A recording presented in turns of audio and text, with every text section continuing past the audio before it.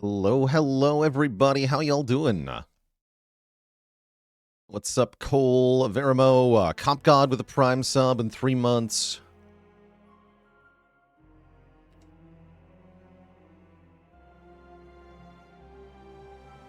A few of the thank yous. Kung Fu with the Prime sub in 5 months. Z Visionless with 36 months of support. And Ori Pixels with the Prime sub in 34 months. Thank you, thank you.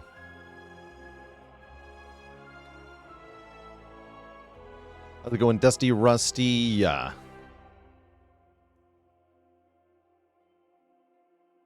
Hey there, Noodly. Pam to Dev and everybody else. How y'all doing? It's good to be back in the Spire. Rick XLT says, thanks for putting cards, notes on cards on untapped.gg. They've helped you already. Looking forward to seeing notes on all the cards eventually. Yeah, I'm hoping to get some more cards commentated this week, actually.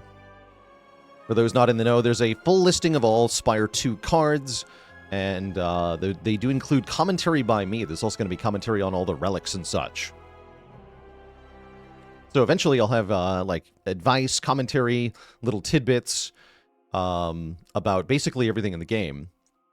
And then I'll give you all a little spoiler, actually. There's a plan by Untapped to make what is effectively an in-game mod that displays those tips to you in-game. So you can essentially see flavor text from me in the video game.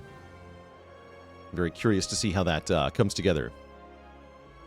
Smix with the Prime sub in 26 months of support. And of course, once that comes out, I'll be showing that off on stream as well.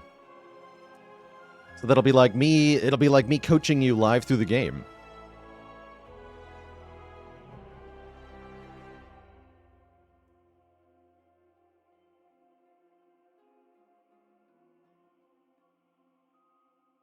Made an enemy reference app that you'll think I love. Cool. Yeah, cool. There's a lot of resources developing for Spire 2. I'll also give a shout out to the spreadsheet. Slay the Spire 2 reference spreadsheet. That has like a full listing of all enemy patterns and some internal values and such. Thanks to the spreadsheet, I now understand how relic prices work. I didn't know that before. Actually, the relic prices in this game threw me a loop for a long time. And I realized what was going on. What's happened is that they took a bunch of common relics from Spire 1, and they made them not common relics. Akabako, not a common relic. Bag of Marbles, not a common relic. Nunchaku, not a common relic. Orichalcum, not a common relic. Pennib, not a common relic.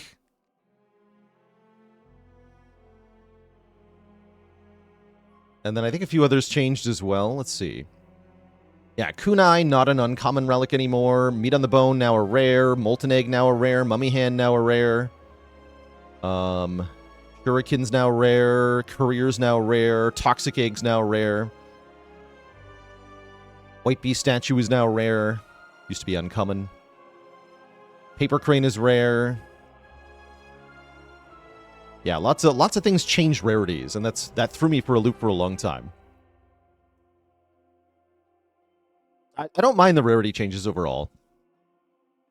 The common pool theme seems a little bit too thin at the moment. I'm hoping we see a few more common relics. It's interesting what stayed common, though. Like, Puzzles still common, Bags still common, Happy Flower still common. These are really good common relics now. Favorite new relic? Visually and conceptually, there's no equal here. It is the Vitruvian Minion. For sure. This is hilarious, and I love it. So that's probably my favorite new relic overall, this thing. Just find it very amusing. Mechanically speaking, the tent is very cool. I like the tent a lot. Ghost Seed is kind of ridiculous. I wonder if this is going to stick around. It's almost too ridiculous. Bread is great, too. We had a couple good bread runs already. Yeah, Juzu Bracelet's still common. I wish they made it a boss relic so I could skip it. by clicking other stuff all the time.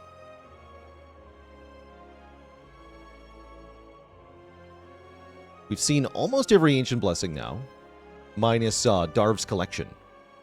We have yet to see Snekowai.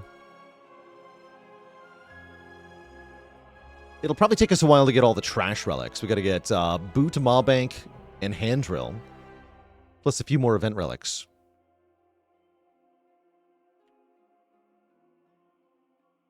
All in all, pretty good, I think. Yeah, we've seen almost everything one time, which is impressive that we haven't, actually, because we're now 60 hours into the game. Pretty crazy. Yeah, Juzu should be ultra rare, as in, never show this to me again. Exactly.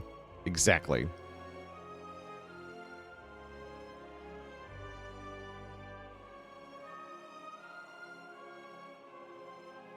It does feel like the Ghost Seed could easily be a choice from an Ancient, making all your strikes and defense ethereal. Because then, yeah, that's very strong.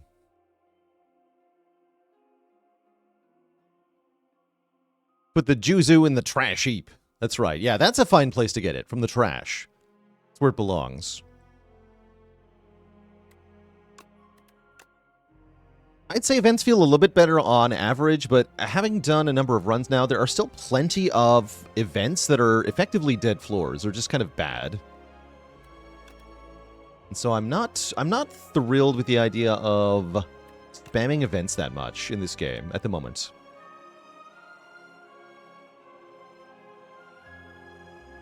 So why is Juzu bad? The core idea behind why Juzu is bad is that Juzu is trading one type of floor for another, which is not necessarily an improvement.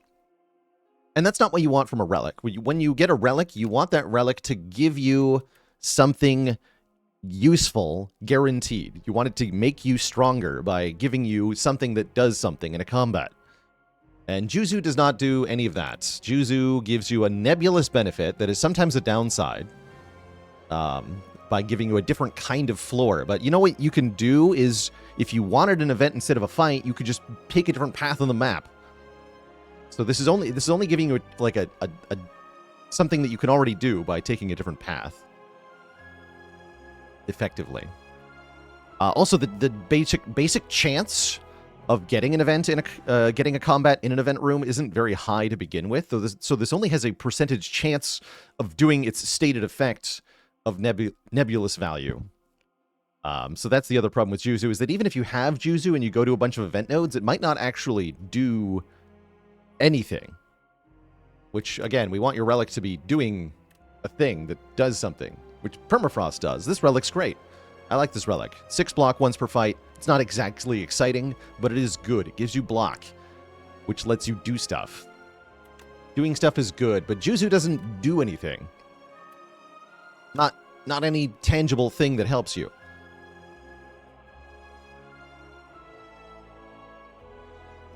What does details for the relic will be revealed in the future mean? It means they haven't written all the flavor text yet, or they're going to have some kind of, like, unlock system for the flavor text of relics in this game. I don't know what it means, but all the relics in the first game had flavor text that is currently lacking.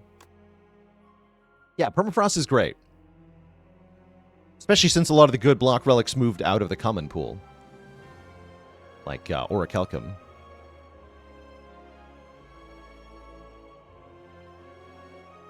Any other useless relics? Some relics are pretty bad. I would point to the Aubergine is pretty bad at the moment. Book of 5 Rings gives you a heal sometimes, but the timing of it can be very awkward, so it can be a do-nothing relic, especially if you get it late in the run.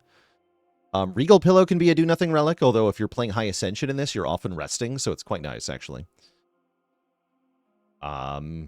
If you don't forge the blade, then this does nothing. If you don't actually swing the blade.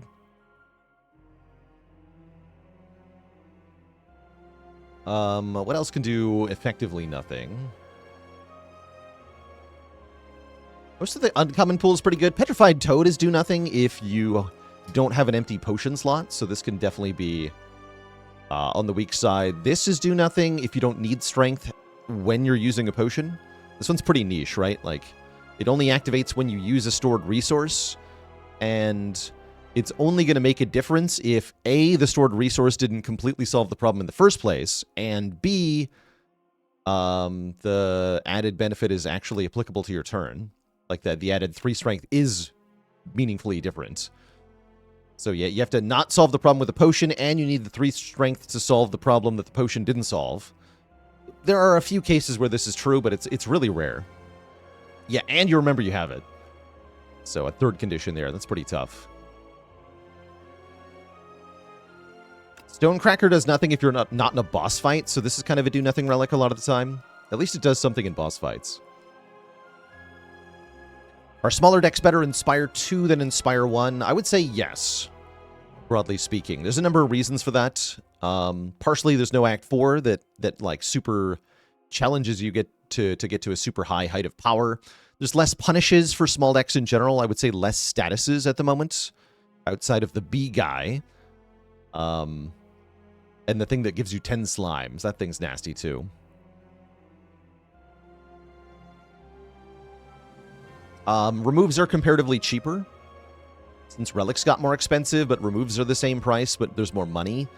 I would say that removes are more accessible than they were, a little bit more than in Spire 1. And there's a whole bunch of ancient bonuses that let you remove a whole bunch of cards at once, and those are very strong.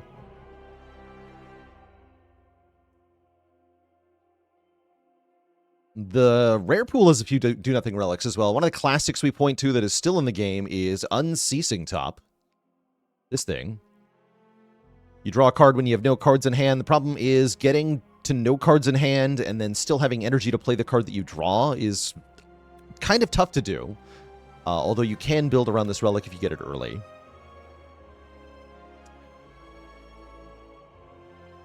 Shovel is also do nothing. The same problem as Juzu is that this is giving you the option to make a different choice, but the new choice that you're offered isn't necessarily better than your original option.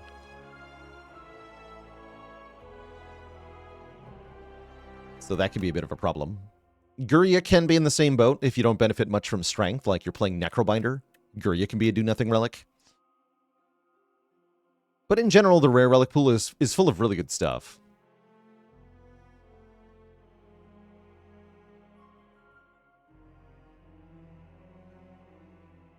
You will die before you don't dig, and then you will die. You will die. The Heart Relic. The Beating Remnant. It's a piece of the heart. And it gives you invincibility. It's pretty cool, actually.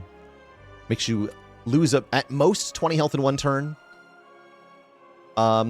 This is also potentially a do-nothing relic, just in the same way that Lizard Tail is a do-nothing relic if you're already winning. But if you aren't winning, then it can be good. So it kind of falls in the same boat, actually. I would put these as very similar to each other, and they're very good in combination with each other.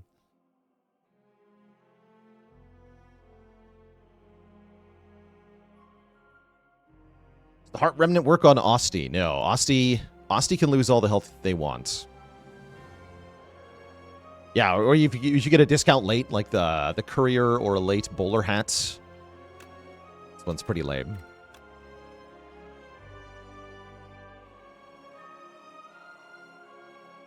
Will this be a YouTube video for how to play Regent? 100%, yes. Yeah, we're recording it specifically for the YouTube. So yes. And is that why the Silent survived? It's unclear how the Silent got here, but I think we'll find out more in the timeline as they add more story.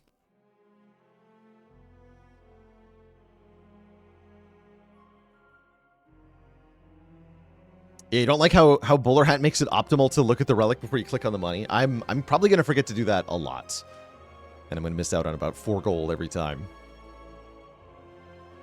Chemexes do nothing if you have no X-Cost cards. That's okay, though, because this belongs to a very important category of relics called Shop Relics that you can only get by buying them. So there's lots of do-nothing relics in the shop pool, but it's fine because you're not going to buy them unless they do something. So, you know, Cauldron does nothing if you've already got full potions. Screaming Flagon does nothing if you can't get your hand to be empty.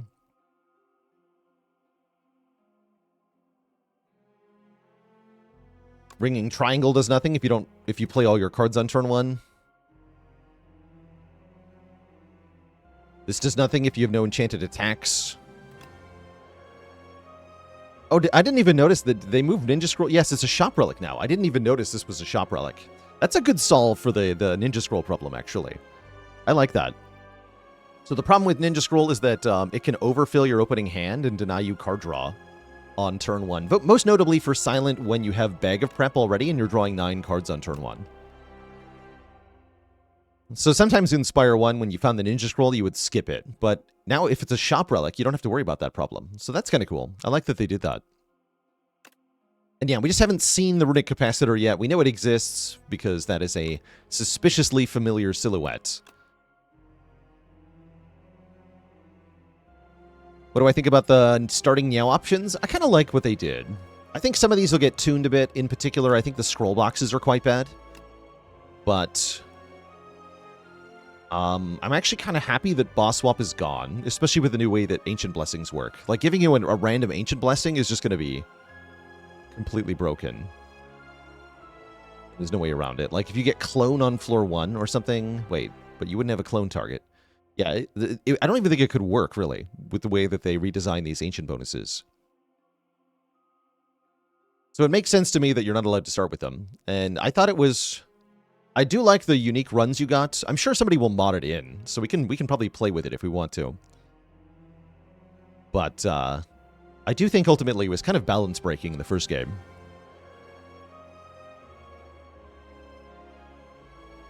So I'm not unhappy to see it gone. Do I think that card upgrade relics are a bit too many? There are a lot of them. I definitely haven't felt like there's too many of them, because I usually don't feel like I see any of them.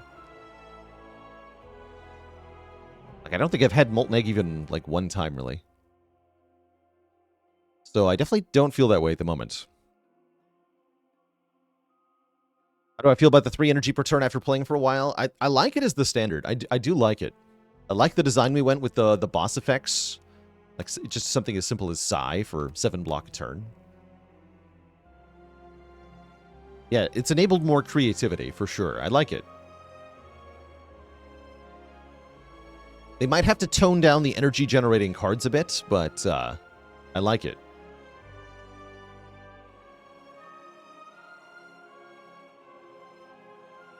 Jiggyfly, yeah. With 3 months of an advance. Thank you, thank you. Why do I think the bottles are gone? Bottles had the same problem as, like, the Ninja Scroll, where they were sometimes bad. And so they've been moved to the shop pool in the same way. We have the Royal Seal. This is replacing the bottle relics. Upon pickup, choose an attacker skill in your deck to enchant with Royally Approved, giving it Innate and Retain.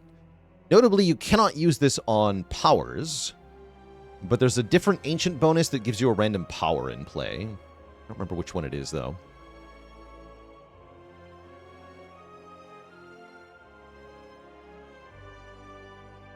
What's in Baku? It's not the cape, is it? Oh yeah, Jeweled Mask. Here we go. At the start of combat, put a random power from your draw pile into your hand and make it free. And this one is not as strong as the bottle, but it makes it free. Not as strong because it's random. But if you deliberately construct your deck with only 1 key power or multiple, like, 3-cost key powers and nothing else, then this is crazy strong.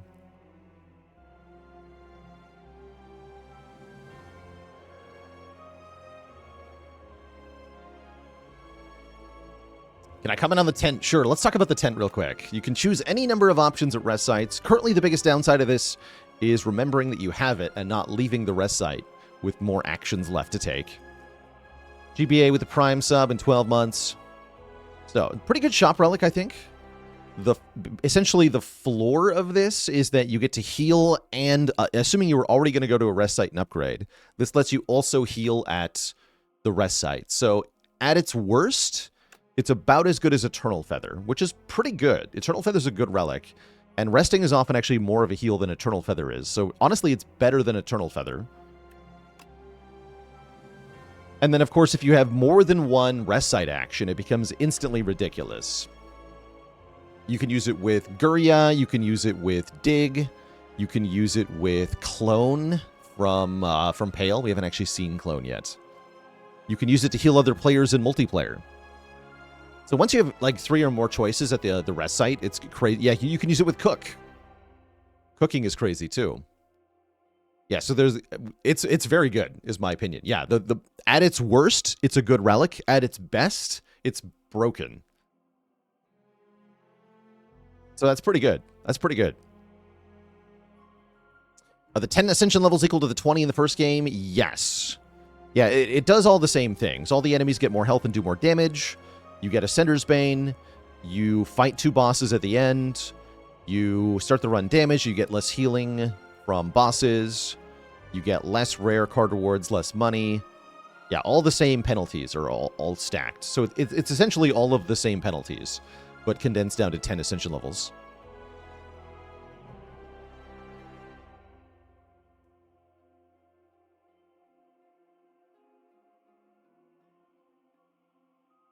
It doesn't have the more dangerous enemy attack patterns from Ascension 17, 18, 19. That's true. Yeah, that is lacking, where enemies would do more statuses or inflict more debuffs. I could see that being a thing that we get in the future. But the enemies do hit pretty hard. Yeah, Act 1 is especially scary with the high Ascension damage.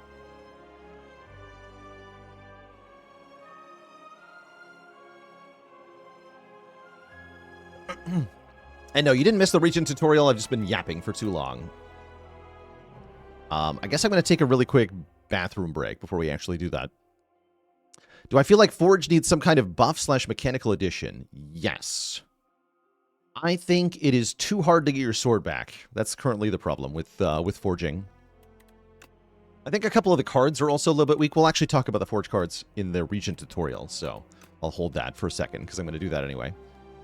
Yeah, the legs need to be emptied. I'm full, and I must not be full before I yap some more.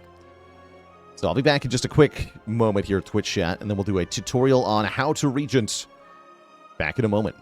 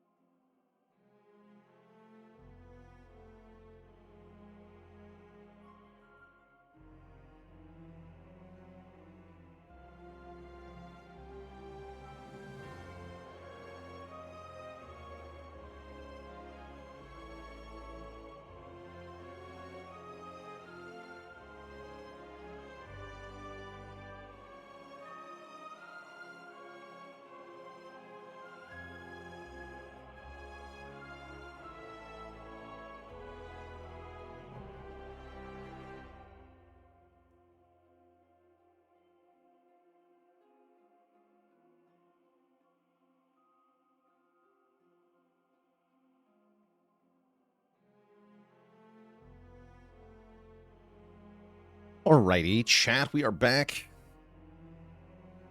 Welcome back, one and all. Let's make sure Regent's Ascension is just set to nothing here.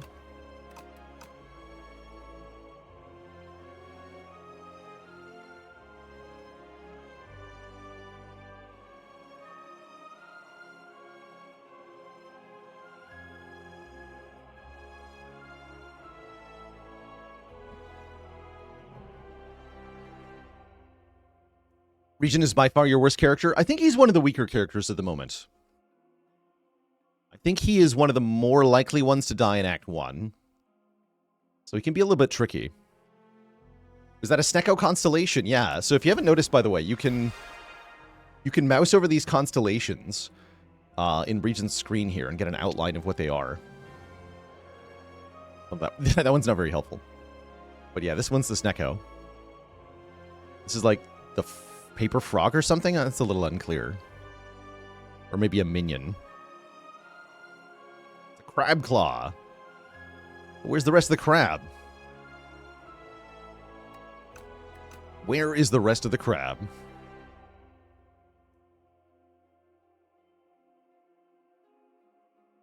All right, let's get started here. Hello, everybody, and welcome back to Slay the Spire 2. Today's video is all about the Regent, the Star Ruler, the King of Space. Who is the Regent? Is the question we're going to be answering today. And in this low spoiler tutorial, I'm going to be teaching you how to make the best of the Cosmic Man here.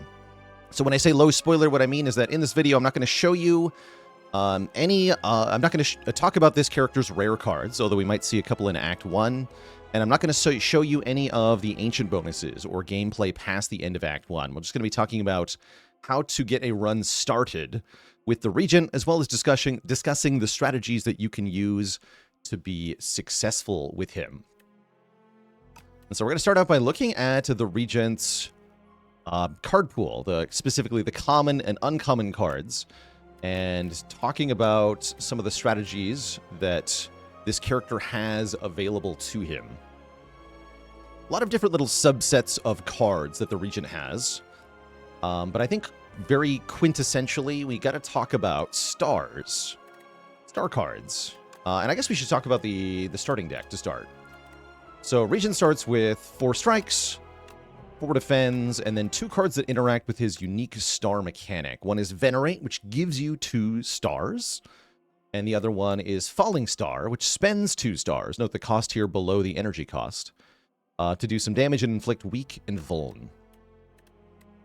And I think I want to be clear here that stars are not an archetype or a deck subset for the Regent. They are a central mechanic of this character, and something that you're probably going to interact with on every single run.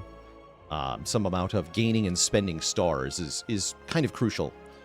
You are able to win and play runs that don't involve star cards whatsoever on this character, but it's kind of like playing a defrect run with no orbs whatsoever. Pretty much any deck is going to benefit from having some amount of star spenders and star generators, even if you do have other cards mixed in. So I do want to be clear about that. Try not to envision a deck that necessarily doesn't have any stars, because they're probably going to be in whatever you create here. And to that end, actually, can we search just the star cards? Let's look at the cards that make and spend stars first and foremost. You, of course, have Venerate in the starting deck that makes a star. Your other options are Gather Light. You get 1 star and some block. So it's pretty good. Decent amount of block, but you only get 1 star. Glow is card draw and 1 or 2 stars. This one's very good for both giving you stars and then drawing into the cards that can spend the stars, which themselves tend to be low on energy cost. So that one's quite good. Hidden Cache is the most stars you can get on a common card. 1 star right away, plus up to 4 next turn. So 5 total stars for 1 energy, which is really nice exchange rate. There's a couple of attacks that make stars as well, which are Solar Strike, 1 or upgraded 2, or Shining Strike, which is kind of like Solar Strike but better. You get 2 even without the upgrade, and it goes on top of the draw pile, so you can keep playing it. There's also Knockout Blow, which is kind of like Sunder from Defect, but if it was a Regent card, which allows you to get a whole bunch of stars when you kill an enemy. There's a number of powers that interact with stars, especially Child of the Stars is quite nice, giving you stars when you... giving you block, rather, when you spend stars. And Radiate does damage based on the number of times you gain stars in 1 turn. So there's a couple of big payoffs for generating and spending a ton of stars, even if you're not spending them on anything in particular. And then there's a whole bunch of different ways to spend stars. Some of the most expensive star cards on this character are rare cards. We won't be looking or talking about most of those, but there's plenty of other cards that cost stars that can be worth it. Quasar can be used to make colorless cards. You get to choose from 3, although you do still have to pay for the energy cost of the colorless card that you create, so this one's a little bit weird. Gamma Blast is very good. 3 stars lets you do multiple turns of weak and vulnerable for no energy. This one's quite nice. If you are willing to spend an energy, Devastate is just a huge number on a card. 30 or 40 upgraded damage.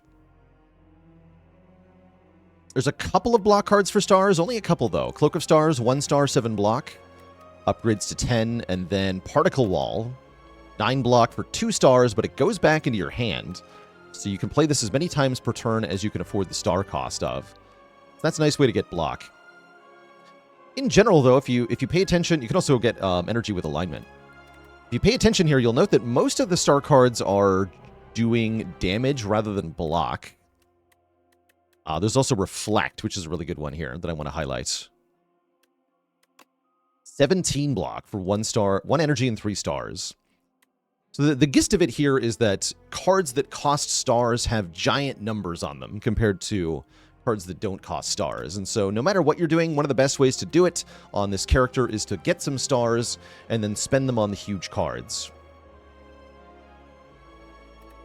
There's even Crescent Spear, which does more damage for every card that you have with a star cost, although I don't think Crescent Spear is all that good.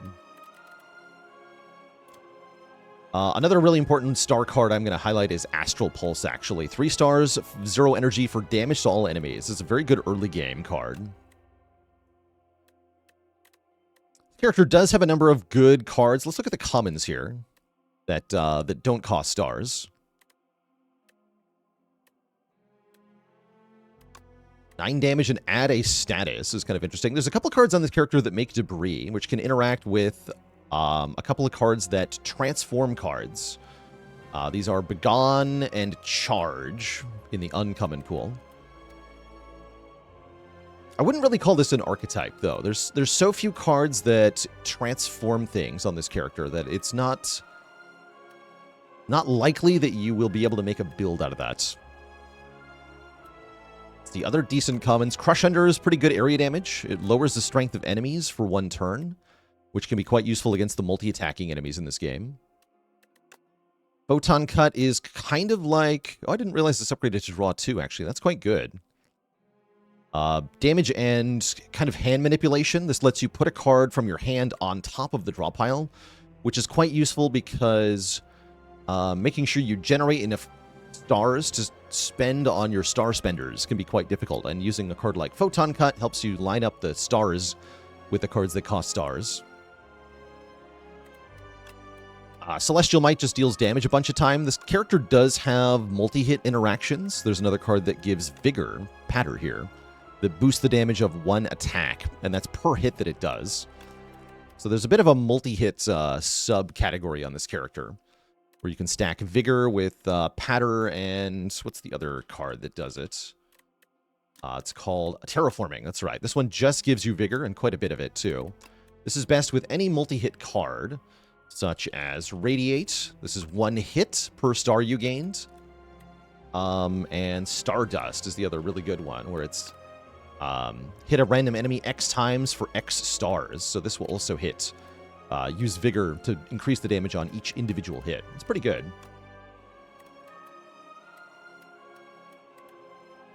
I think the last archetype that I want to talk about is, of course, the big one, Forging. Forge is a keyword that's unique to this character. Forge has a very cool effect. I think it's a little underwhelming at times, though. Forging summons the Sovereign Blade, a very cool blade with a star, like a ephemeral void blade. It's a blade made of stars. It's cool. It's very cool. But is it good is the question. I think that's part of the challenge at the moment, is that Forge as a keyword feels a little bit weak. So when you Forge, you summon the Sovereign Blade, which has a base of 10 damage to start. And then you add whatever you forged to the damage. So Forge 10 adds 10 damage to Sovereign Blade. This makes a 20 damage Sovereign Blade in your hand, which is then a 2-cost retaining attack that does 20 damage. The problem with Forge fundamentally is that you spend energy on your Forge, and then you get this big attack in hand. If you want to play the attack, it's going to cost all the remaining energy that you have, and that leaves you with nothing to block with. And this is the fundamental problem of Forge, is that it's really hard to both forge and block and then actually play the sword at all. And I think in particular the cards Refine Blade and Spoils of Battle really suffer from this problem because they don't offer you a lot of other stuff at the same time. Some of the better cards for forging are Bulwark. Bulwark is useful because it gives you block at the same time, helping you solve that problem of how do I get the sword in play. And there's also Summon Forth, which can put Sovereign Blade back into your hand from anywhere, including the Exhaust Pile, which is quite cool. So I think Summon Forth is also pretty good as far as Forge cards go, but the Refined Blade and Spoils of Battle, I think, are things to be avoided. There's also a couple of rare powers that we won't be spoiling for you in this video that allow the Sovereign Blade to do extra stuff, which can be rather cool, but I'll let you discover those cards on your own and how good they are or aren't. So I think we've discussed most of the core concepts of Regent here. I think I'll kind of coagulate it into a coherent thought, though, which is to say that this character definitely benefits a lot from an offense-heavy playstyle. A lot of this character's strongest and most effective cards are cards that do huge amounts of damage. Things like Devastate, things like Knockout Blow, Kingly Kick. This character has a lot of different ways to deal damage to enemies, and not that many ways to mitigate incoming damage. And so your best approach, kind of like on Ironclad, is rather than trying to find a way to block everything, instead have a plan to kill everyone you meet. Have a deck that can generate a bunch of resources and spend that on killing all the enemies as quickly as possible so that you avoid incoming damage. And then maybe you have a little bit of block thrown in. To that end, this character really likes the relics that give block in any way, shape, or form. Okay, so let's show this now in practice. We're going to play a non-Ascension, just a base game difficulty run as the Regent here. And I'm going to talk a little bit through the decision-making for the card picks and like how you should be playing the opening fights, as well as discussing how the cards that we're picking kind of build towards a winning strategy for the rest of the game. So without further ado, let's dive on into it as the Regent here, the King of Space.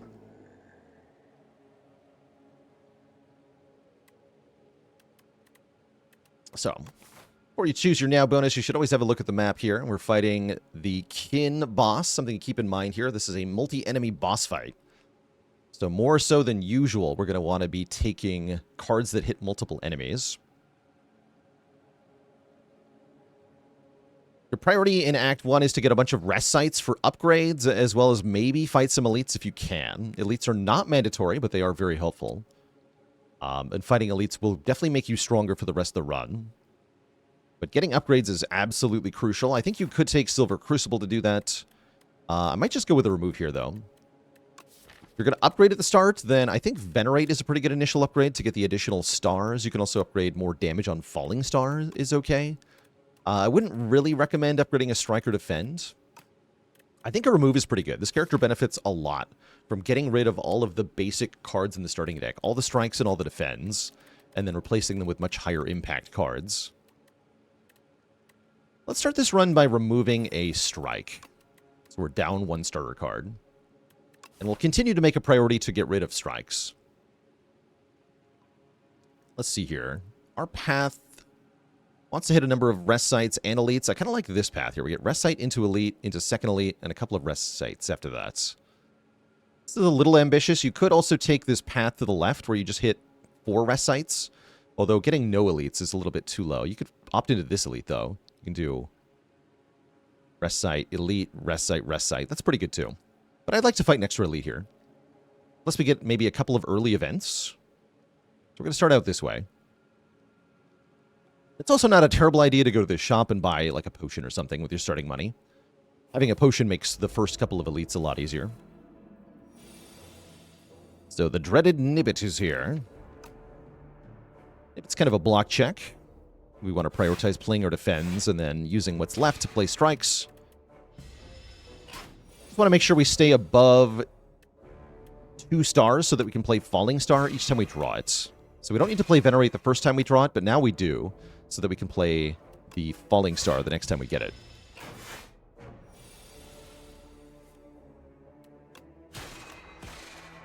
The Falling Star applying Vulnerable gives the Regent a bit higher damage output in his starting deck than some of the other characters. So you're able to get through early fights, even with the strike removed, plenty easily here. We're offered a set of 3 cards here. Crush Under, doing damage to all enemies. Conqueror, I think one of the better Forge cards. Gives you only a little bit of Forge, but then the Sovereign Blade deals double damage. Or Know Thy Place for another turn of Weak and Vuln. I think Crush Under is a very good first pick here. We did remove a starting attack, so we would like to add another attack back into the deck. This one hits all the enemies, which is quite useful in Spire 2, and we just mentioned that our Act Boss is also a multi-enemy fight, so I think Crush Under is a really good idea here. But you could reasonably take any of these cards if you wanted, and try to make them work for your first card. We're going to grab a couple events, and then a couple more combats as we go towards our rest site here. I guess I could choose event or fight here as well. But yeah, let's take 2 events to start. The Aroma of Chaos. On trudging through a thick underbrush, you're hit with an unplaceable nostalgia. A mix of floral scents, putrid decay, and something else entirely. You can either transform a card or upgrade a card. Upgrading a card is always good value. You get guaranteed impact from an upgrade, so that's quite useful. Or you can transform a card and get something new. I wouldn't mind transforming a strike here, but I really like just having an upgrade early. So I think I'm going to upgrade the Crush Under that we just added, which will give us some guaranteed power here. I am the next king of stars, says the Regent. He sure is. Yeah, just having one upgrade in Act 1 early can really help make your elite fights or other combats a lot easier. Our second event turns out to be a treasure chest with the Bag of Preparation in it. That's actually a very good relic. Accumulating relics is definitely one of the ways to make your run of Slay the Spire a lot easier. So grabbing them at every opportunity is quite nice. That's why fighting elites is to be prioritized when possible. You can see here with the upgraded card now, we're kind of able to slap the opening combat around pretty well. Guys, no trouble at all. And we're able to avoid any damage whatsoever. No, I actually cannot quite KO here, because I didn't play my Venerate, and therefore I cannot play Falling Star again. So good reason to play Venerate. But we're still able to crush it. Easy peasy. We get a potion. We get some Star Spenders. Okay. Star Spenders are something we should think about here. Gamma Blast. Applies more weak and vuln. This lets us multiply our attack damage, which is quite useful, and it just does a lot of damage up front anyway. Or Resonance, which can allow us to gain strength, making our attacks do more damage. And it's reusable, too. This is effectively a form of scaling. I want to try this Resonance out. I think this is actually kind of cool. Our attacks don't do that much base damage on their own, but they'll do a lot more if we add strength. We're going to want to upgrade this, though. And it stacks with the strength reduction, the temporary strength reduction from the Crush Unders. So we can make multi-hitting enemies do effectively no damage, which is kind of cool, actually. Let's do it. Let's gain strength and take a strength off the Stinky Beetle. And then get some stars back and crush it. Could have also just played 3 attacks on turn 1 there. Take that, you stinky.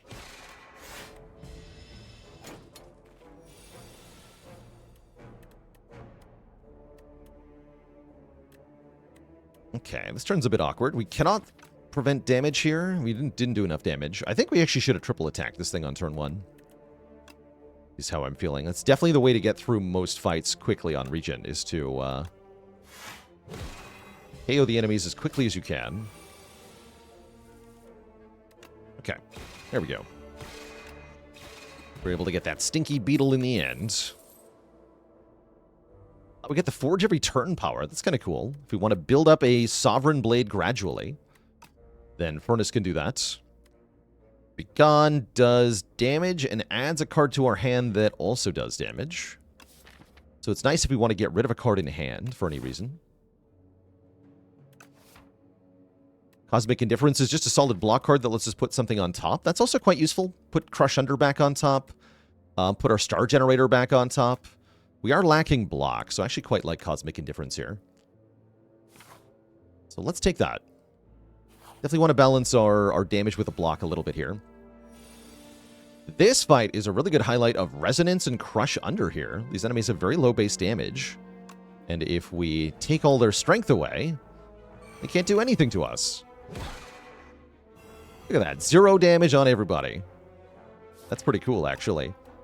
Then we can put the Crush Under back on top and do it again next turn.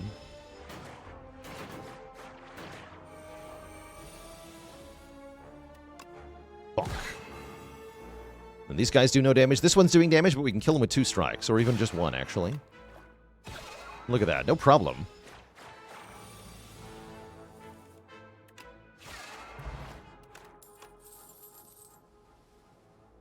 Okay, 2 ways to gain stars. Or a way to add damage to 1 attack. I like getting more stars here, and I kind of dig the Gather Light. Glow is, in general, very useful, though. I highly recommend Glow. But I'm going to grab Gather Light, so we have another block source. And then we're going to upgrade Resonance to give us a 2nd point of strength. Doesn't improve the enemies the strength reduction on the enemies, though, sadly. We run into an elite fight here. This frog parasite thing will split into multiple enemies, so it's very good that we have Crush Under in our deck. Give ourselves some strength. And then hit it. Also going to flood our deck with these stupid infection cards. They're very rude. It might be wise for us to play 2 strikes here. And only 1 defend, deliberately taking 3 damage to get more damage on the enemy. This is a choice the Regent will have to make quite a bit, actually. Is it worth it blocking for full, or is it worth it to take a little bit of damage and get more progress on the enemy? And especially when you're in an elite fight, my recommendation is to default to doing more damage to the enemy. Because most of these elite fights are a damage race in one form or another.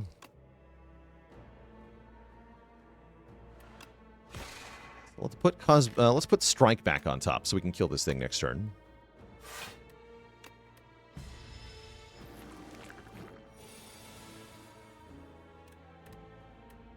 Perfect. It splits into a whole bunch of jerks.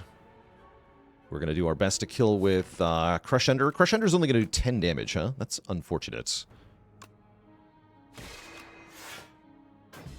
Gonna kill the one I know is attacking next turn. The first and the third one do the attack. Unfortunately, we don't draw the Crush Under, which means we're in a bit of a pickle here. Again, when it comes to blocking or striking here, in this elite fight, we should default to doing more damage. Let's hit the one that we know will die to the Crush Under next turn.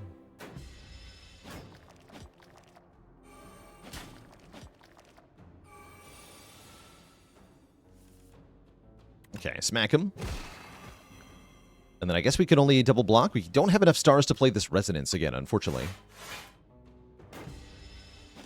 But we're able to block all the incoming damage, and hopefully we can KO them before we draw too many Parasite cards here. Or Infection cards. We can Cosmic Indifference the Crush Under back on top, which we definitely want to do. And then we can kill the one that's attacking us. Unfortunately, we take 8 damage here. We might take a little bit more next turn, depending on the draw. Unless I get another strike here. We do. Okay. Finish them off. And there we go. That's our first elite navigated with the Regent. We didn't take too much damage because we had a good damage plan with the Crush Under there. That worked out all right. We got a relic. This one heals us for going to an event room. And we see some fun stuff here. Orbit is, I think, one of the better powers on this character.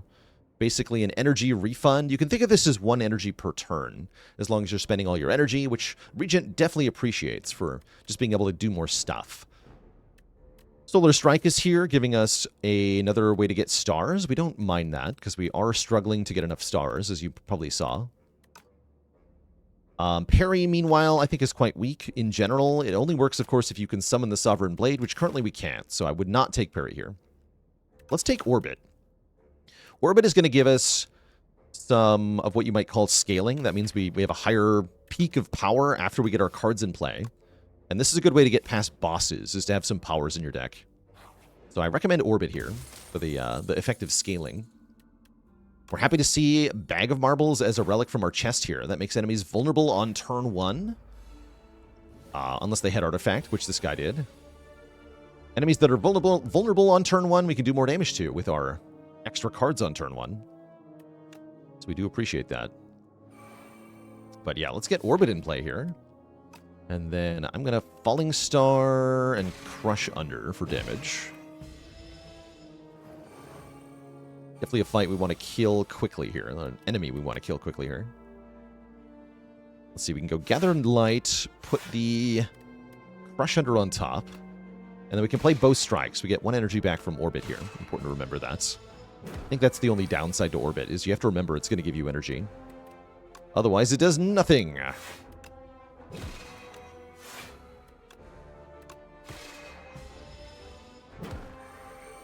Right, now it does a ×2 attack, and if you can't kill the enemy on this turn, you're in for a bad time. This is why having a good damage plan is crucial in Slay the Spire too. But we do have a good damage plan, so we can just kill it. We could get another copy of Crush Under, which I actually don't mind at all. Collision Course for 0 cost damage, or Hegemony gives you energy on the following turn. If you can't spend that energy, though, it's not so good. I think I'm just going to grab a second copy of Crush Under. So we have 2 area damage cards. And our second elite is going to be the Evil Bird, Birdonis. This thing's kind of rude. Yeah, this thing is quite rude. But we have a counter. We have Crush Under Plus that we can play over and over and over again. Which will both do damage and reduce its damage. Every other turn it does a multi-hit, so we're going to put it back on top. As well as build up a star here. 4/3, Crush Under says you're going to get wrecked here. In fact, we can play Resonance and Crush Under. Can't reasonably afford to play Orbit here. If I play Orbit, I can't play both Resonance and Crush Under. Maybe if I Skill Potion, we can find a way, though. Honestly, it's not going to do very much damage this turn, right? Let's just block. 1/3. Yeah, we just fully block.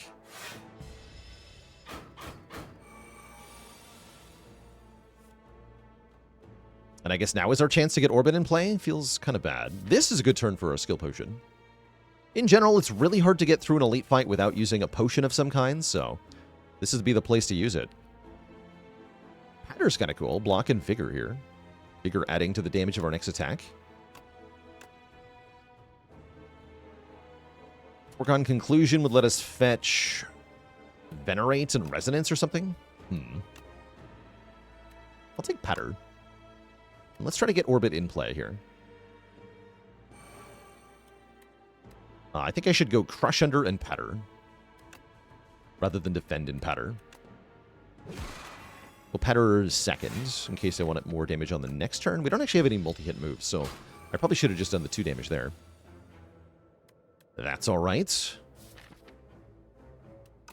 Let's see, we know we're drawing Resonance next turn, so I probably want to play Venerate. They're kind of struggling to kill this thing in time. I should be playing my strikes more aggressively. This fight's actually quite hard for the Regent. I think one of the harder elites in general. We don't have that much good single target damage at the moment. Most of our cards are area hits. Just nervously looking at the pile here. I can also set up a... No, I think I want to set up Falling Star for next turn instead, actually. So let's put Falling Star on top of the deck. And then give myself enough stars to play it. I'm going to block. Oh yeah, we get the energy back. I'm going to play the strike then. Don't forget the Orbit. Orbit good. Okay, and we actually bottom decked the Resonance, which is perfect, because now we can play this Falling Star with Vulnerable alongside these attacks. For big damage. as well as playing both block cards. And then we should hopefully be able to kill on the following turn. Not quite. No, not quite. Thankfully, Crush Under again mitigates the damage pretty substantially here. From 7x3 down to 5x3. I can put it on top to guarantee the kill next turn. Not bad. But as you can see, you usually will take some damage in elite fights, so having some health to ration is a good idea. We end up with Regalite. When you create a colorless card, gain block. Hey, look at that, and a card that goes with it. I guess that would be a good reason to take Manifest Authority here, because then this is 9 block plus a colorless card. In general, it's a good idea to take cards on purpose that interact with relics that you already have. This is a great way to get value in Spire. So let's take it.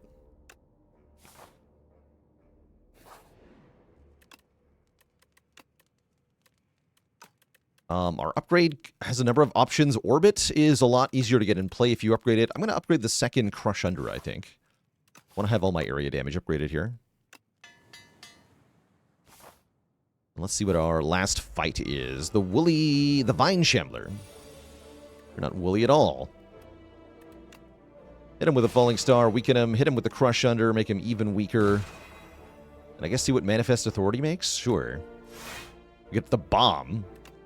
Had I played my cards in a different order, I could have played that. That's a good card, actually. It does stay in the discard pile, so it sticks around for the whole fight. Kind of interesting. Next turn, we are unlikely to draw any damage, which is fine, because we're about to get a debuff that will make our attacks more expensive. Keep lowering his health. It's not usually worth blocking for 1 damage. Better often to make your fight end sooner. I guess if I gather light, I can play the Falling Star and weaken this thing. Can't quite kill it, but we can block all the damage. And then 1 strike will finish it. That worked out pretty well. Okay, we have a multi-hit card, we have a 2-cost block card, and we have a card that makes stars. Because of the expensive resonance, I am willing to take a hidden cache here. I think it's an okay add to this deck. I think skipping is also allowed in this position. But if we want to play resonance multiple times in this boss fight, we're going to want this hidden cache. We're going to take hidden cache here. And our last event of the act, we can either pay money to transform cards or just gain some max health. I like our deck of common cards here. Just for the purposes of this tutorial video, I'm not going to transform into anything lucky that beats the boss. I want to show you how the current deck that we've already built will beat the Act 1 boss. So we're just going to gain the 5 max health here. To avoid spoiling my tutorial. And we get 1 last upgrade. 45 health should be enough for this boss. We can make Manifest Authority create an upgraded card, and we can make Orbit cheaper. We can make Hidden Cache make more stars. I really like Orbit being cheaper, so I'm going to upgrade Orbit here to make it easier to put into play. All right, and now we're in the Kin Priest boss fight. Like I said, this fight is against multiple opponents, so it can be a little bit tricky. In general, it's a good idea to use 1 or more potions in your boss fight. So we should expect to use at least 1 potion, probably, during this fight. Definitely want to get Orbit in play as quickly as possible. After that, Crush Under looks very good for hitting all the enemies. Gather Light blocks and makes us a star. That's all our energy. We could also play Falling Star to weaken, I guess, the boss, probably. Or maybe this guy who's attacking. But I like the idea of weakening the boss here. Let's go Crush Under, Gather Light, Falling Star the boss. We take, actually, no damage. Perfect no damage. Goal in this fight is definitely to kill these minions. They do pretty big damage. Or at least they would if they weren't getting Crush Under'd every turn. Dramatically reducing the damage they can do. We definitely want more stars because I want to be able to play Resonance here. Hidden Cache is more stars than Venerate, so play that over Venerate. I can play them both, in fact, actually. Maybe I need play both of them. Striking is not very valuable while we're not doing very much here. I do want to put a Crush Under back on top so we can just keep bonking them. Let's put Crush Under on top, and I'll play Venerate too.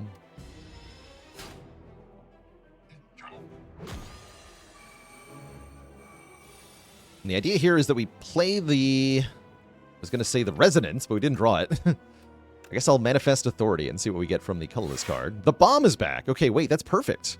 That's going to do 40 damage to the minions who have currently 40 health. Okay, colorless card generation doing stuff. I like that. We even get an energy back to allow me to play Crush Under, which will dramatically reduce the damage they're doing here. 1x3, 2x2, that's nothing.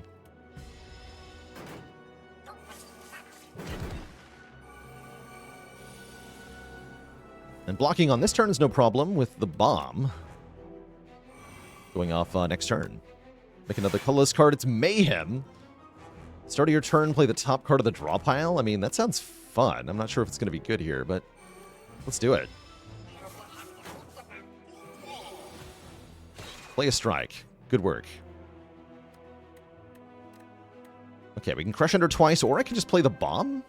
I think I'm just going to play the Bomb. That's more total damage than 2 Crush Unders. Although, the Crush Unders block this turn. I do like blocking. Okay, let's block.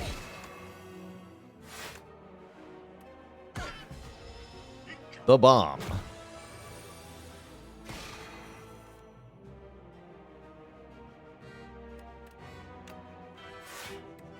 And I guess put the Bomb back on top. Sounds fun.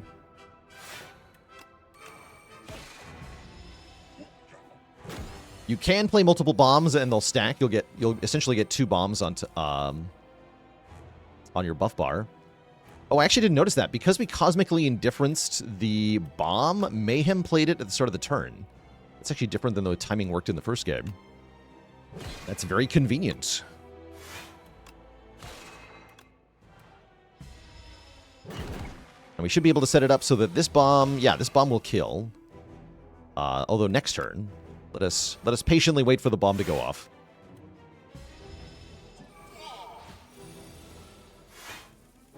Kaboom! And there you have it. We conquer our first boss. Nice and handily by picking those area cards that solve this fight. These cards will still be very useful in Act 2 and a little bit in Act 3, but mostly these are really good in Act 2. So you'll have a good time with this deck as you go into Act 2, I think, with these relics helping give you some power. You've got a good basis for star generating, so if you found a card from this rare card reward that costs a lot of stars, you can take it. And there's a bunch of different ways to build the deck from here. Because we're gaining strength, you can add cards that hit multiple times. You can add cards that cost a lot of stars. We just appreciate having more block in general. Lots of different things that help from here. All right, that is going to be our tutorial video on how to get started with the Regent. Hopefully this video gave you some ideas on how to get your feet under you as the King of Stars, how to build a deck that can tackle the first act and then get you set up for the second act. Thank you very much for watching. If you liked this content, then be sure to subscribe to the YouTube channel to catch my other vids. We do also have a how to play Necrobinder video, so if you're looking at how to play the skeletal necromancer in this game, then there's a video up there already for you, and many more tutorials for Spire 2 to come. If you want to catch me live, then I'm also on Twitch 5 days a week, where you can catch me live streaming this video game.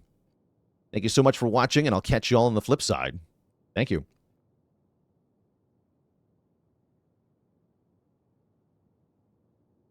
How to Regent. All right, so that's our tutorial there.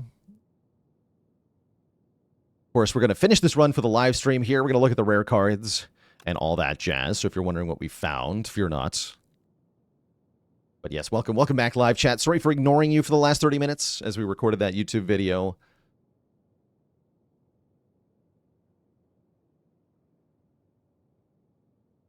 But now I can pay attention again. Carbon with the Prime sub. Welcome to the Cozy Sub Club. And Don John with a dad joke for the crowd. How does the Regent make bread? With his leavenly drill. No refunds. Gulaps McGee, thanks for 100 bits. Boo. That one hit that one hit for double damage on chat. Good. Good. Am I taking the drill? I really like drill. Drill is cool. None of these cost stars, by the way.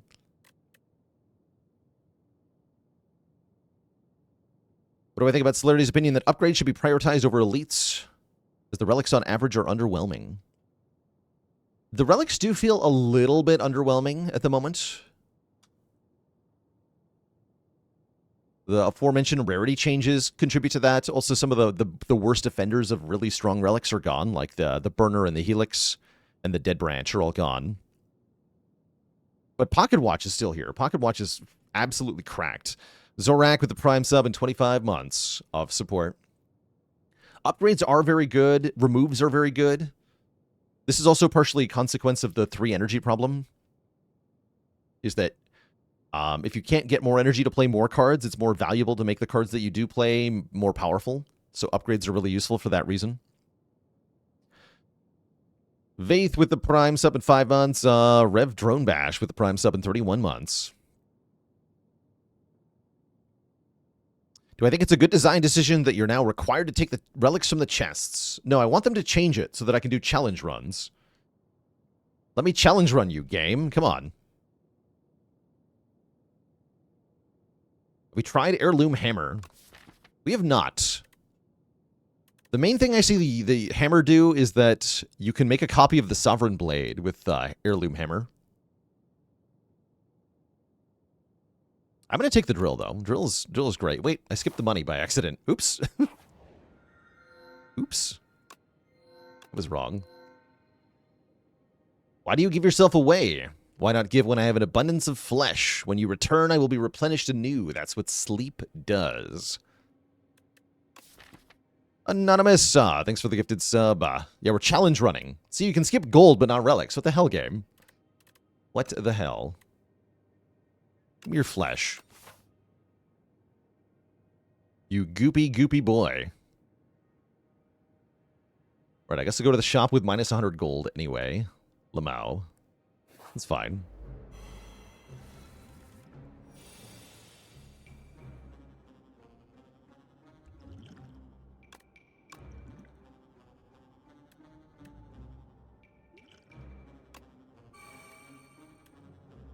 I'll just orbit here. Could have done that differently. But I didn't want to.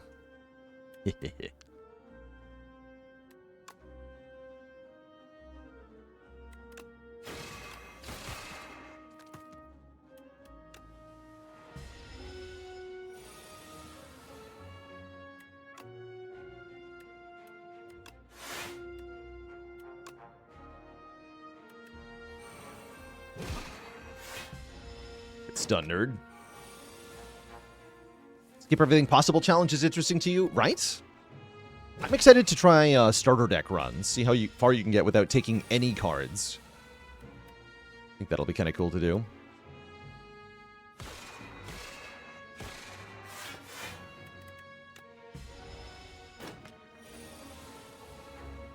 The drill.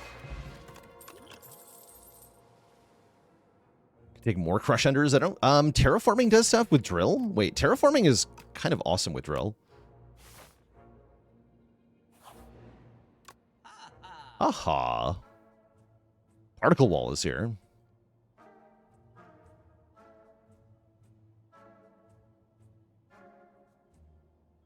I want to get a run with clone on this card, by the way. It seems very funny to clone.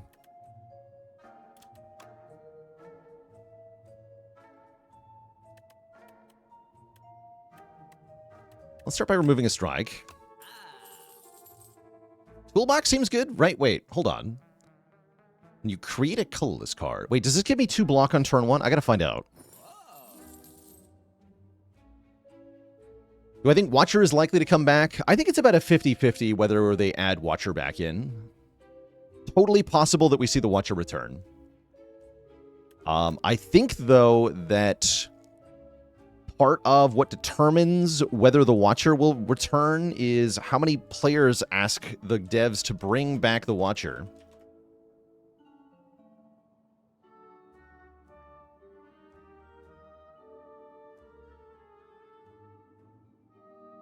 So if you want to tell the devs that, I recommend the official Slay the Spire Discord, or you can even use the in-game feedback. But yeah, genuinely, I think the number of people that tell the devs that they want or don't want the Watcher might determine whether we get her or not.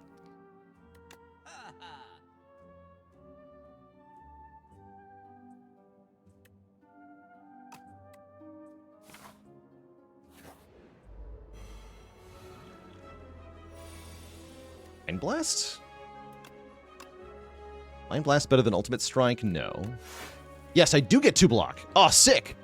Oh, that's so cool. We get 2 block from Toolbox Regalite. I'm invincible. I have 2 block. Awesome.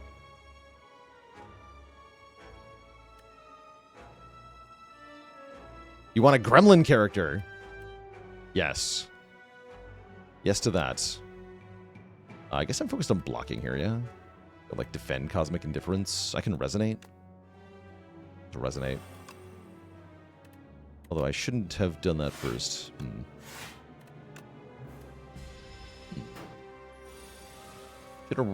Yeah, did that wrong. Did that wrong. Give me the drill. Sweet.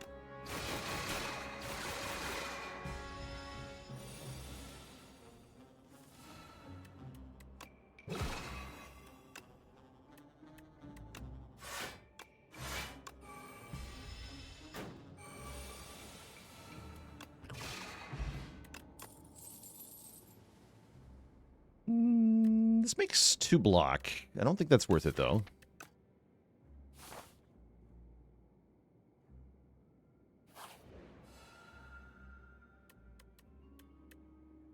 Wait. Giga? Give me the Giga Drill. A drill that can pierce the heavens.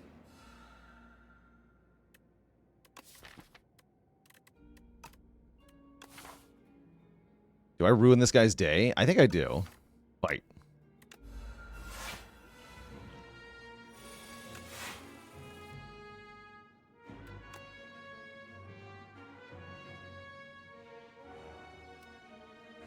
He does do big damage on turn 1. Have a weak potion, sir. Thanks.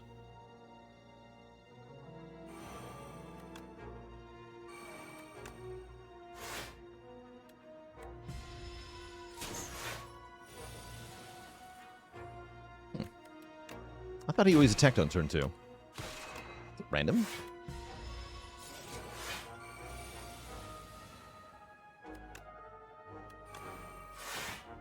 The bomb again. Quaint.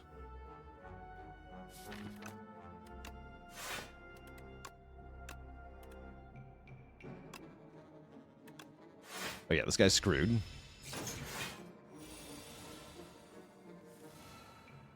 So I play Terraforming. We get 1 energy back off of orbit, and then we can do 20 damage 8 times. Kapow. Terraforming Plus is here. Devastate is here. Kind of am into Terraforming Plus. Is it good? Not necessarily. It does make a Giga Drill, which I guess is good enough. Yeah, Vigor deck. Now, where's Radiate when you need it? Radiate would absolutely destroy here. We'd love Radiate. Ooh, that's a fun turn 1 choice. Give me more energy on turn 1, I think.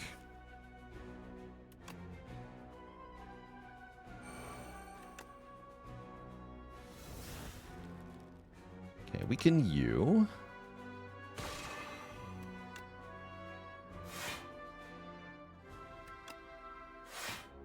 Play all of this. I want a giant area attack next turn, I think. I'm going to double terraforming at the end.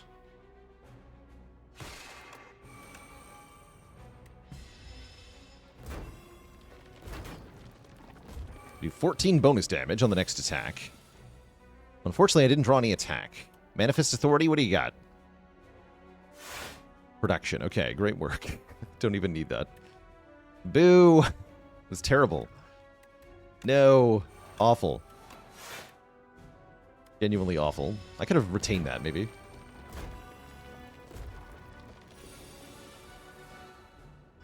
I get deleted by these nerds.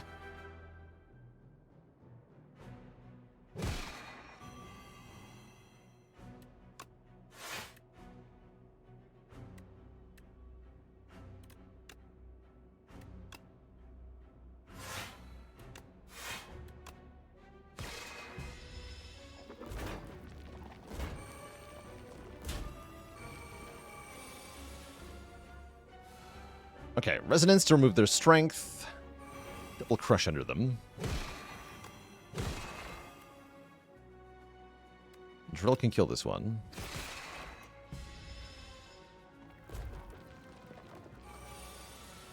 Perfect.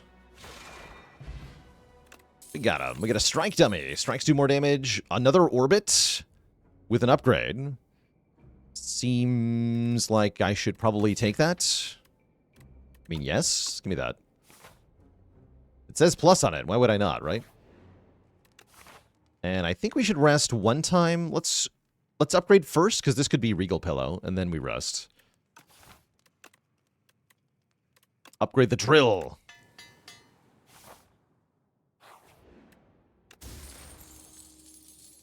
Pendulum's good. A0, yeah, we're doing a quick A0 run. This was initially a tutorial I was doing for this character. And now, it's not anymore. Yeah, this guy is kind of hosed.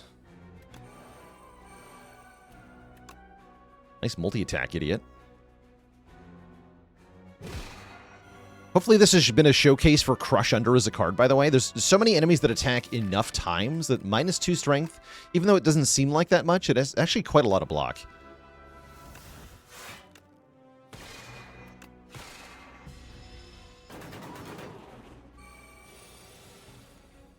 Yeah, this run's sponsored by Crush Under.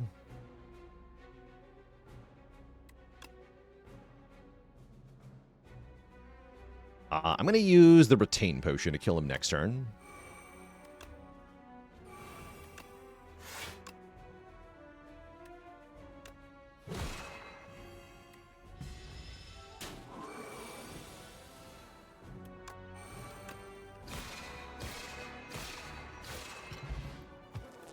Good. Quasar gives us colorless cards for stars. Actually, don't hate Quasar here.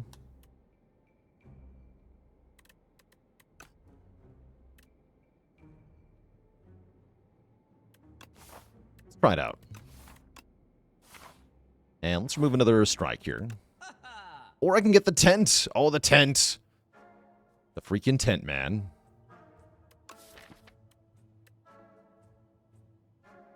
Although, are my upgrades even that good? Do I need to rest into this boss? No and no is the answer to both. So I think I'm just removing a card. The Sorry Tent.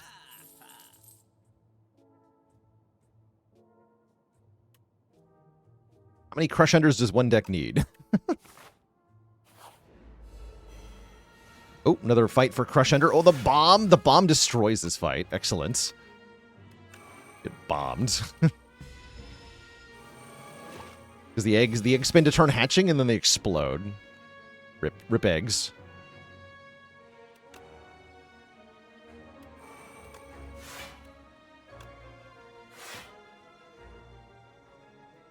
Oh, I was supposed to do that to the drill? I was. Whatever. It's fine.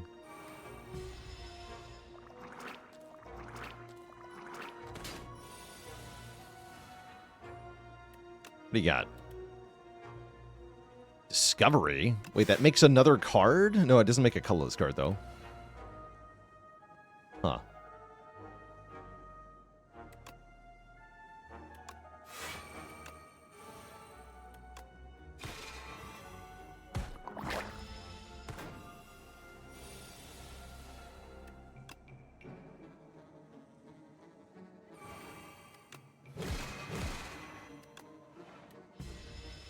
Yes, multiple orbits have separate trackers, by the way.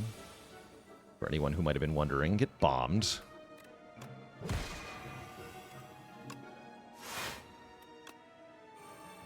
Oh, I should have terraformed first. Whoops. A United Thorns, fool. Got him. Another Cosmic Indifference, huh? I actually don't hate Photon Cut. Take Photon Cut.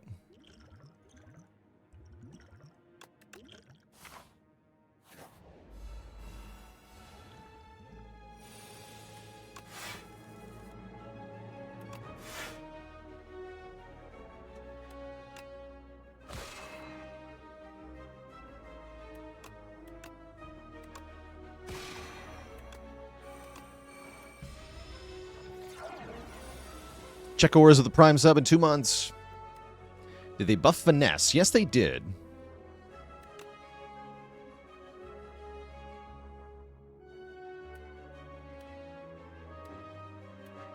Ow. I guess Flex Potion kills this guy. Let's Flex Pot here.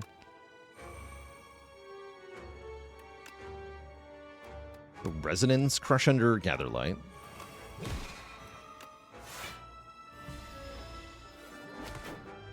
Comes back.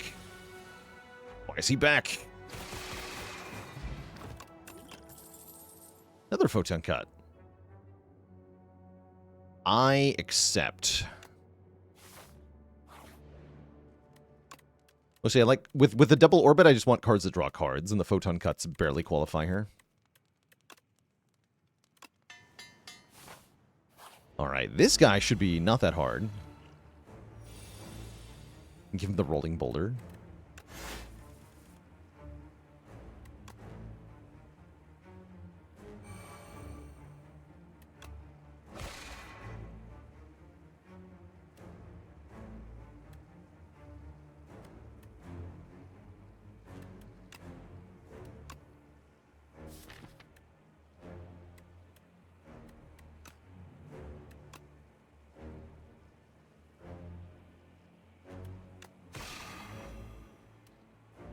Playing Quasar. We're playing either Venerate or Terraforming here.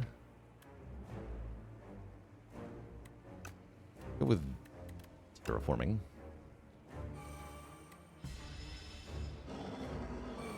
Larg. Perfect.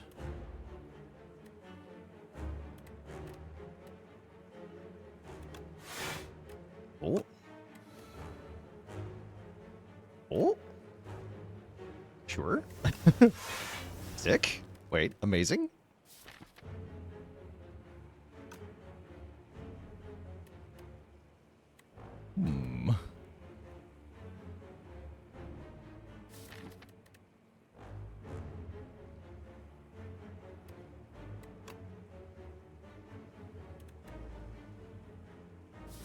Enough damage, huh?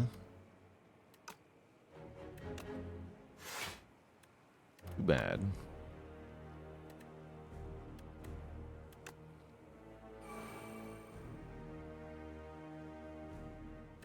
Okay.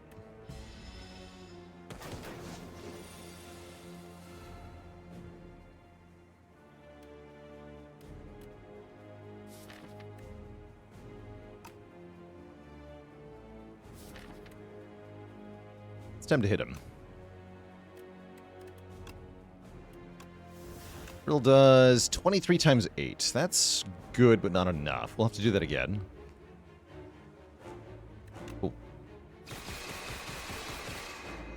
We can do that again.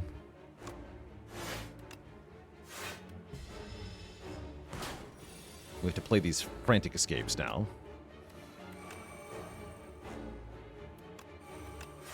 We got the orbits on the same timer. They can have separate timers with the same one. It's kind of fun. I play 1 energy, I gain 2. That's fun. Don't think I want to Crush Under here.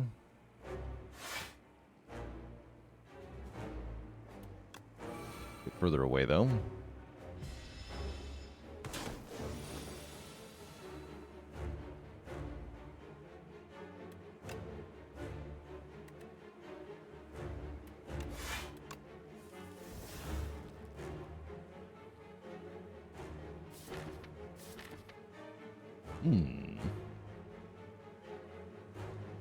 I think I should play some of these cards.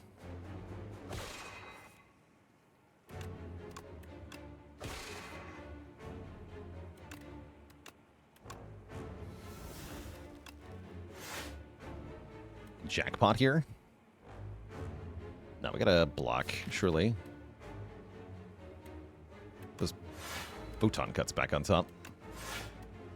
Actually, now we can jackpot, sure. They'll cost stars. Dang it. Why so expensive, though?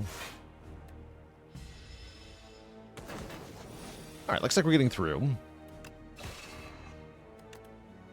No thanks to drill, come on.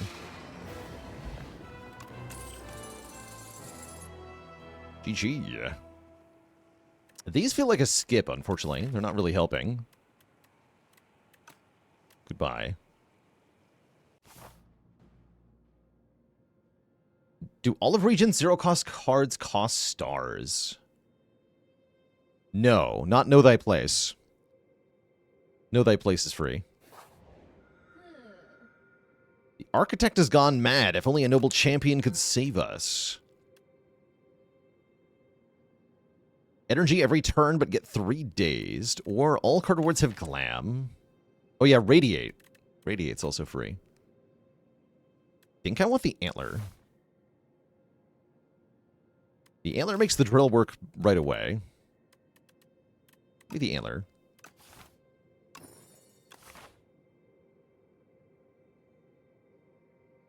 And then we just kind of want to go to the boss.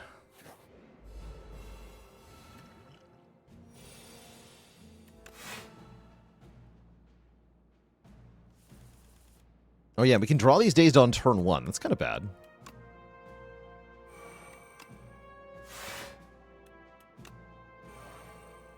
Wait a second. Wait, hype? Check this out. Purity, delete these cards. And then Restless will draw 2 cards and gain 2 energy. Sick.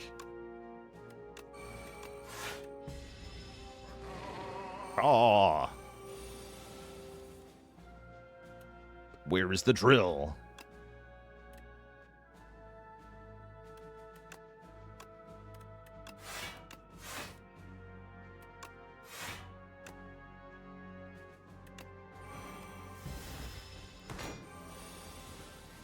The drill.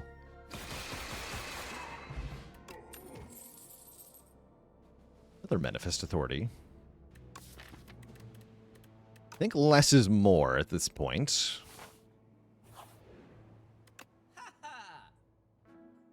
Card draw. Love card draw. Great.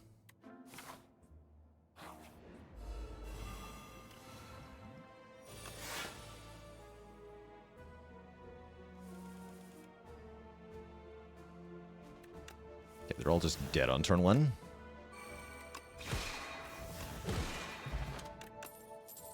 Good.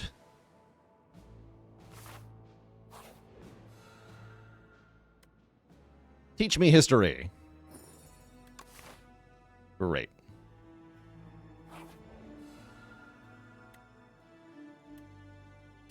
Trade the Planisphere for a strawberry. Great. Grade this. Great.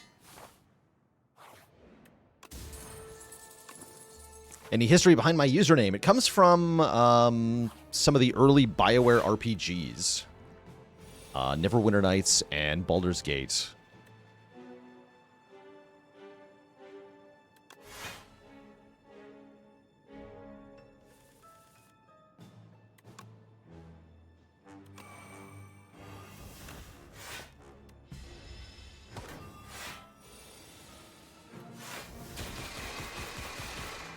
Oh, he lived.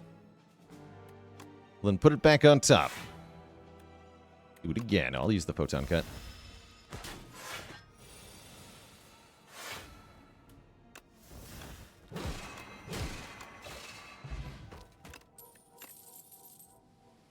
Reflect is here. Reflect is crazy good.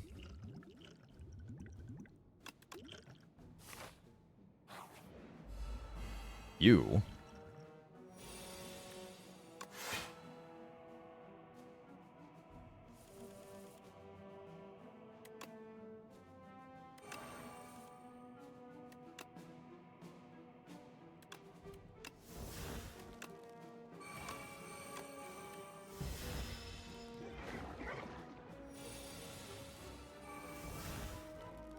Right, and the last played card gets played again. That's right. So we want to do Gather Light last.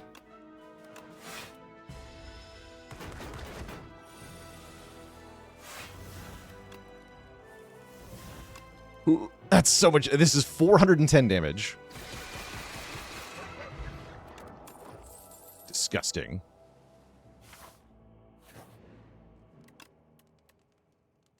Simply disgusting.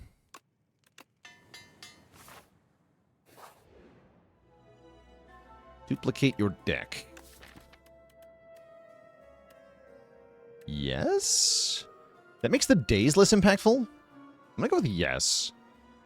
Duplicate my deck.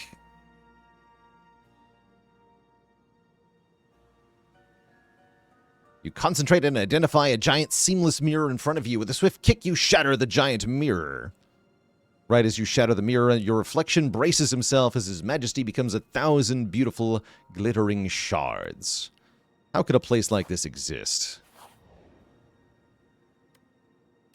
We must decide. Decide that we want to heal the full. Perfect. It is decided. I guess I now get to upgrade one more time. Yeah, the 10th would have been bad on this run. It's because of the low Ascension level. I guess upgrade one of these. The Whittle Wolfie with a Prime sub and 34 months of support. Try Salvo here.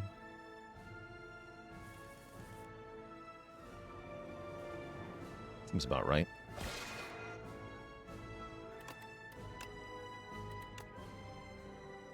Stuck on Ascension 8 defect. The upfront damage the enemies do in this game on the higher difficulties is very substantial. It's completely fair if you're getting your butt kicked. Supposed to power pot earlier.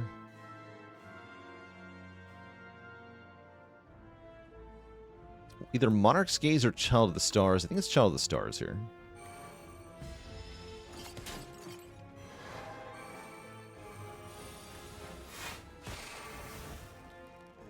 Oh, and I'm retaining my hand again. I don't think I wanted to do that. Too bad. Too bad for me.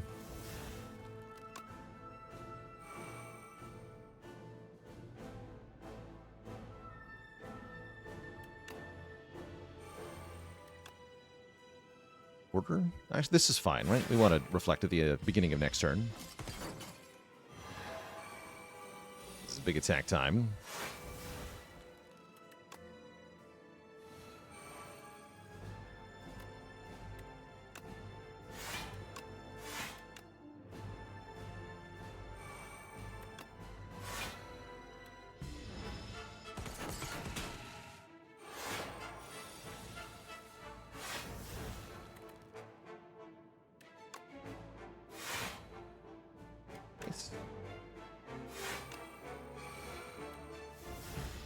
Almost time, chat.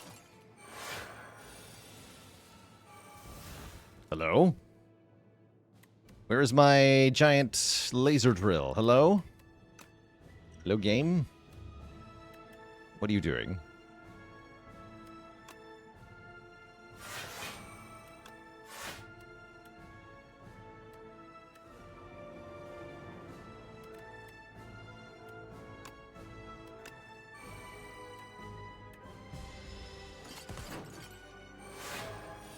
I specifically requested to pierce the heavens here. Hello? Ow. Ooh, that's kind of rude.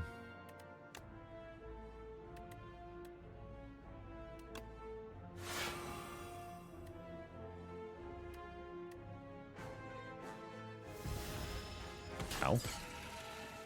Surely we'll draw the drill. Any day now. Any day now. We'll draw the drill. It's almost here. Just about to happen. Right around the corner. Any moment now.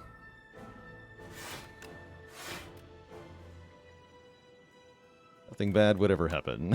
Help!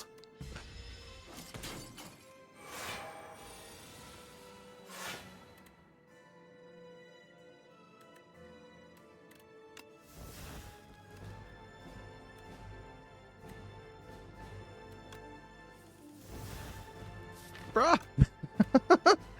Oh no! I'm gonna die. I'm gonna die. This is amazing, actually. Oh yeah, Dark Shackles. Here we go. Get wrecked. 3. Okay, 3 is fine. Great. Good showing. Oh, bad luck will kill me, by the way.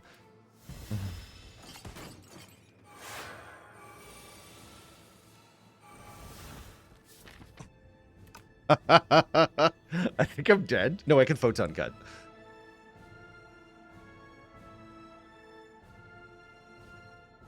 That is an amazing draw order. That's actually incredible. That is actually incredible. I had the Giga Drill lined up. Now I can't do it, right? I cannot. I have to photon cut? I have to photon cut. Ay, ay, ay. Yeah, talk about bad luck. That's incredible. That is incredible. Very though, right? Now, if we enter turn, we die twice is the problem. We die to bad luck, and then this guy kills me again. So I can't just ferry this. Because we will die twice. Probably 4 times, actually.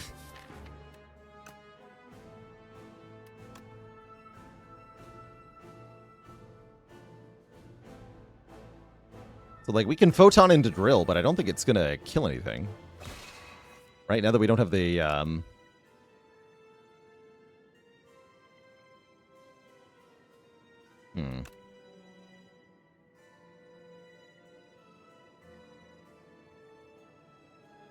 guess we're going to do this. But yeah, this is no longer enough to kill Queen now. Okay, so we'll lose the fairy here. And then she attacks right away, which is quite rude. But that's what I was hoping would happen.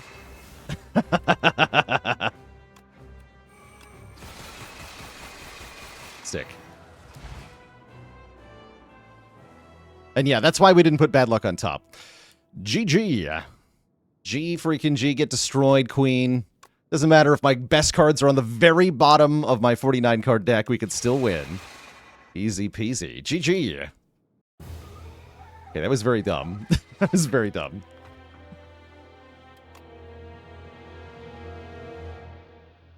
Incredible. Incredible. Oh, man.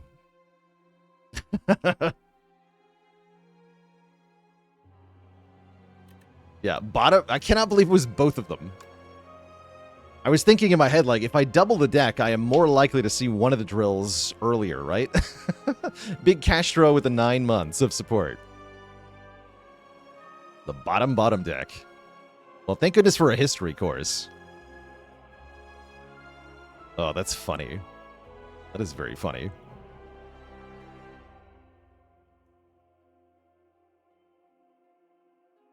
Thankfully, the drill gets there in the end. GG.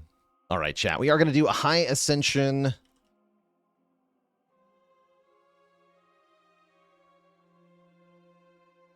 High Ascension runs next. Before that happens, I am going to take a quick break here, refill the legs, stretch the water. When I return, we will play some A9 and A10 runs with some of the characters.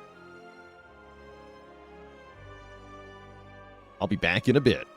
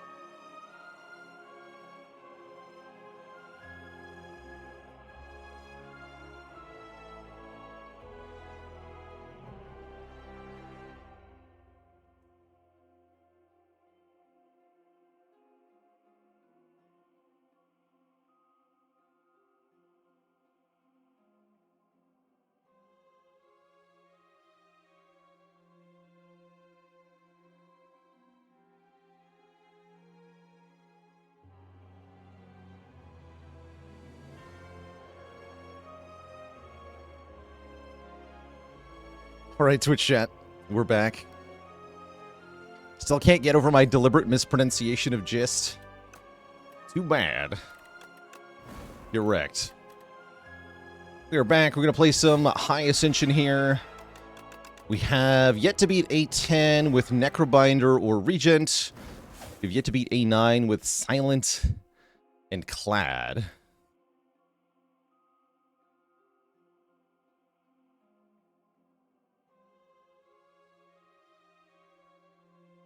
How's it going, Freezing Yoshi? You're very welcome for the Monster Train help. Defect is already done. That's right. We conquered A10 with the defect on Monday. Let's do Silent. Yeah, let's do Silent. Silent can have 6 strikes and 6 defends. That seems obscene. I don't think I want that many cards. That's too many cards. Is what that is. We can either add Niao's Fury or transform a card. Any idea how long it takes to fully complete the unlocks?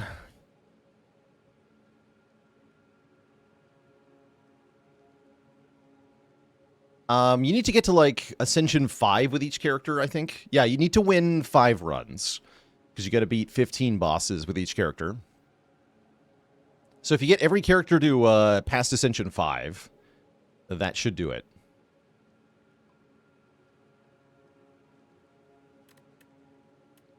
Mostly, though, the unlocks only apply to that character, so you're not really missing anything by doing Ascension 10 with one character before you get the unlocks on the others. Most of the unlocks are character specific.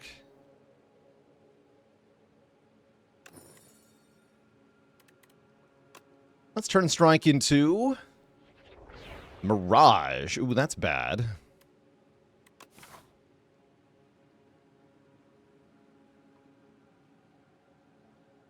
How's it going, Kung Fu? You can only get Apotheosis as your ancient bonus from Nonu. That's the only way to do it.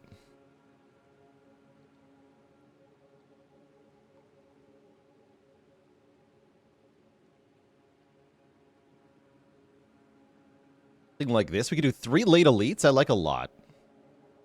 3 elites after the chest.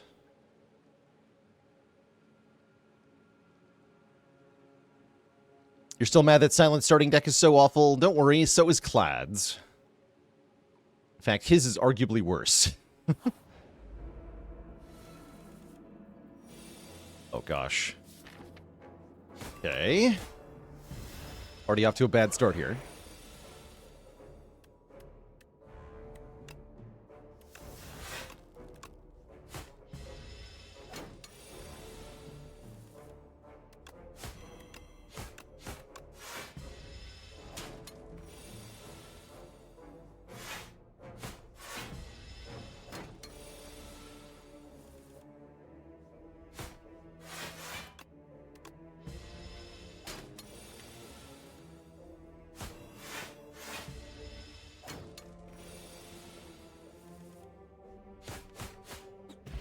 That could have been worse.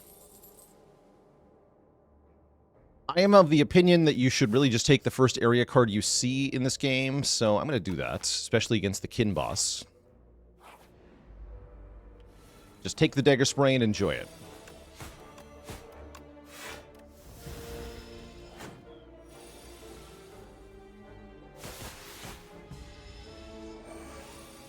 Loop.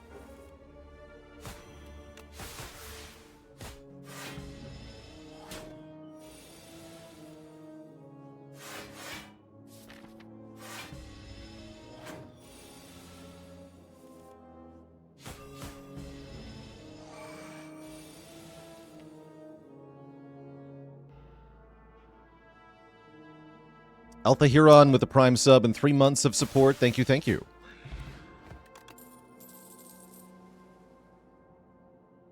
Blade Dance, Ricochet, or Backflip? We definitely need a damage option. I guess Blade Dance is better than Ricochet at the moment. Take a Blade Dance. Kind of like that Blade Dance exhausts, honestly.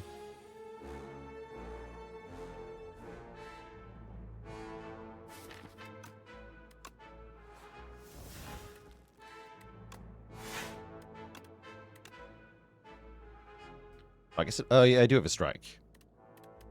So I can do 18 damage, bring this thing to 10. I think I want to do that. I want this to die next turn.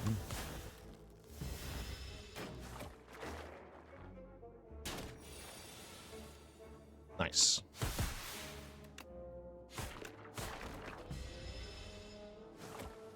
So Dagger Spray already getting really good value here on the 4th floor. Acro is here. Predator is actually pretty good. I don't mind Predator. It was a good card in the first game. I think it gives us enough damage to think about elites in this act. Sure.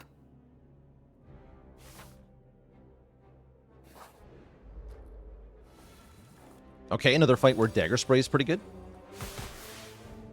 Nice.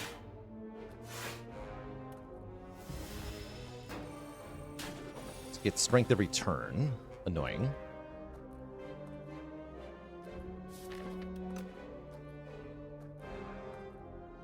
Guess we'll kill this first.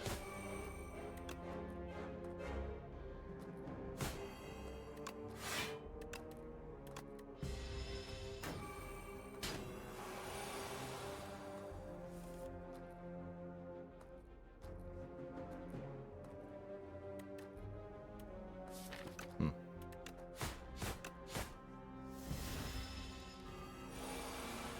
$18 while frail? Jesus.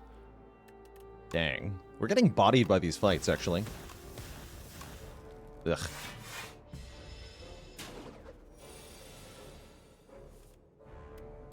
Terrible. Awful.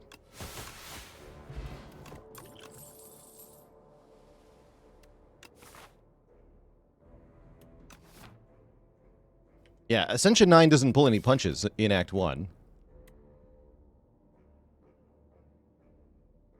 This is all because of our bad transform at the start.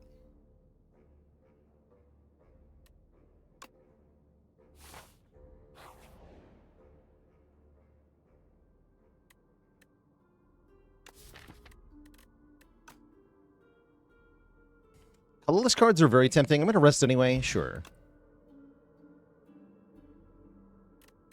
Ultimate Defend versus Volley. Let's go Ultimate Defend.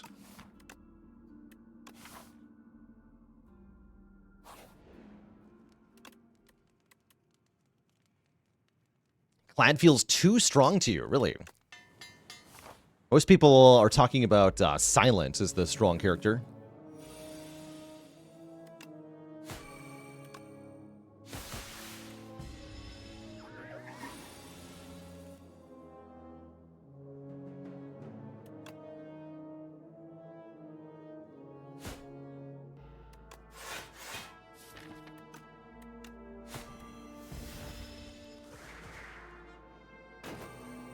I think we're okay with the days for now.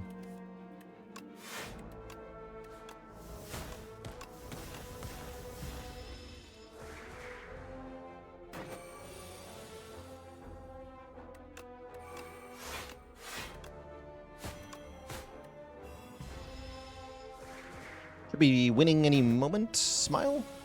There we go. Okay. Accuracy is here. Calc Gamble is here. Accuracy with only one Blade Dance. Not very desirable, unfortunately. But I might take it anyway.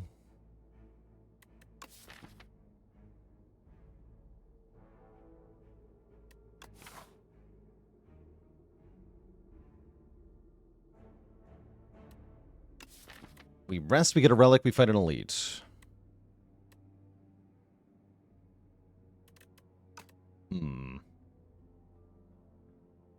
Definitely not loving our matchup into the elites here.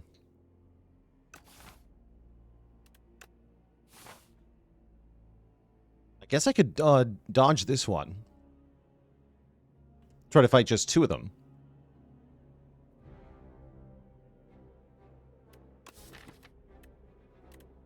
But yeah, so far the deck's kind of bad.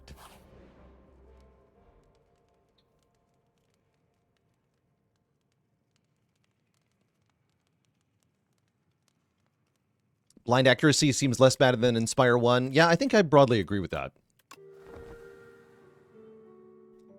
I think it's not quite as good, or not quite as bad, because there are more Shiv options, and Shivs in general are a bit better. Okay, we're sufficiently happy with Kusari Gamma that I'll fight the Elite here. That does help a lot, because we're able to play 3 attacks in 1 turn a lot.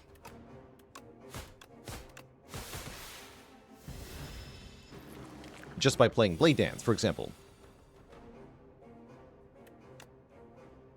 There's no way we get to skip Predator here. Has to happen.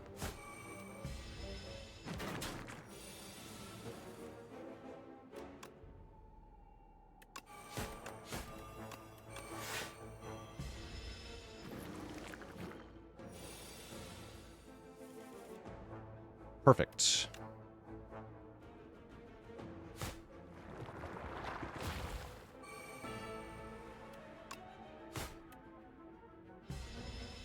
Okay, front one's in Dagger Spray range. 1 Dagger Spray is all we need here. Unfortunately, we don't get it. Sad.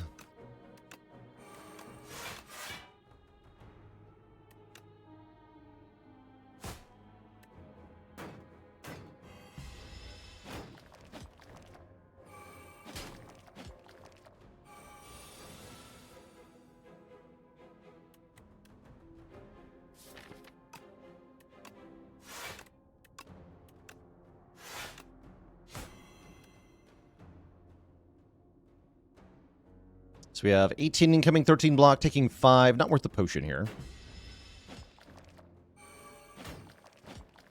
How's it going, Balthamos? Thanks for 61 months. I am still enjoying Spire 2.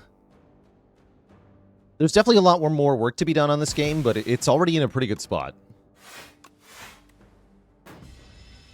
So yes, more work to be done, but also it's great.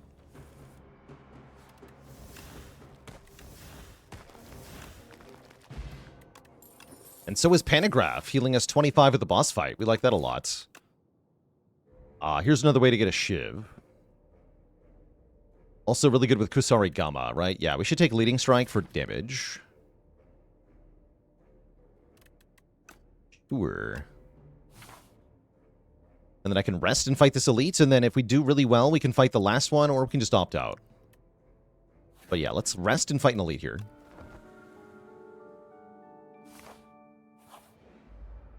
It's him.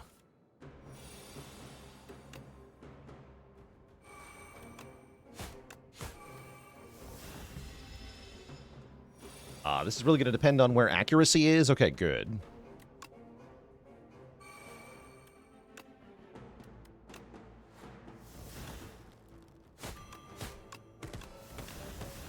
Nice.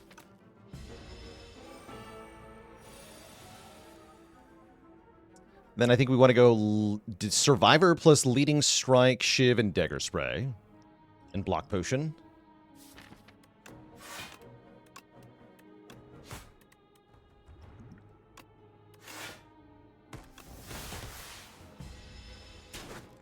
And then hopefully I can do 21 in 1 turn here. Yeah, we can. Okay, not horrible. We get a Potion of Binding and the Orichalcum, giving us guaranteed block. We get offered well-laid plans, which are usually considered pretty good. I will take the well-laid plans. And then we're probably fighting the 3rd Elite as well. That'll be the bird, right? That's guaranteed to be bird on us.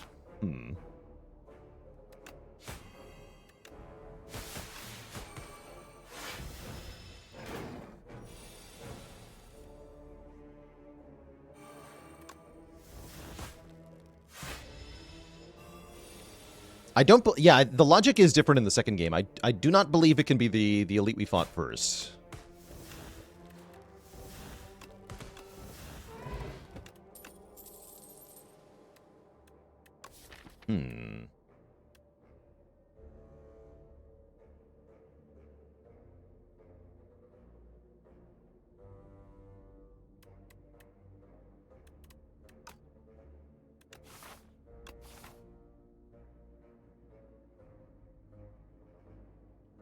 How do I feel about fighting all 3 Elites instead of possibly refighting? I like it less.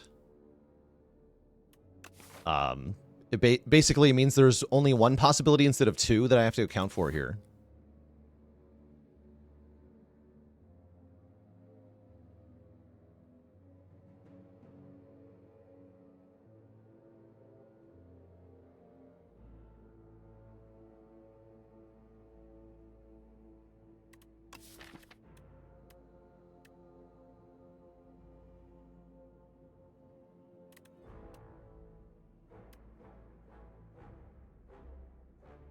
And a dad joke for the crowd, courtesy of Words. What does the silent call it after she sticks her opponent with a shiv? A bleeding strike. No refunds. I'm wondering if I want a second leading strike. It doesn't seem that good. As far as cards go. I'm going to skip this. We'll fight the bird, though. Yeah, bird on us 100%. Do I bother playing well-laid plans? I think it's just Predator accuracy here. Take a bunch. 18 on turn 1 is brutal, man.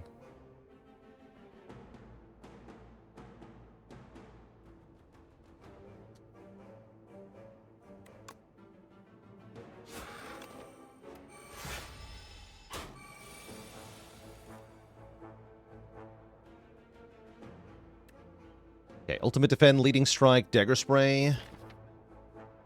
Just gonna use the potion of binding on the turn I got the blade dance, but I'm not sure that's worth it anymore.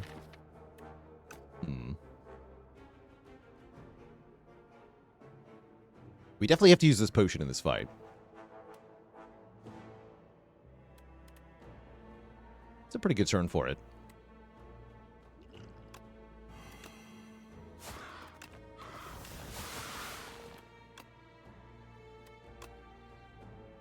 Actually, how much damage does Blade Dance do? It's going to do 24 plus 6, 30? 30, huh? So if I strike instead of ultimate defending here, we could probably kill next turn.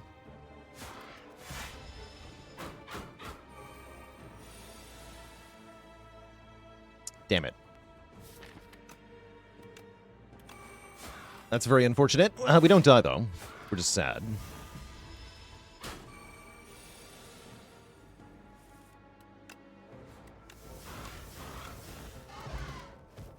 We get Mummy Hand. Mummy Hand is very good in a deck that already has 2 powers. Wait, that's awesome.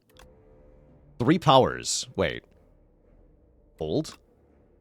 Second leading strike, come back.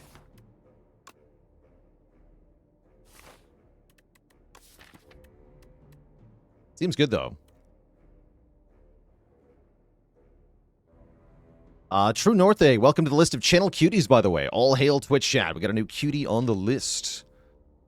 Let me get you added right away.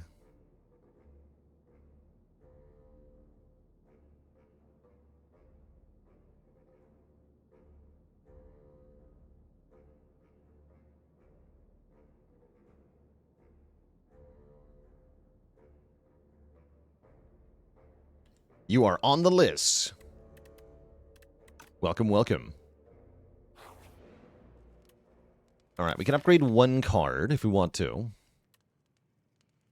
Well-laid plans is good. One of the accuracies is interesting. This unfortunately does not make a second shiv with the upgrade.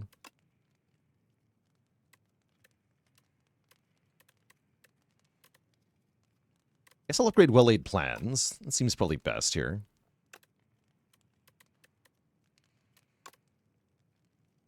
Upgrade the Mirage. It does become 0 costs. Alright, we heal 25. That's why I didn't rest there, by the way. We're healing.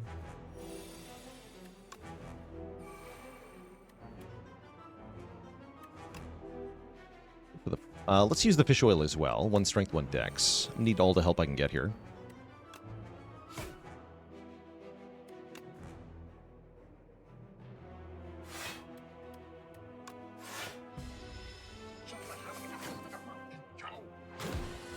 Yeah, we're going to be weak next turn, so this is a good turn to do damage.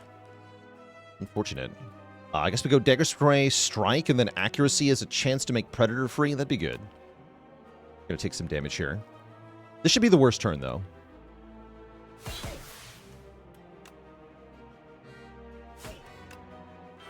Ah. We don't even want to play it because of Orichalcum. That's a bit of a whiff. Oh well.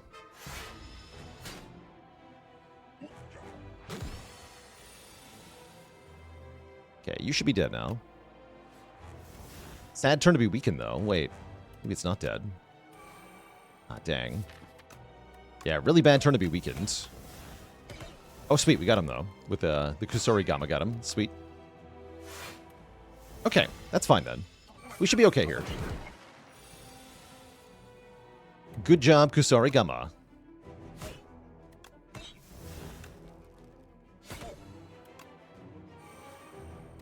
And I'm going to let the Orichalcum block and keep both these cards. Take 2 here. Kusari got him. That's right. Okay, you must die. Cannot be! Yes, it can.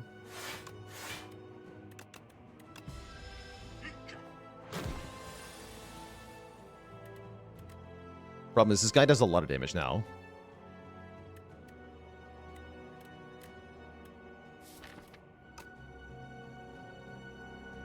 Next turn is the buff turn, right? I'm gonna Dagger Spray, Strike, Strike. Keep Predator here.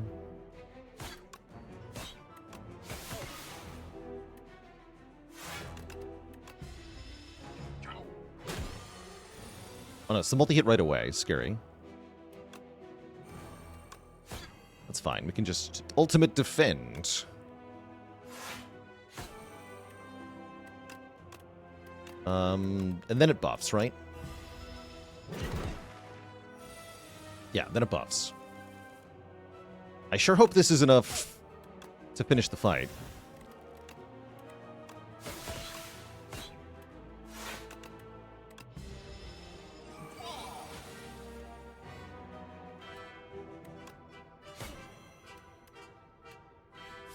Rail next turn, we have ultimate defend, though.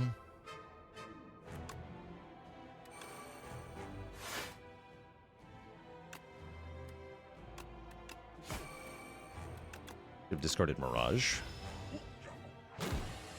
Yeah, this is the turn I'm afraid of. We know next turn is the multi-hit as well. That's even worse.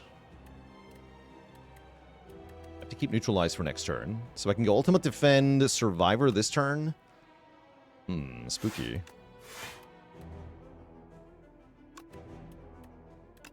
Too late for Mirage. Neutralize, defend.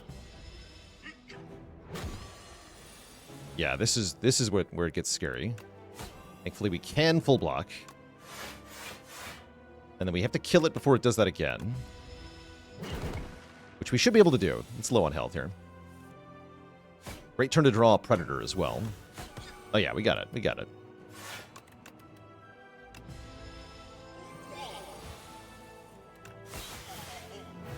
GG!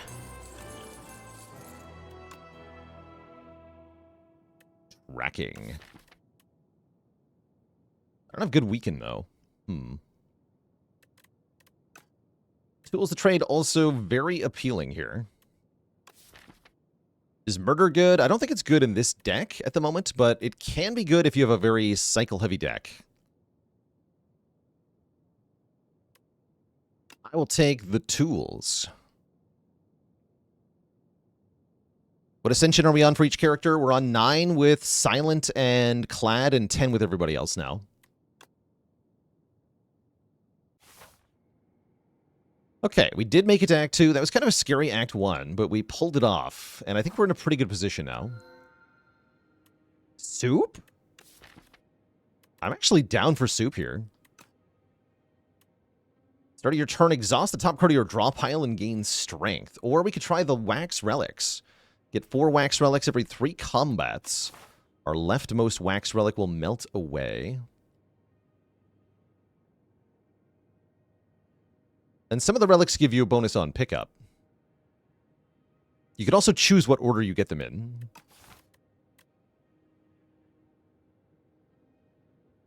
I think I just want soup here, though. Soup with the Kusarigama is actually quite good. Just making the strikes free.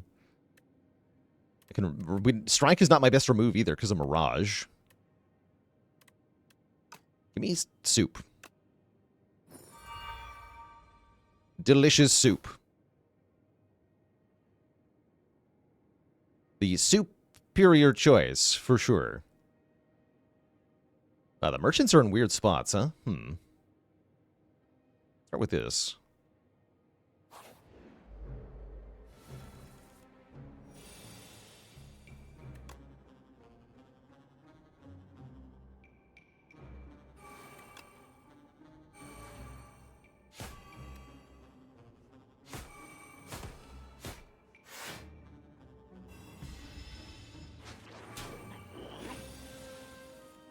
Hey, look at that! Hey, he finally did it! He took a card we don't want back. So we just have to not click the card when the fight's over, which I gotta remember to do. I just gotta remember, don't click on the card to take it back. Because we don't want that card.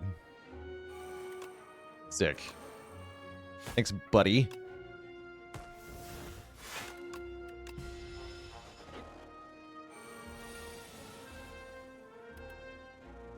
What a friend.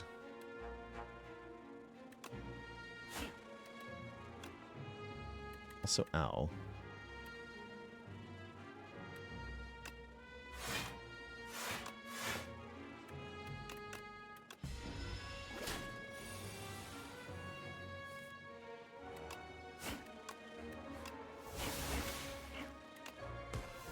It's not a bug, it's a feature. No, this guy is a bug. He's literally a bug. Deflect. I want card draw cards.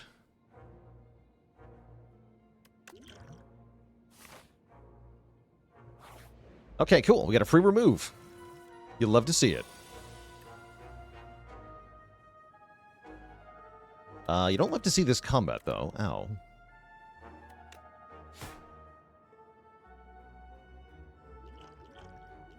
Just fire pot this guy. Let's do that. Die.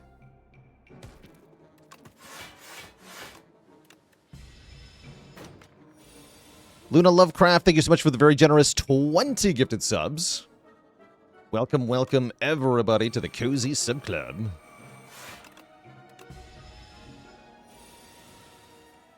That sure is a lot of subs.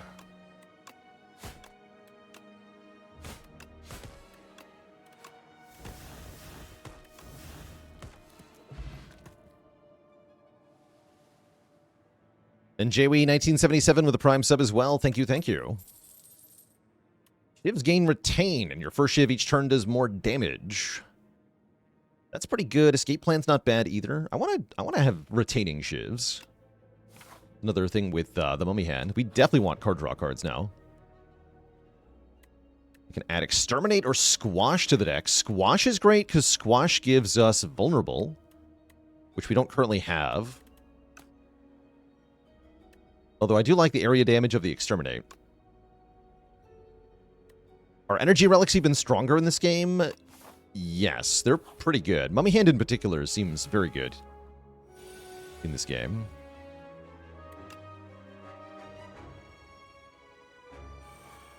Nice. Let's squish this one, because this one will give us the stuff next turn. I don't think we can kill on turn 1 here. No, not quite. Good work, Orichalcum.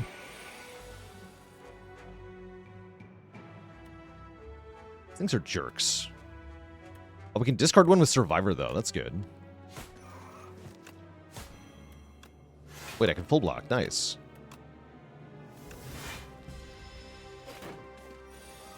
Very good. 20 damage Shiv.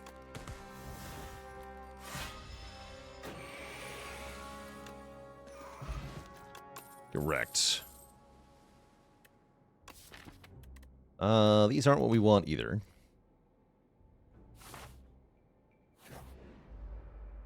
Oh no. It's him.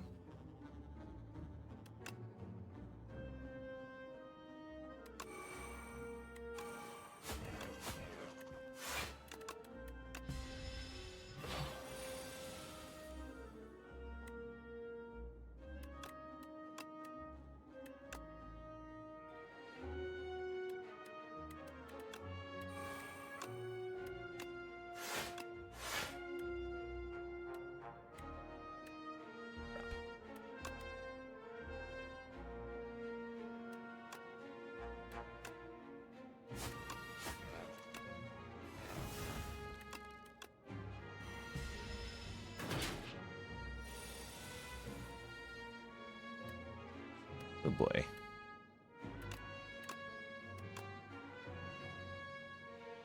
Guess we want to do the attacks first.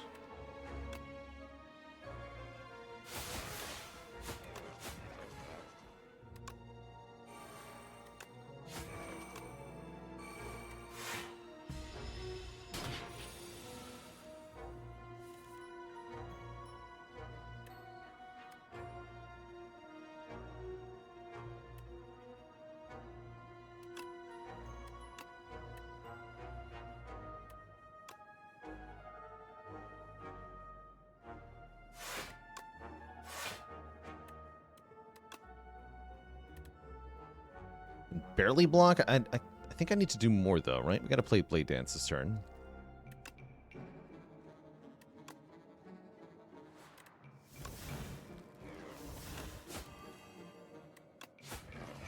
Okay, we got him next turn. Take 3 here. Not that bad. But yeah, this guy is very scary.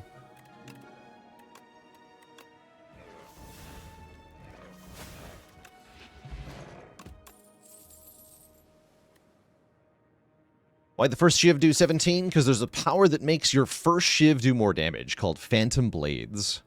It also makes the Shivs retain in my hand.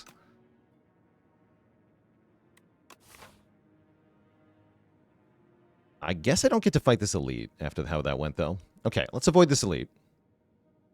I don't feel like I can handle one right now. I don't really want another leading strike, either. I kind of need one, though. Ugh. Garbage. Yeah, let's take a regular fight. The first Shiv cuts the deepest. Yes. That.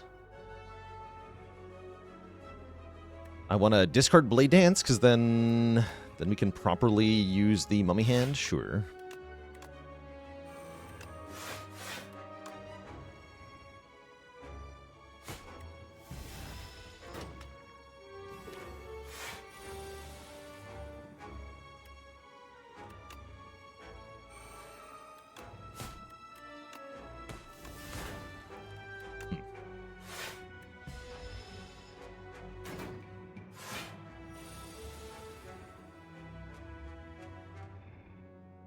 Dang.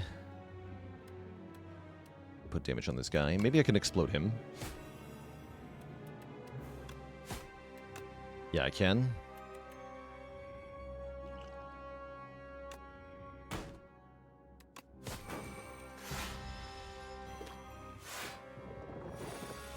He awaketh. On the wrong turn, too. Ugh. Awful. Yeah, this deck is still quite bad at the moment.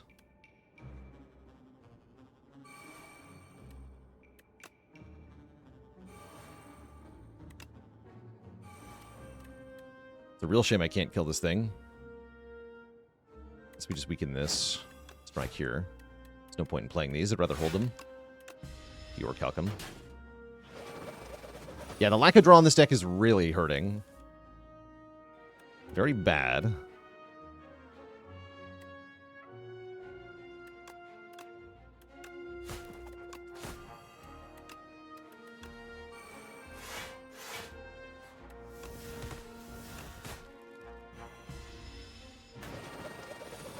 Once we get all the powers down, it's really not that bad, though. As you can see. Can add another Blade Dance. I don't hate that idea. Yeah, I don't hate that idea. Okay, we make it to the shop. Shop is good. Or I guess I could go this way. With no potions, though, there's no way I can handle this elite right now. So yeah, we should go to this shop. Probably want to rest as well. Upgrades are hard. Okay, that helps. 10 more health. Or max health, too. What are you? The Lava Lamp. At the end of combat, upgrade all card rewards if you took no damage. Yeah, good luck with that. Hidden Gem is here. Assassinate on sale is here. Assassinate's kind of cool.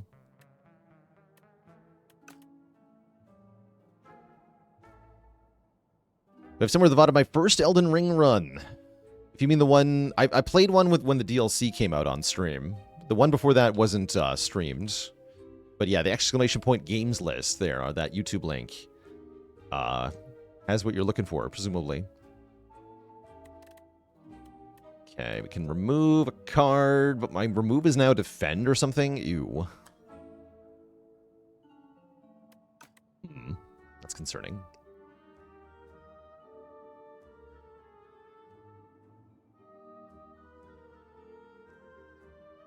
Aren't there relics that will show another character's pool? Yeah, I don't remember exactly what gets unlocked. So I couldn't tell you, actually.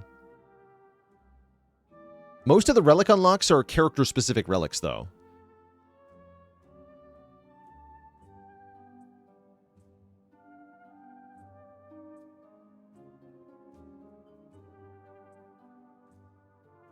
Is Assassinate Mind Blast wishful thinking? I mean, it's not that bad.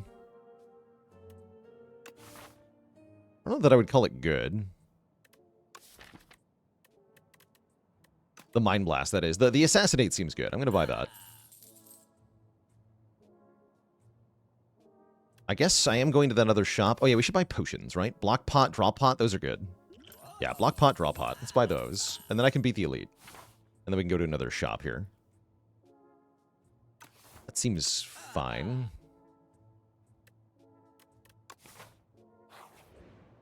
Not taking the hidden gem. I actually don't think it's that good because of our lack of draw at the moment. It is a broken card. I just don't think it's actually good here.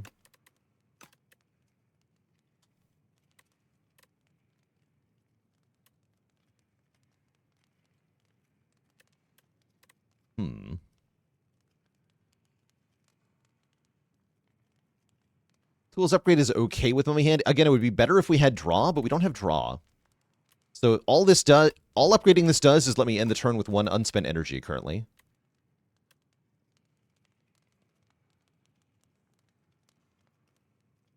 I want my block to be blockier.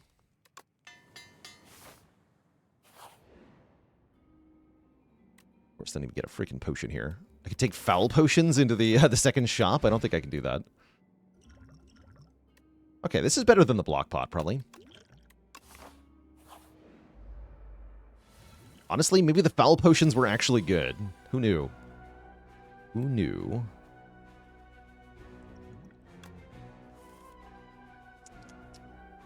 A shame.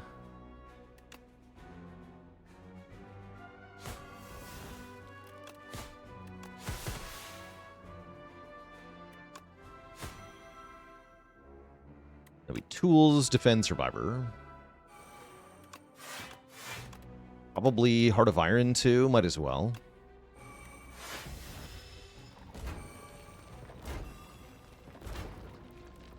This fight is a big jerk, to be sure.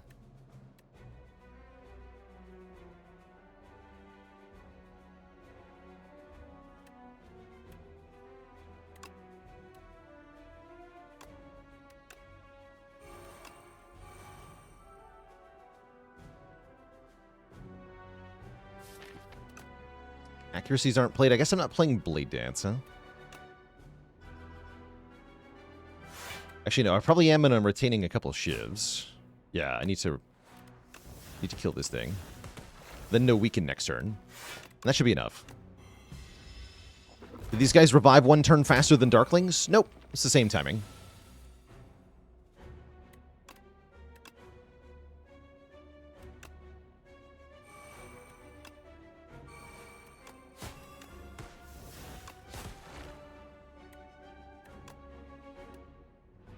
Yeah, he's going to come back.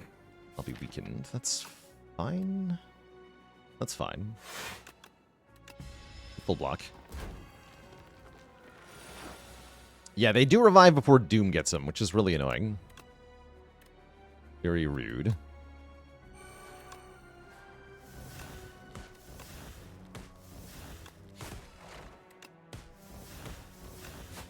we go. The Vambrace. First time we get blocked from a card each combat, double it. That's good. And I guess this is a way to make shivs. No, we need card draw. Yeah, give me card draw. Card draw. Take the card draw. Said draw on it. Take it. Oh, here we go. Hidden Daggers. Discard 2, get 2 shivs. Game Piece. Whenever you play a power, draw a card. Click. We have Game Piece Mummy Hands. Now we have basically no reason not to click every power. That's huge. That's huge. Now we definitely want to upgrade tools.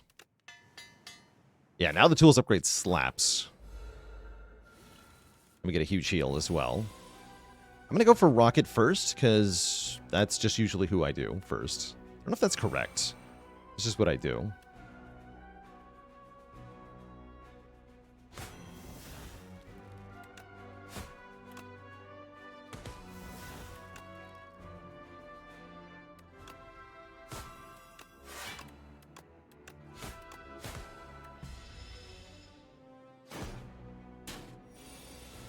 Yeah, it feels like he's the bigger threat. I agree. Definitely agree. Huge block. No retain, right? Yeah.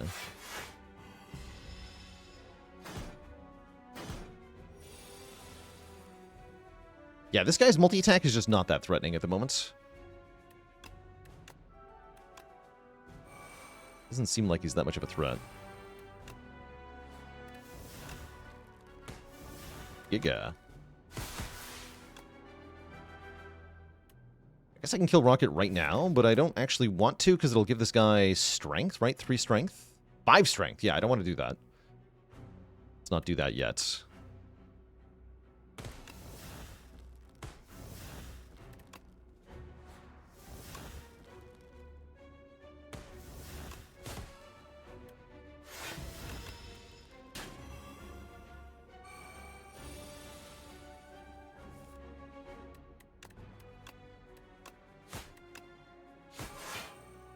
I should have done damage here first. Whatever.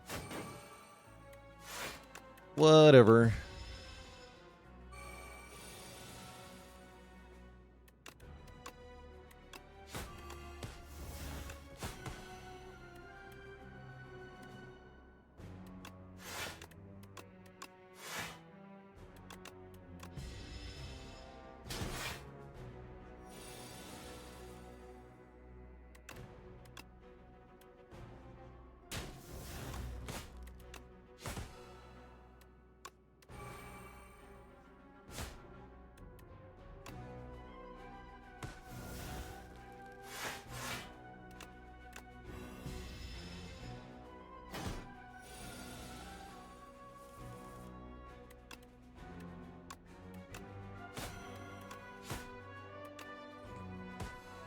GG. We are through Act 2. Tracking is back. Master Planner is here, but I have no draw discard engine, really. We should just take tracking, though. It says power. Click on the powers. Lamau. Okay, the last thing we ever want here is Bracelet. Fight me, Silent! The Silent escapes, stealing a weapon on the way. Where'd you go? He says. Choose 3 attacks in our deck. Make them 1 cheaper. We can do Leading Strike, Dagger Spray, Predator. That's pretty good. Yeah, that's pretty good.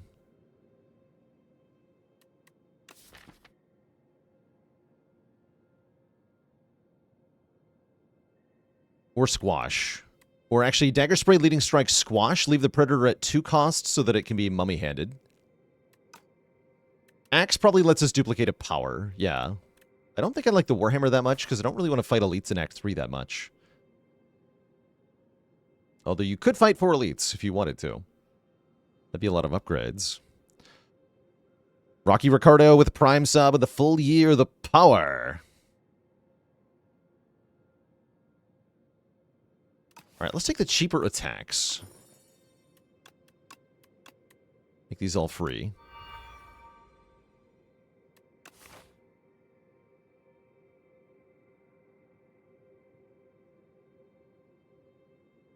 So why no elites in Act 3? Mostly because there's no Act 4. The short of it is that the question is the health you lose to the elite going to be returned to you in the form of benefit from the relic and the cards that you get from the elite. And if you're just looking at beating the Act 3 boss, the answer is almost always no. If you're looking at a 4th act, then the answer is usually yes. So that's the core reason here, is that there is no Act 4, so there's no ultimate challenge to take on. You don't need 3 acts worth of elites to defeat Act 3. And so there's no point in risking it against Act 4 elites, or Act 3 elites rather, because there's no ultimate challenge to get up to the power level of. It's kind of the core idea. How long did it take Spire 1 to make Act 4 in the Heart? Over a year. And I would expect something similar here. It's going to be a long wait.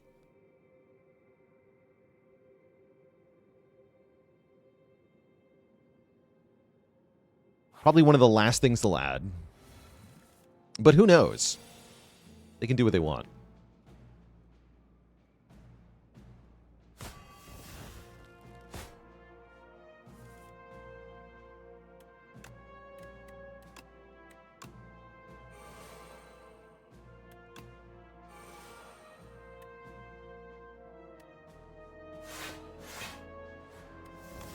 Eve.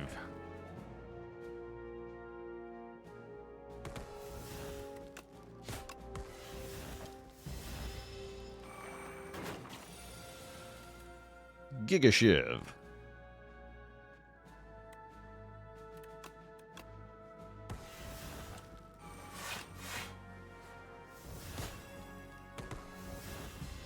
Thoughts on the new characters? I think I like them both quite a bit. I think they still need some work in the starting decks where they feel correct. They definitely need some work still, but overall they're pretty cool. Love the visual theming, love the card theming on both of them. I think they have a bunch of cool keywords, a bunch of cool mechanics, but they just need some fine-tuning. Guess I'll take a Cal Gamble. It seems fine enough.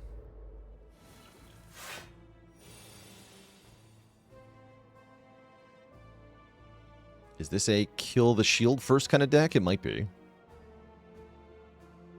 Yeah, I think it is. I think it is.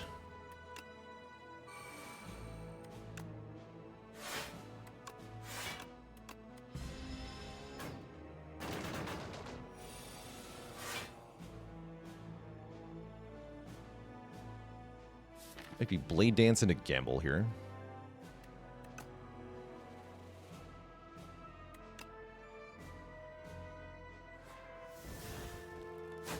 I'm gonna hit this guy this time. Yeah. Okay, kill this guy.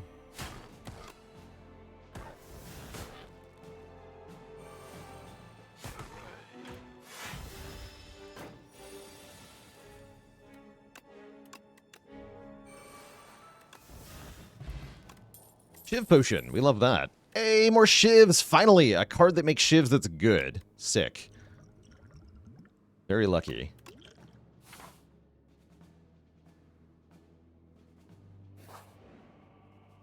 Ranwood. I can give up the game piece. I'm not going to do that, buddy. You can have my block potion. We get tough bandages. When we discard a card during our turn, we get 3 block. Very cool.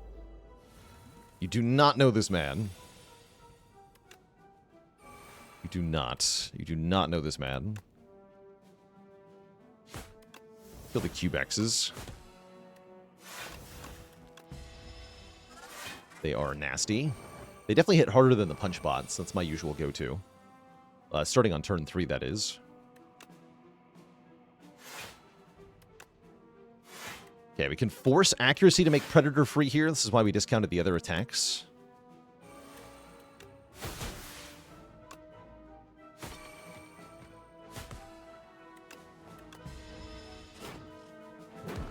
Can Ranwood still ask for on-pickup effect relics? I'm pretty sure he can, yeah.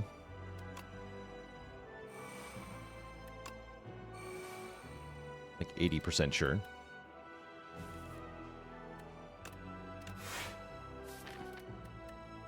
Gamble is disgusting.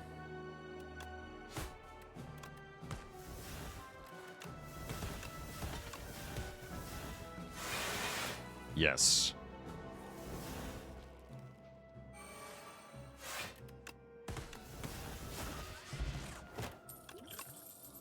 Footwork with a plus. We take the powers. We take all the powers. Brock GS, thank you so much for the Prime sub. Welcome to the Cozy Sub Club.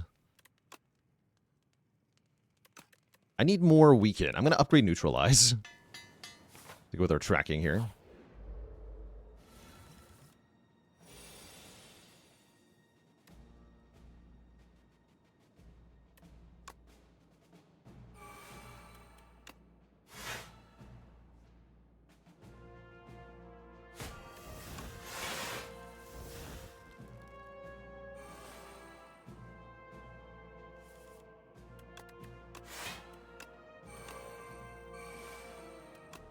Squish.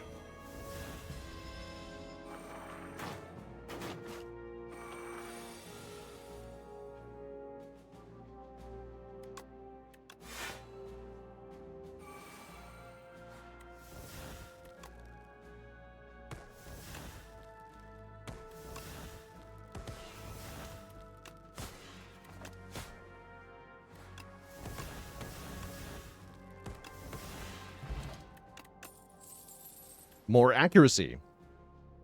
I don't really have a... Wait, Sucker Punch. No, actually, genuinely Sucker Punch. Genuinely Sucker Punch. For more weaken. Ripple Basin is never going to do anything. That's fine. I'm probably going to fight this elite for fun. I am going to upgrade Calc Gamble to retain, I think.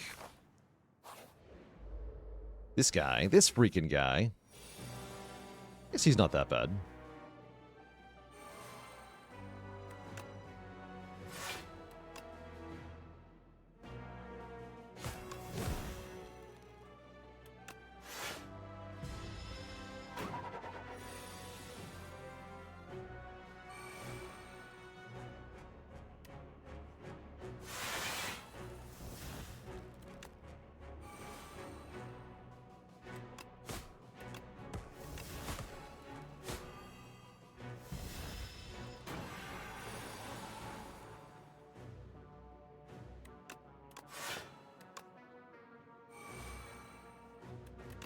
Squish.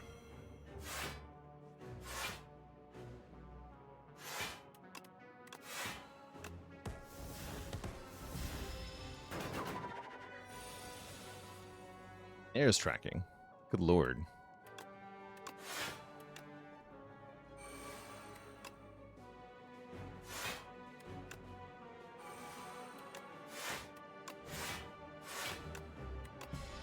Hey, the basin did something. Saved me 1 hit point. Good job, Basin.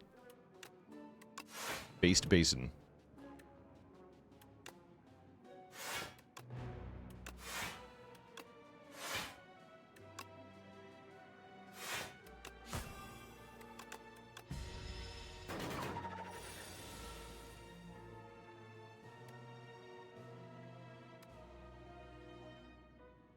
Apparently I'm never dropping my weaken anyway, so screw it.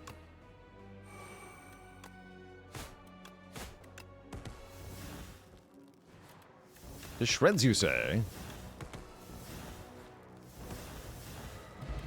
Nice. We basically perfect that fight. We get a Venerable Tea set. And I don't need any of this. How do Volin tracking stack? They multiply. So you get triple damage. Times 2 times 1.5 equals times 3. Pretty good. Weak potion's good too. Does Basin stack with Orichalcum? I believe so.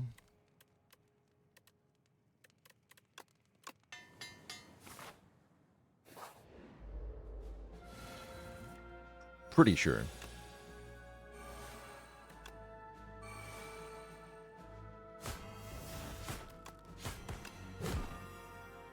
Play a block card.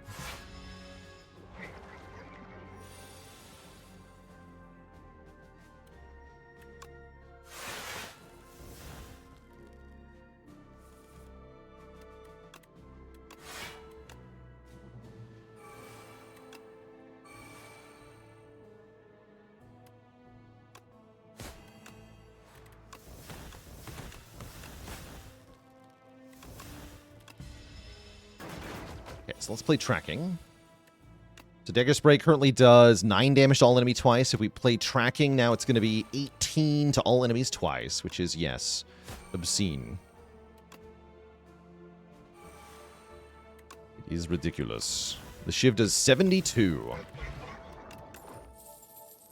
Finisher is here. Finisher seems very funny and is getting added to the deck on that basis alone.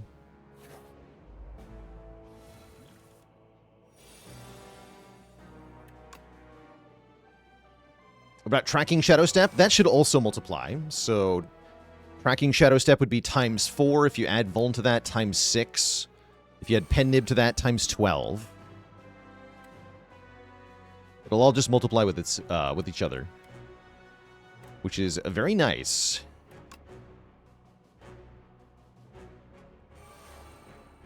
Tracking is here. Tracking makes Predator-free guarantee. That's fine. But yeah, we don't get very much block here, huh?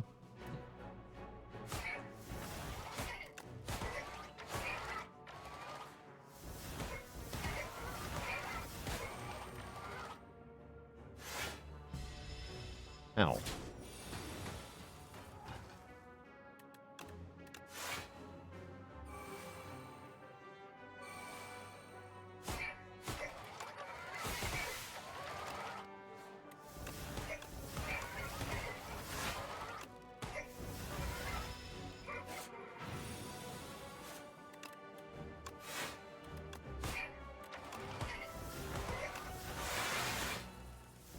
More cards.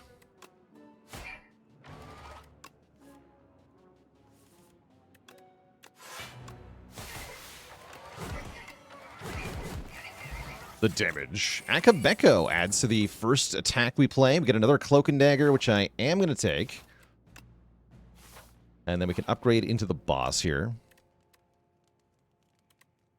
Why is Tracking so much better than Cruelty is a good question, actually. I don't know why they did that. Does seem kind of obscene. How's it going, Old Coot Joby? What's up?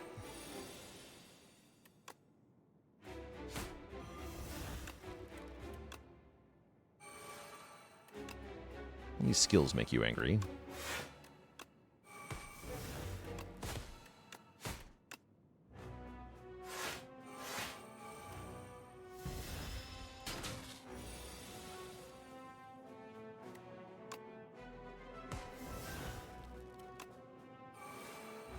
Just want to kill this guy nice and quick here. We can go to phase 2.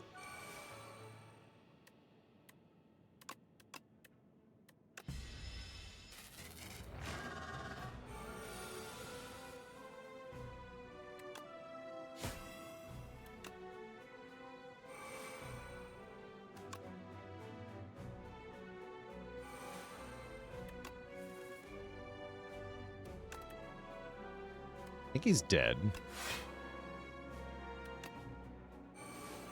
Pretty sure he dies here. Because Shiv does 72 again. Yeah, he's super dead.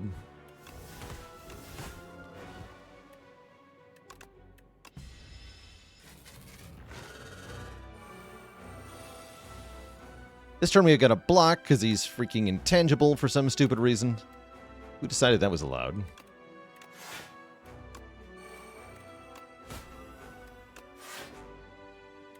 Maybe more card draw.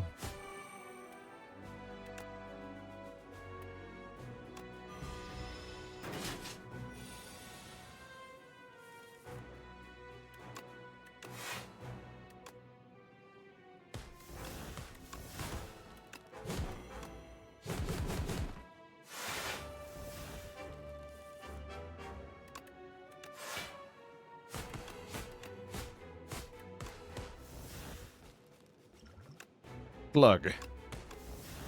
GG. He dead.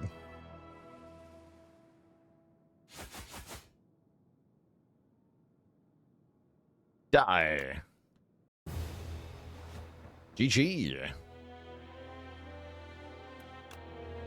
All right, that's our A9 run with the Silent. Only one Ascension left with her. I guess means the only one who has 2 Ascensions left is Clad, so we're going to have to play Clad next, I feel like. Silent tried her best, but it wasn't enough. GG. GG, that's right. No losses with Silent yet.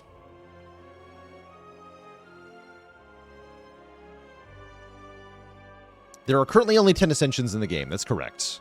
It's more or less the same modifiers as Ascension 20 from the previous game, with Ascension 10 being the double boss. So you do fight 2 bosses on Ascension 10 at the end of Act 3. That's most of a Silent ladder. That's right. We've already completed the Defect ladder. If we win the next Silent run, that'll be a Silent ladder as well. We did fall already with the other 3 characters. We have 1 loss with each of them. With Regent, Necrobinder, and Clad. But Defect and Silent are so far undefeated. Do I think they'll add more Ascensions? I think they'll make the game harder, but I don't think they'll do it in a way that requires you to spend more time unlocking stuff. That's my guess.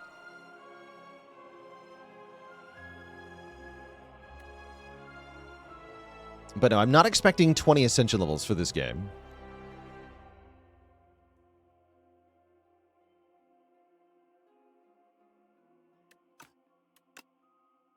All right, chat, we're going to go with Clad next. Before that happens, I am going to take a quick break here, refill the leg, switch the water. Patch tomorrow. I would expect a beta branch patch tomorrow based on the weekly Thursday release schedule that Megacrit has. But they may or may not actually do that. But yes, my guess is that there's going to be a patch tomorrow. Just based on Megacrit's behavior in the past.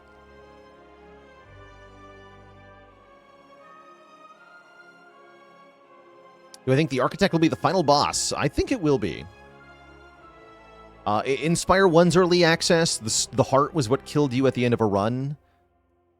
And the heart was the final boss. So I'm guessing... So we were shown the heart from the very beginning in Spire 1. I expect that's going to be the same case here, that the Architect is the final boss in Act 4.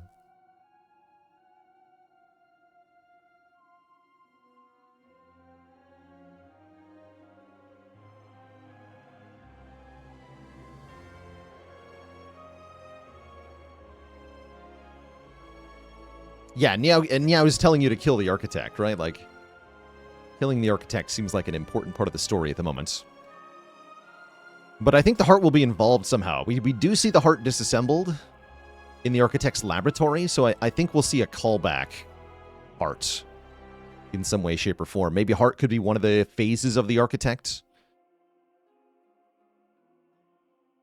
Clad is your worst character. Can I give tips on deck building that don't rely on infinites? I think what Clad does best, if he's not doing infinite, is play just huge attacks. We're talking things like bludgeon, uppercut, stomp, howl from beyond. And the idea is that you play these with stampede, or just in general get lots of energy to play them. You can play them with cascade, you can play them with bloodletting. You can also use, what is it, Terra Sundered? It's the one that destroys a card. Thrash. Oh yeah, Thrash. This one. Exhaust a random attack in your hand and add its damage to this card. This can be used to, like, burn through the deck. The more times you can play this, the stronger it gets. A lot better than Rampage. How's it going, Dorgesh? How often do we lose our run? Here's our stats so far. 56 wins, 3 losses. Although I haven't done very much Ascension 10 yet. Works with Body Slam? Oh, wait. That's kind of hype. Works with Body Slam.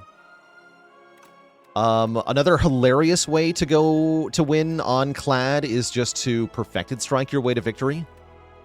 Just get a lot of copies of this card and hit the enemy very hard. It works better than you might expect. Character I've had the most fun with so far, probably Defect.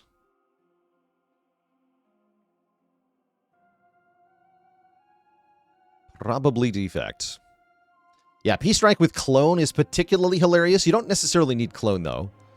Just like 4 or 5 copies of P-Strike is fine. Anyway, we're going to do Clad in just a sec, chat, but first I do need a break, so I'll be back in a few minutes here. BRB.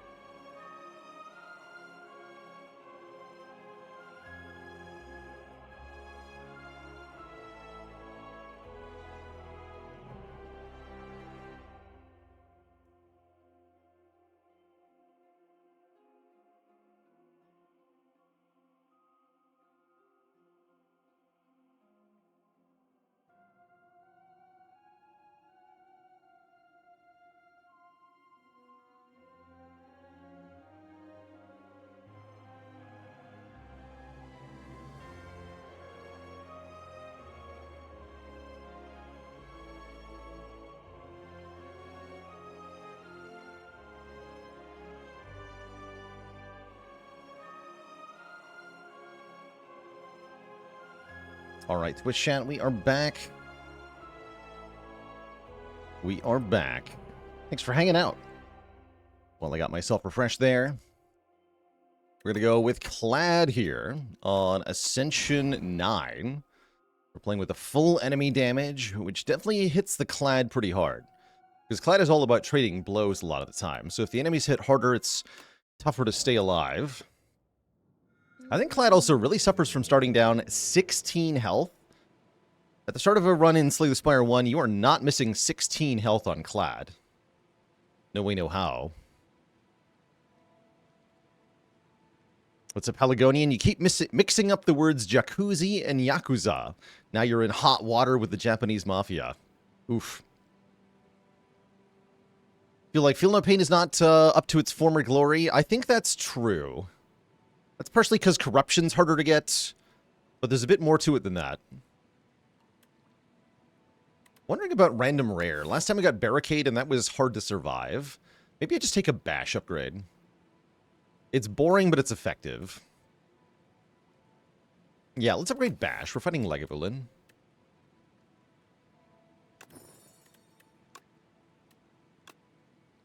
Now that Lagavulin is a boss, and is not... it has 12 block per turn instead of 8, the Bash upgrade is no longer penalized in that particular fight. That's kind of cool.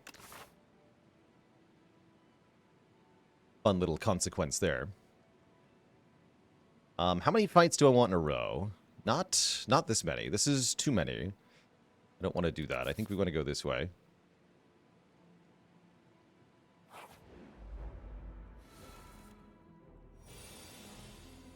Yes. Clad. Guess I'll just take 8 to the face. It's surely fine.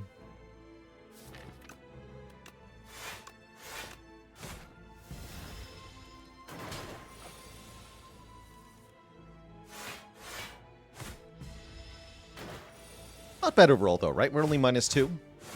Something like that. No, -4. Hemokinesis is here. Hemokinesis does huge damage. Bully is good because our Bash is upgraded. Wait. Early Bully. Hold on. Hold on. Yes, let's take Early Bully. I think that card could be really good, actually. Does this game make Spire 1 obsolete? Not yet, but it could eventually. But I would say not yet. It's not finished yet. I can take Greed right into the shop here, huh?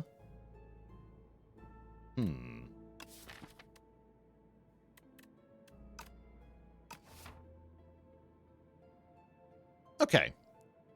I will take Greed. You've never seen so much gold in one place. All the merchant's wares can be bought.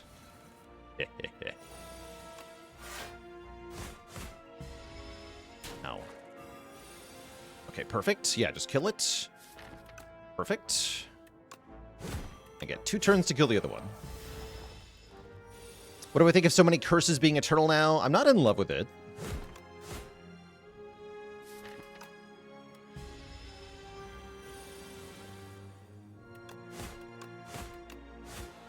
You have to really evaluate if they're worth the cost. Okay, and Dismantle is here to also go with Vulnerable. Okay, I'm going to try taking some Vuln-related stuff here.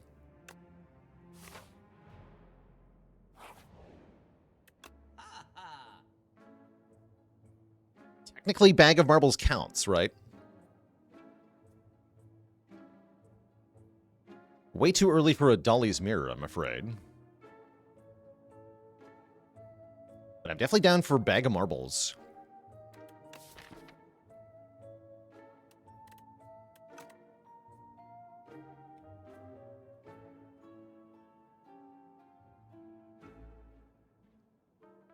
I should announce ahead of time the first time I'll go back to Spire 1. Definitely. Yeah, definitely. We might actually go back for maybe some modded gameplay. Actually, could see that being most likely the reason we go back first. Isn't Inflame great here? I'm not sure that it is. I mean, maybe it is. Striker move is good here, that's for sure.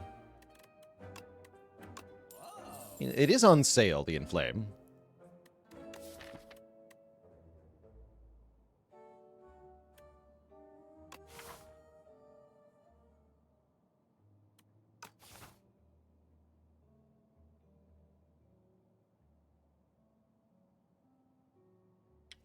Renwald with a prime sub. Welcome to the Cozy Sub Club.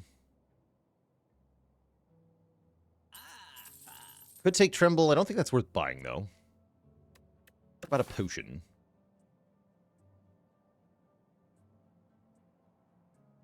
Yeah, I should buy an explosive pot. Okay.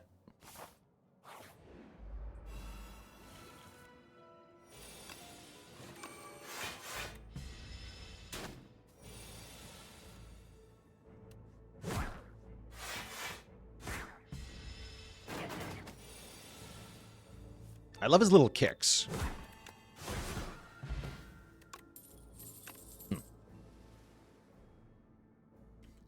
Bludgeon is back. We could also take Flame Barrier. I like Flame Barrier for a block option. If you skip a Shop Relic, will it show up again? No. No, it will not. Let's lose the Swift Pot.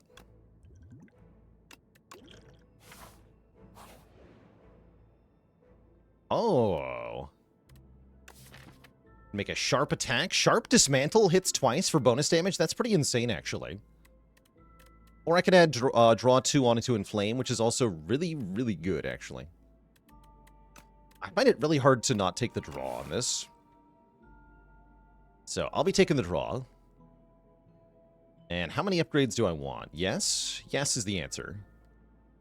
I'll go this way.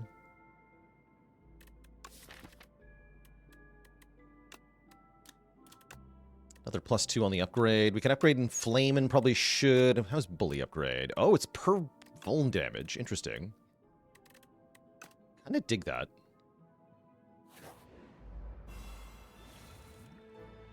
I'm a draw junkie? Yeah, draw is good. Full stop. Draw is good.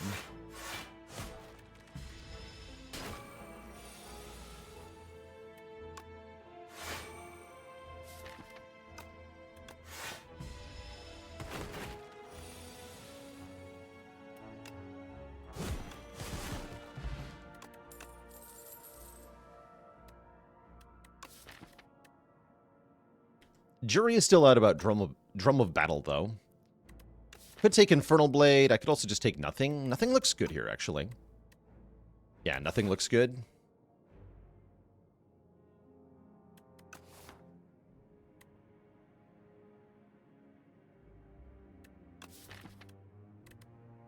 This deck definitely wants to cycle a lot, so I don't think I want the drum.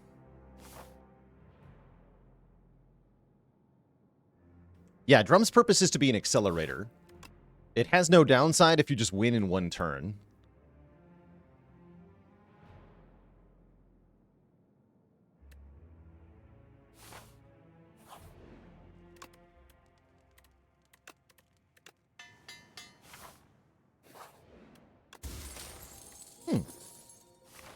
Blocking.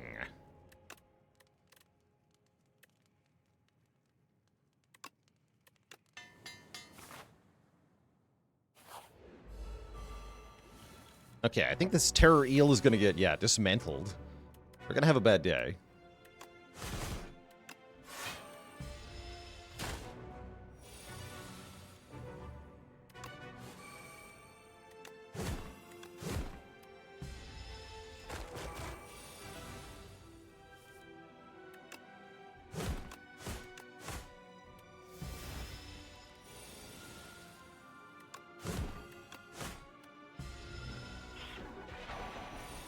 Simply bonk.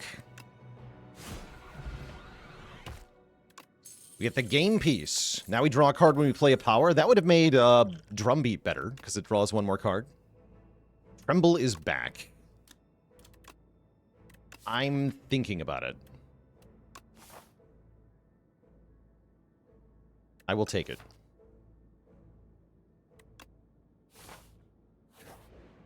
Just get a Shockwave? Yeah, Shockwave's no longer an Ironclad card, sadly. Is Tremble bad? I think it might be. Yeah, I think it might be. I'm going to upgrade Flame Barrier.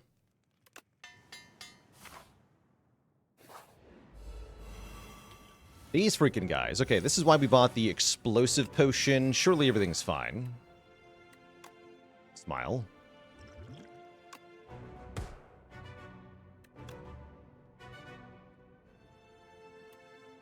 Perfect.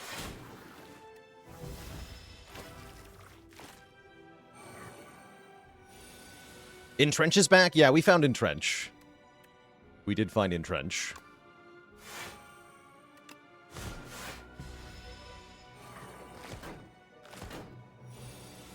Happy to have it back.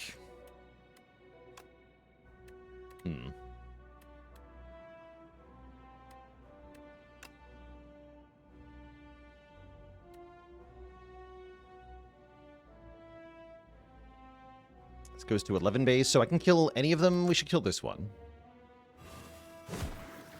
Then defend.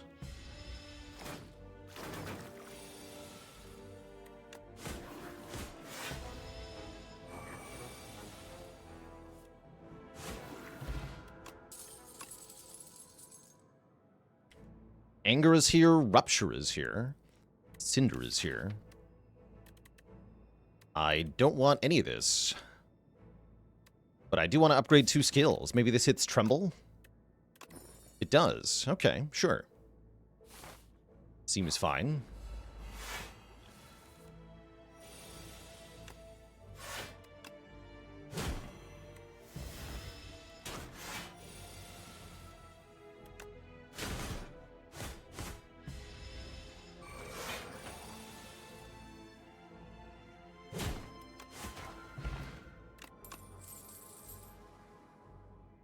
Okay, Pommel Strike I can get behind because it says card draw. We like card draw. We like upgraded card draw.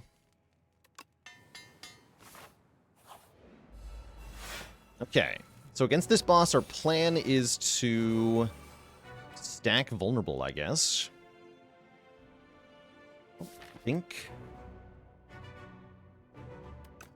I want to open with Dismantle here.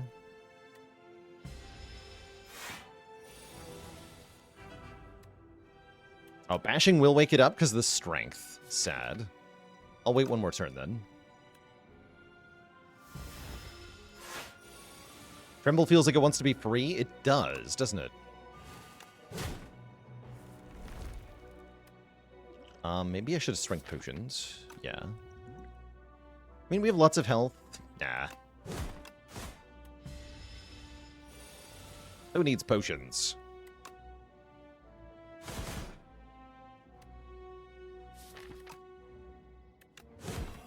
Just bonk.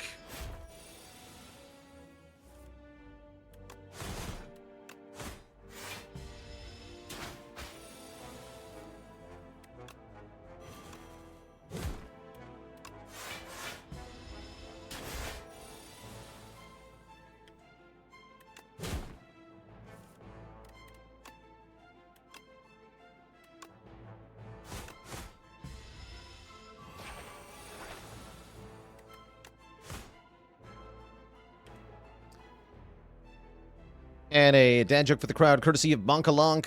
Where does the Ironclad display his family heirlooms?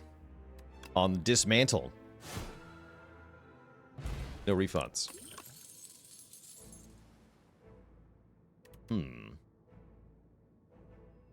Yeah, Tremble should upgrade to 0 cost. I agree with that.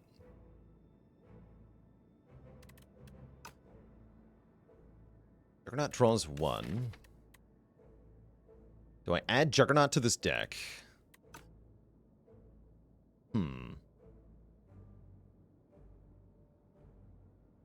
Is Mangle good? I'm not sure that it is.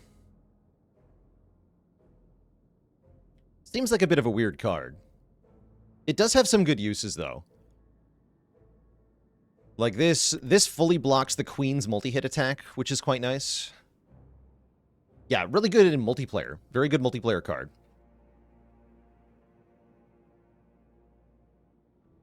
Really good Snecko card, too. Ah, good with Stampede. That's a good call. Yeah, if you're able to autoplay your cards, this can be quite good. Good off Infernal Blade or Attack Potion. Also good call-outs there. Kind of wants Retain.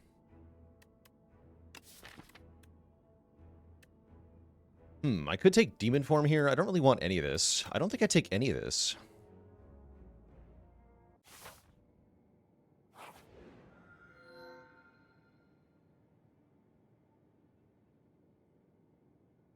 Remove 5 cards and make them upgraded. I could mostly do that with the starter stuff. Seems weird.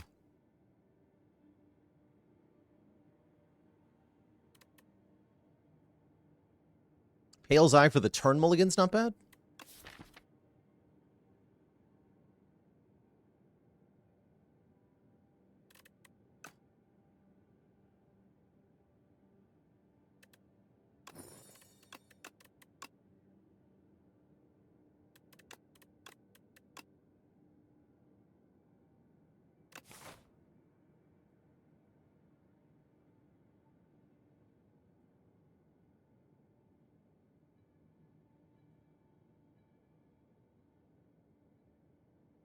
Okay. Yeah, the Pale's Eye is busted. It's pretty good, actually.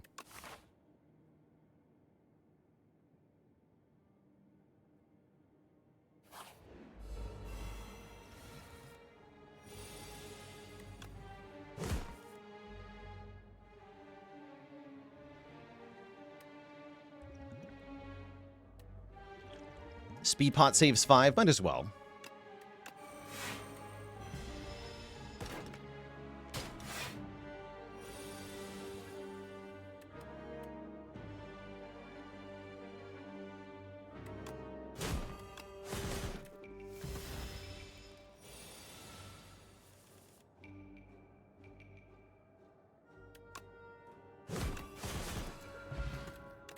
Pretty good bonk deck. You can actually see how the deck would be better if we didn't actually have those cards, but that's all right. Kind of like having True Grit as a way to deal with the permanent curse. Could add Thunderclap for another source of Vuln, but do I need that? Not really. Not really. Take a True Grit. And I'll take some events here. The Zen Weaver, we can remove a card. Enlightenments actually seem kind of good on Clad. Although currently our only target is Bash and Flame Barrier. So I think we'll just take a remove here. Lose a strike. Thoughts don't affect reality. Panic is the thought killer. Follow the plan. And I can remove another strike. Or I can add Vicious. Whenever we apply Vuln, draw a card. Not bad. Pretty dang good, actually. And we have Game Piece already? Yeah, I'll take that, actually. Yeah, I'll take that. And I guess we'll upgrade that more or less right away.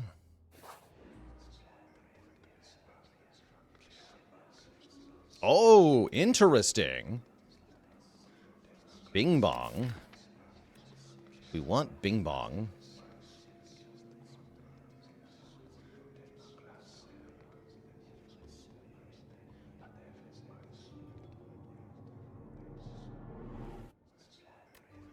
Oh, yeah, we're going to get... Oh, wait, I'm going to get...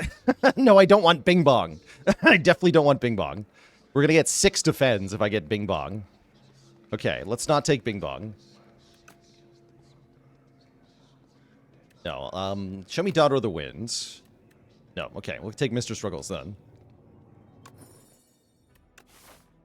So the Bing Bong one gives you... Anytime you add a card to the deck, add 2 copies instead. And all the cards I just removed are going to come back. But doubled. Which I actually do not want. Shocking, I know.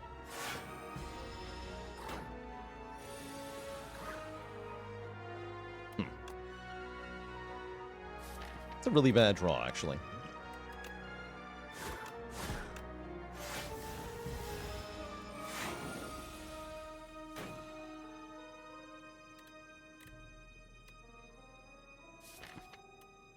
Okay, I think we're fine, though.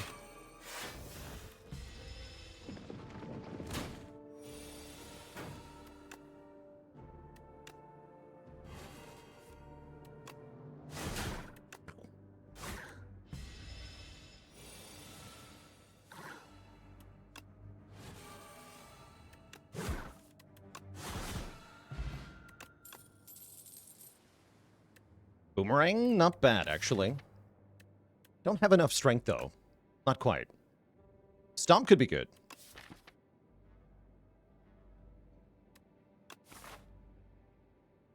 Do I need Stomp to beat the 3 jerks? Maybe. Yeah, kinda. How often can I actually play it, though? I don't have any free attack. No, I have Bully. I will have Bully. Okay, I'll take Stomp. Yeah, it's them. I was afraid of that.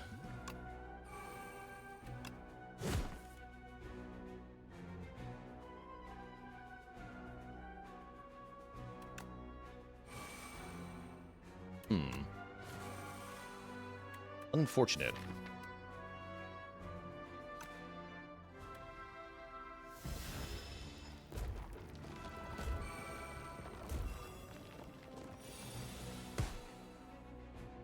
We can also Flame Barrier them. That's not bad.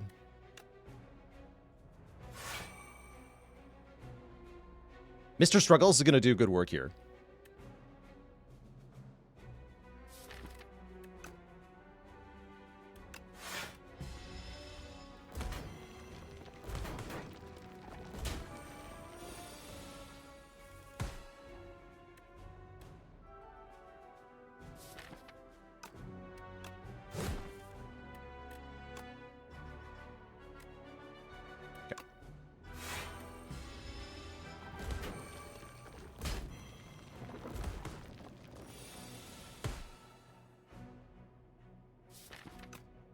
Stomp. This has to be like dismantle, defend, defend or something.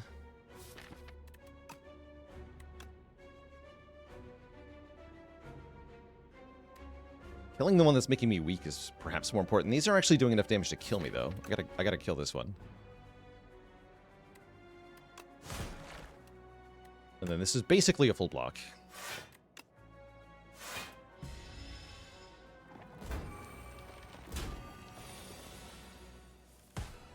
Perfect. Okay, they should both die here. Right, do 8 plus 12 to you. Yeah, perfect. Okay. Yeah, Stomp was a good pick. Hourglass means more damage per turn. Hourglass Mr. Struggles combo. It's kind of cool. Vita Emerald with 9 months of support. Thank you, thank you. Also got a mailbox, which is kind of nice because I am about to rest, I think.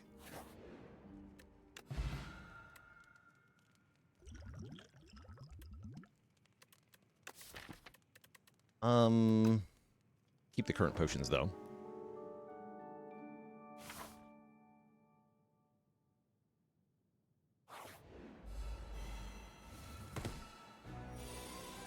How many turns for Struggles to be better than Hourglass? 6. Yeah, it should be 6.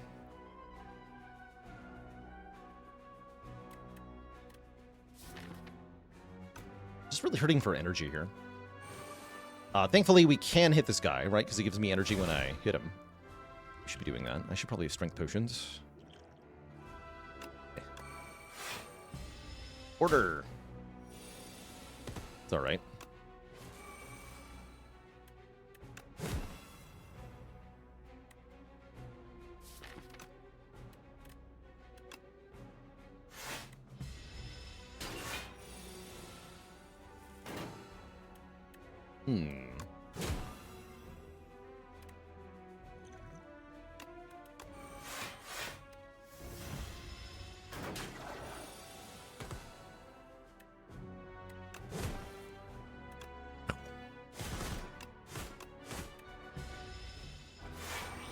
Yeah, this dude definitely hurts.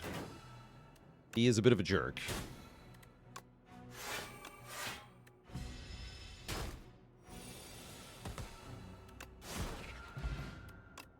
Of course, Bully had to be the last card to come back. That's also part of why we're struggling at the moment, is that Bully never came back. Bully, get in the deck, please. Thank you. This freaking guy. You predicted I would enter, huh? I can remove the curse at the shop if I take the payment plan. So I guess I'll just do that. Then we can divine 6 times, looking for stuff. Get a rare card. Any sign of the box? Yes. Okay, we found the box.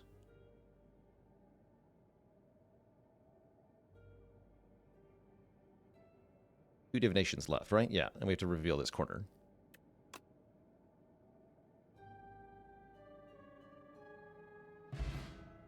Sweet. We get money, potion, relic. First hand we draw each combat is upgraded. It's quite bad because our deck is all upgraded. And a rare reward, which turned out to be Cruelty, Unmovable, and Stoke. Cruelty is excellent here, making vulnerable a bigger number, essentially. Unmovable is not bad either, actually. But Cruelty fits the deck too well. I'm taking it. Spire must rest. Okay, that was actually a good divination event. I did like that.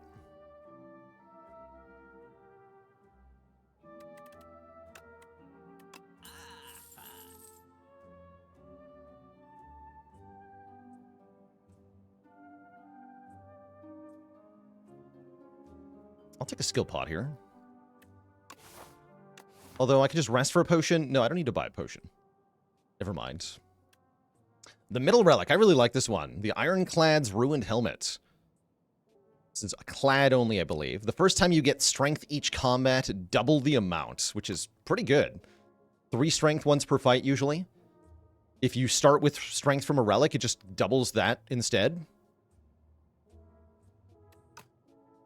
Why small divine instead of big one? Because you can get curses from that event, too. That's part of why the divination event is not that good. Is because if you unveil a curse card, then you are stuck with a curse. In addition to the payment plan that you signed up for to get the divinations in the first place. So you can get multiple curses at the same time. It's not great. Yes, the mask can also be used with a flex potion to just get 5 strength, which is really good. This freaking guy. This freaking guy.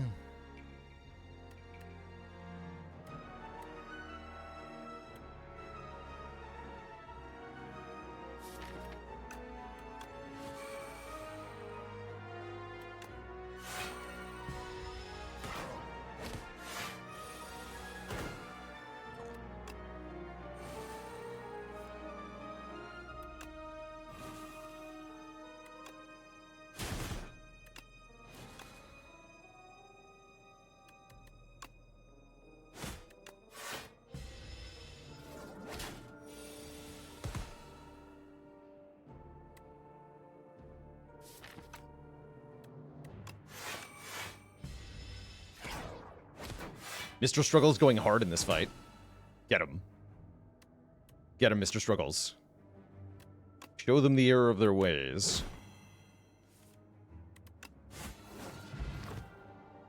Okay, Bully is finally back.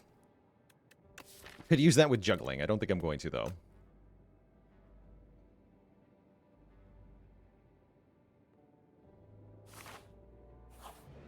Okay, we're going to rest here. Get a triple your block potion, that's good. And we're gonna fight the Demon of Knowledge. A thoroughly mediocre turn 1. I think I'm taking the drawdown, by the way.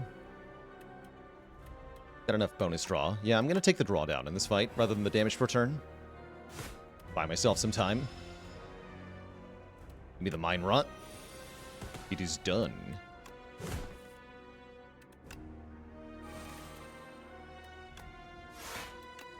We can use Turget on Greed. That's great. Guaranteed. Nice.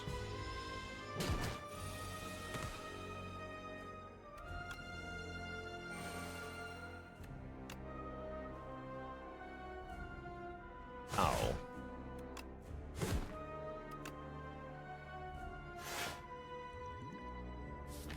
That's pretty good value.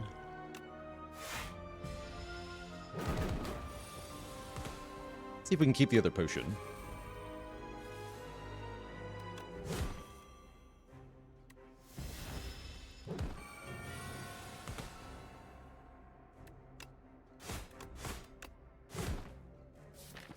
So far, this is going badly.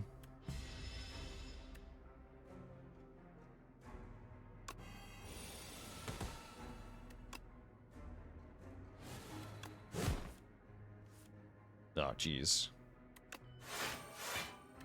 I might die. Should have played another defender. Okay, let's use the triple damage potion on this attack right now. Okay, that'll do it. That'll do it.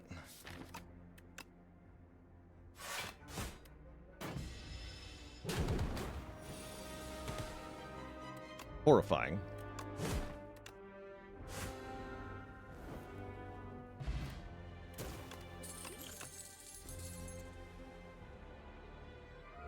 Did the art for sloths change? I didn't even notice.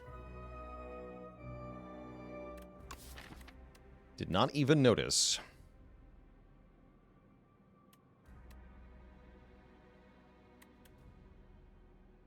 Cool.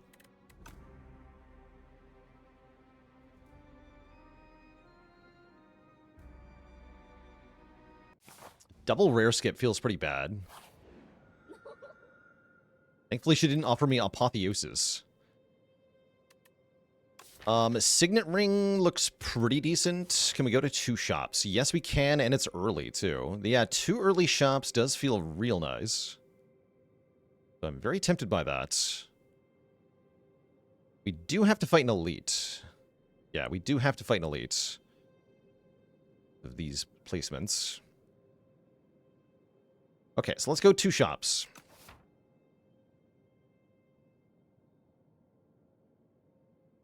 You posted a dragon in my Discord. That sounds cool.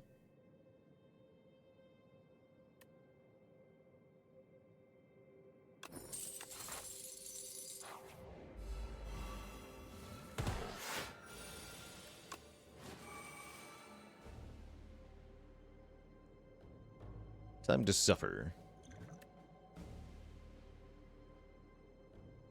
How do we do anything here in Act 3?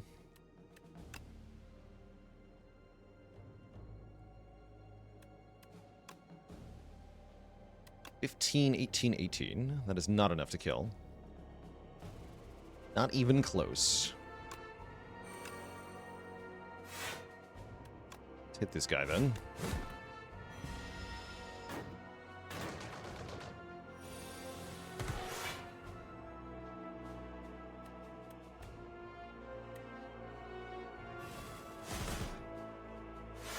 Oops.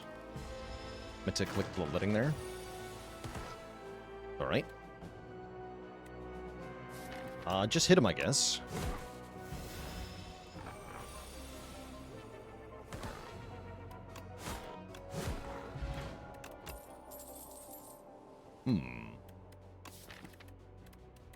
Burning Pact seems good.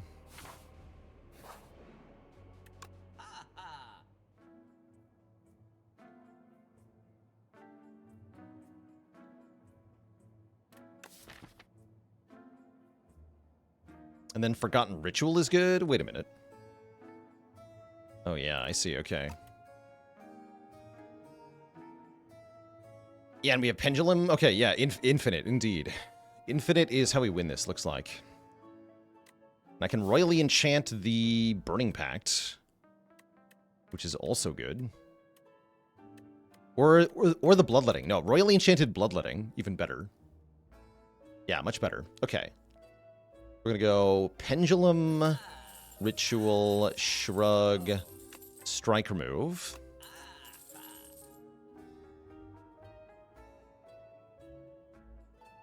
Royally enchant the Bloodletting. Yeah, so if you've heard anybody complaining about Infinites on Clad, you're about to witness why. Because we had a run that was centering around Vulnerable, and now we don't. Suddenly. We're pivoting here. Oh, I don't have to upgrade this now because of the Bellows. That's kind of cool, actually. I am into that.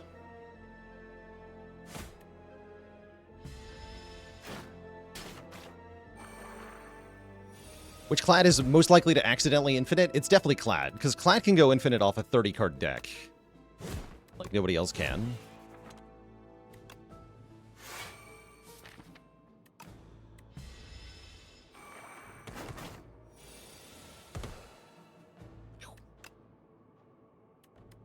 So I can do Dismantle, then Stomp. That will kill, right? Yeah, that'll just kill them. Great. I guess Silent can too, but it's more easy on Clad because you can just exhaust cards to get down to whatever you need. Yeah.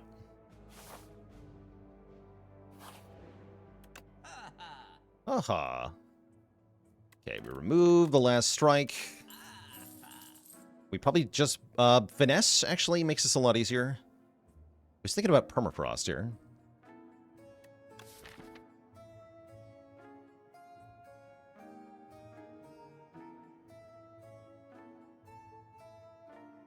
Finesse is not actually required. Neither is Second Pummel. Let's just take the Block Relic. Although I can buy Second Pummel.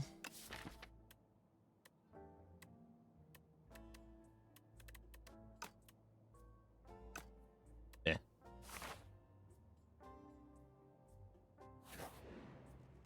I guess I rest? Yeah, I rest so that I can beat the Elite coming up. Stable Serum, very strong here. Very strong.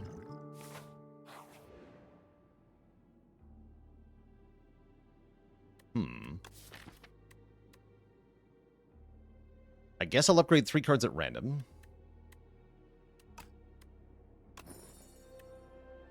Okay, we get Burning Pact and True Grit upgraded. That's pretty good. Didn't hit Bloodletting, which is great. We appreciate that. Potion Belt is genuinely good. Actually, you might fight another Elite now. We'll see. Okay, very good start. Yeah, very good start.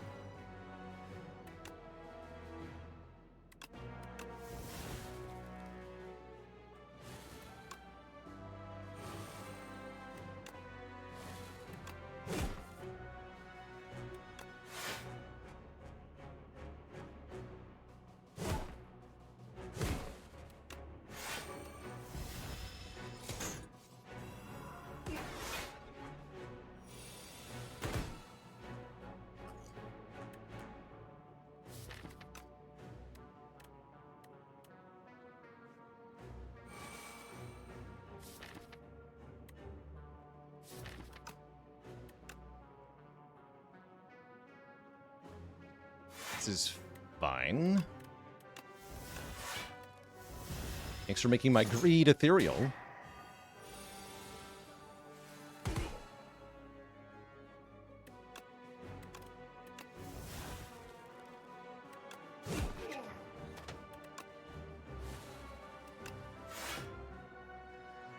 Rude.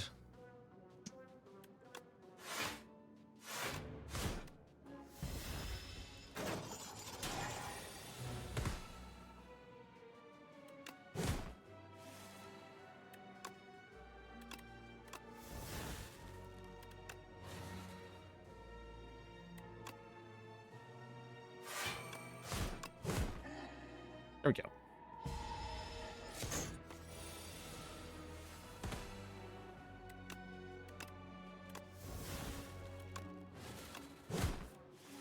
And yeah, now we're infinite, by the way. Because now I can Shrug, Forgotten Ritual, Pummel Strike, Forgotten Ritual, so on and so forth. So this goes infinite at this point in the fight. So all we have to do is last long enough in the boss fight to go infinite, and we'll win it. We got a Regal Pillow for bonus health on resting. I think that solidifies the choice to go this way. Just rest here.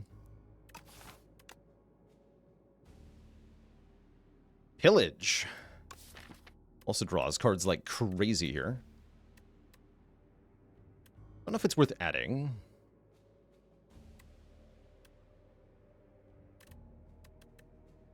Oh yeah, we also retain and exhaust for the boss with these potions, so we can go infinite much faster in the boss fight. It is Queen who is going to try to mess with us.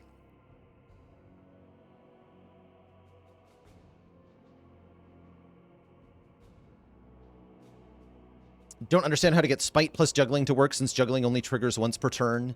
Yeah, but it makes a permanent copy of the card. So once you juggle the Spite, you have 2 Spites. And then 2 Spites can go infinite. As long as you meet the condition.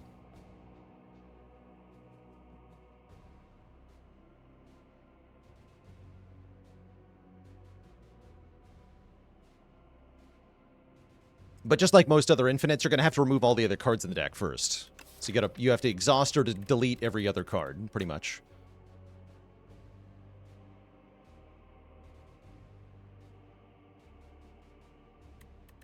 Let's just keep skipping cards. How early do you take Bloodletting on Clad? Floor 1. It's good on floor 1. Oh, Seek Potion. Okay, now we're really set up for the boss here. Hey, buddy. 3 max health is fine. Fake T-set is fine. I don't think we're a Snecko deck. No, we're not. But yeah, 3 max health and the T-set are perfectly fine here. Thanks. Yeah, the worm in the mango. It's kind of gross, right?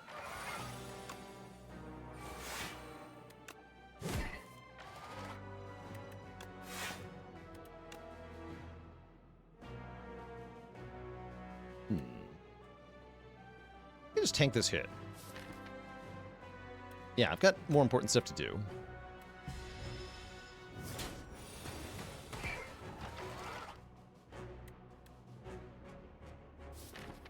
Are we okay with this? Think so. Could use one of the potions. We're scared.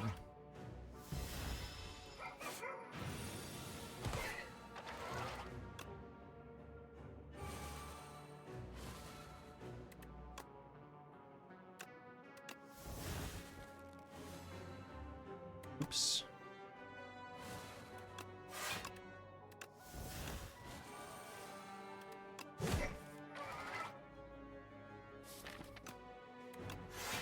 Damn it.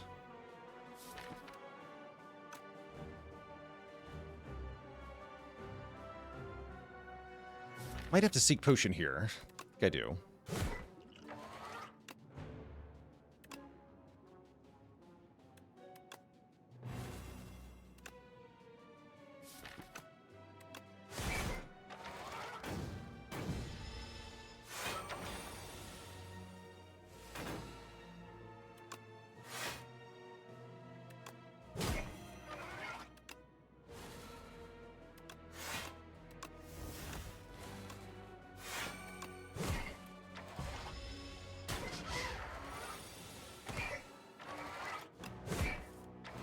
What? That's alright, he'll just die. That was a lot of damage. Oh yeah, because cruelty. Heard about cruelty there. Okay, that was worth it. That was completely worth it. We get Lantern. We have way energy on turn 1. Good. And we get back to full health. We get a Fortifier Potion. And the Queen has no chance here. We go infinite in this fight, for sure.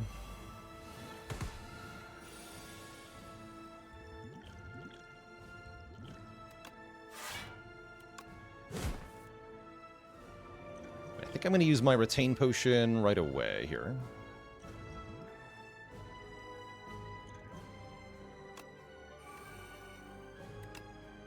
Stack Volt on Queen. True Grit 1 defends.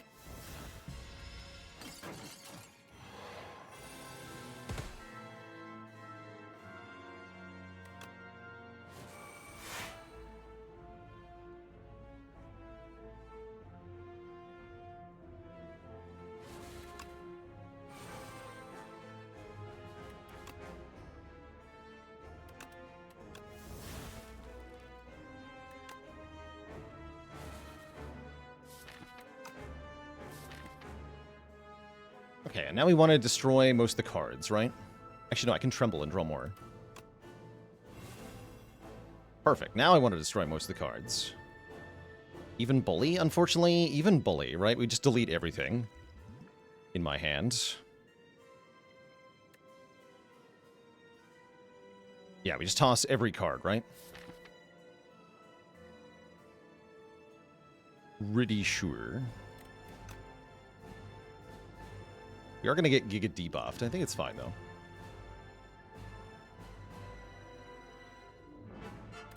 Won't the curse mess up the infinite? It might mess with us. We can definitely get to infinite without it, though. Like, it's not going to stop me. It might delay me by a turn or two, but it's not going to stop me. That is a good reason not to delete too many cards, though. You're right.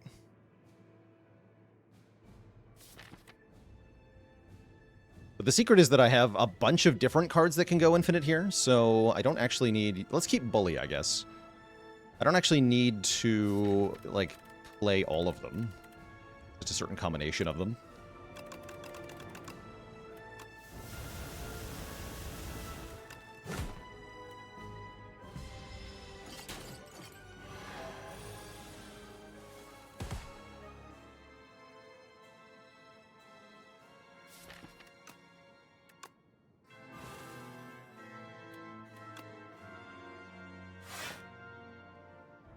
Do we need Bash anymore? Probably not, right? Although, maybe I just do it anyway. Okay, this isn't... Yeah, so, for example, here, this isn't actually infinite, but this is really funny.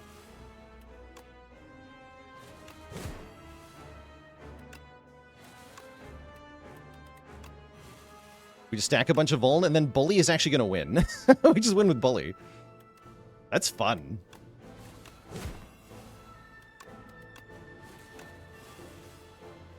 We go Bully, Bash, Bully, Tremble, Bully. GG. Okay, that's very funny. The Archdemon's Thrall has arrived. Kill. GG. GG. But yeah, but that's the thing. Like, I could have formed a loop out of almost any of those cards. We had Shrug, Forgotten Ritual, Burning Pact, 2 Vuln cards that drew 2 off of Vicious, 2 energy sources because of Bloodletting and Forgotten Ritual. Like, there's almost any combination of cards can go, can loop there. The only way to get stalled for a turn is to have both the Bloodletting and the Forgotten Ritual get bound at the same time. GG. Cancelled for bullying. True. True. All right, now we're up to A10 on Clad, which means we just have Ascension 10 Clad, Necrobinder, and Regent to do. And that's going to be coming up next, Twitch chat, but first, it's going to be break time. Got to refill the legs, stretch the water. I'll be back in just a bit.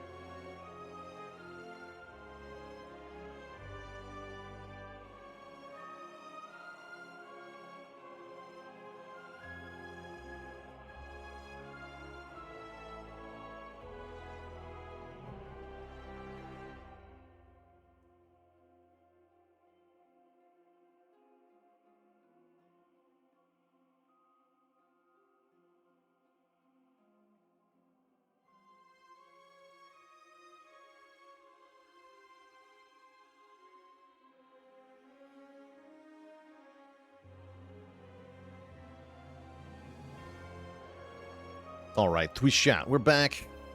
Great Scott with the Prime sub. Welcome to the Cozy Sub Club.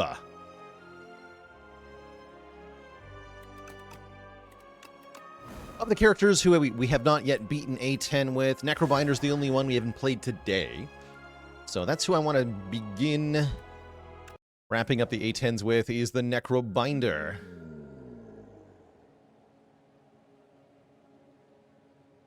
Twishat.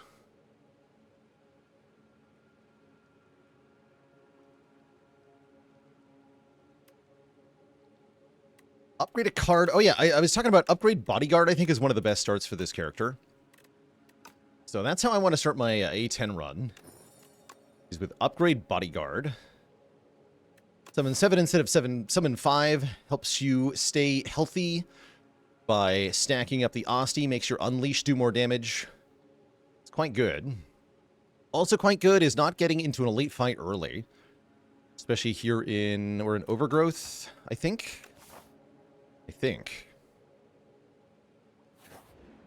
Yeah, we're in the Overgrowth. Okay, cool. Take that, Fuzzy Worm Crawler.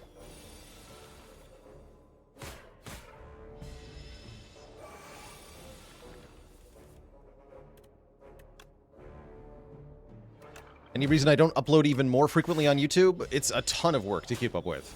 Just the short of it. Daily uploads are hard, man.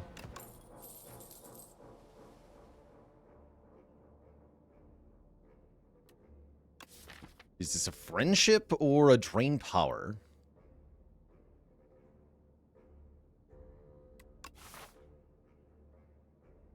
Have I used Jackpot yet? Yes. It is bad on Regent, is what I learned. Seems maybe good on the other characters.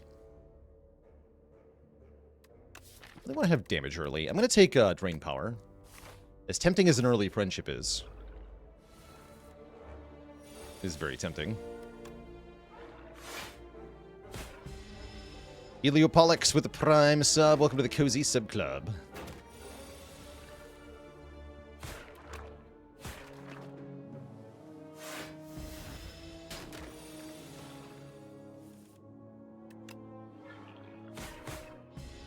Big.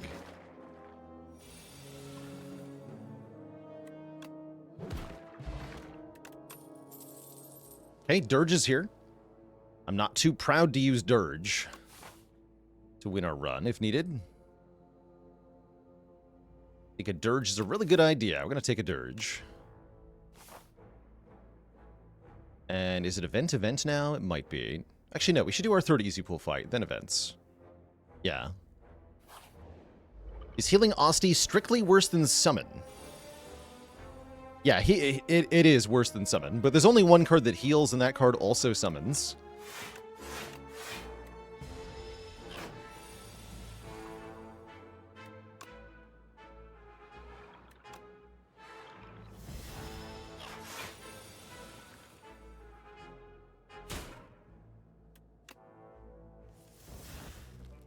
Hoot.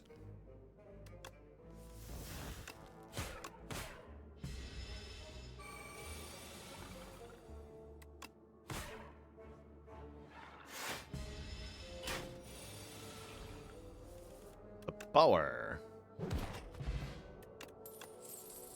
we take any damage in the first 3 fights? I'm not sure we did.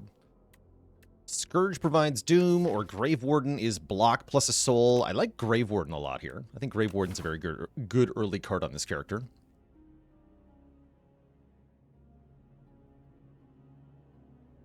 How many hours do I have on Spire 1? About 8,000. Oh yeah. Let's put that in the title, actually.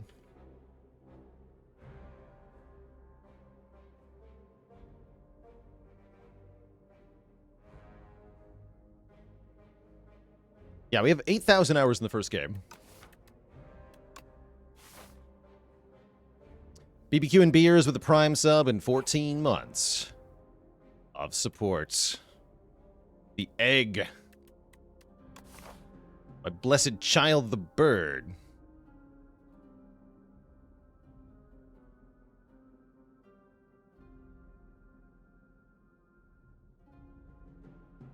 Would I say summon is often a good first upgrade at the campfire? Yes. Yes. I think the upgrade to bodyguard is very good. Better than most of the common cards that Necro has. So I'd upgrade bodyguard before I upgrade Grave Warden, for example.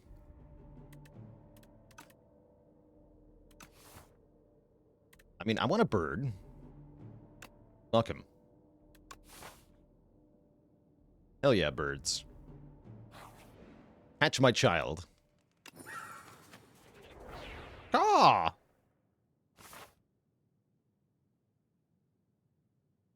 What do I feel about the less rest Ascension 6? I can't tell the difference. Same with Ascension 1, honestly. I really can't tell the difference.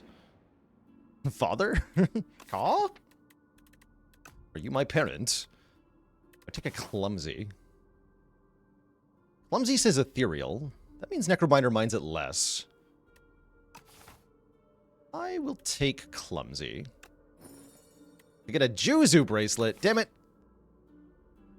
Game. Game. You're scamming me. The value. Actually, Bird Swoop's a really good card here. Because we're going to be doing lots of soul things, and this is a cyclable zero-cost attack. So we could do a bird run here.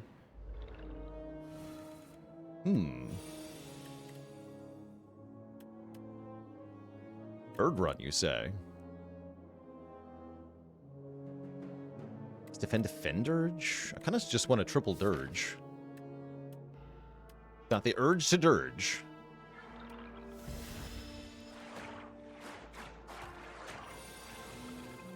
Horrifying.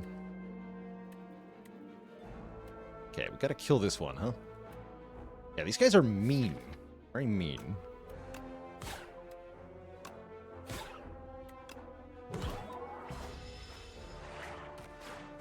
Health doesn't last long in the Spire.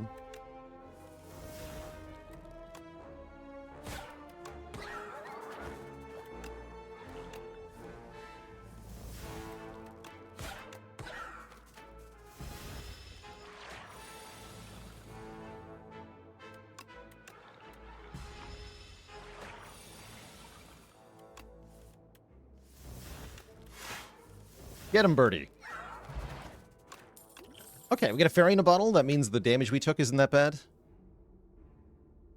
I don't want any of these. I want bird. I want the power of the bird. I handle an elite. Seems iffy now, and yet I'm gonna try it, I think. Feels like a bad idea. Surely it's fine. Aren't the Wiggle guys gonna kill me? I think they will, won't they? Yeah, they will. Alright, fine. Oh, White Beast statue giving us a potion every fight. That's gonna help.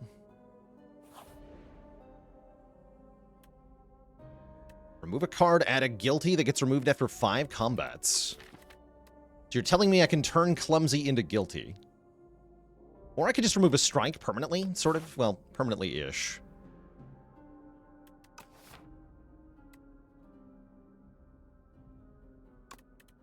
Turn the strike into a thing. You emerge from the pool with a slight feeling of unease, but you feel surprisingly refreshed. Oh no. Oh no.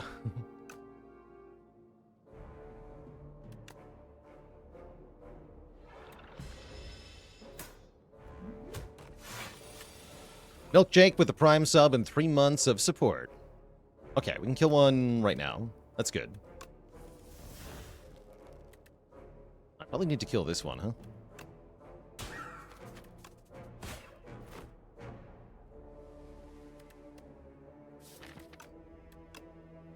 This one.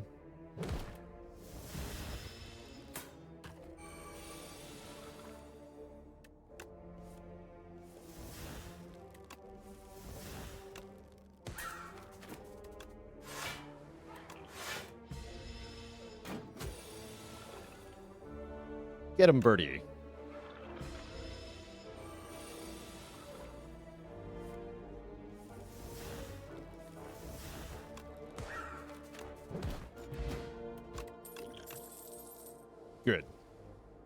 Second Dirge is here. Second Grave Warden is here. I like another Grave Warden, actually. Definitely want to be able to block. We've yet to see an area damage card, right? Although I haven't looked at that many cards, admittedly. Not going to fight the elite. I'm too scared.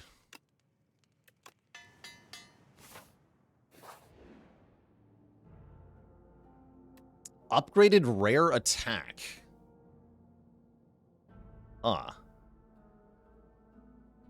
Upgraded rare attack. Mozgon with a Prime sub in 22 months. That gives the Scythe, the Hang. There's the Banshee one. The Banshee one is ethereal cards, right? I don't have ethereal cards. Oh yeah, the X-Cost one.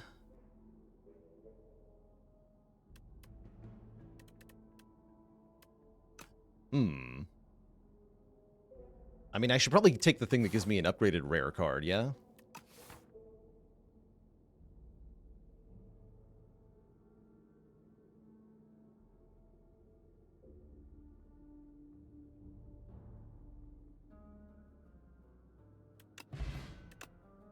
Scythe Hang, time's up. Okay, I guess we'll take the Scythe. That's pretty cool to get this early with an upgrade on it. Or I could take Hang. But I want the Scythe. The tablet was disgusting. There is no hope for the future. Brave Blast to get the bird back. Just remove a card is pretty good. When you draw an ethereal card, draw a card.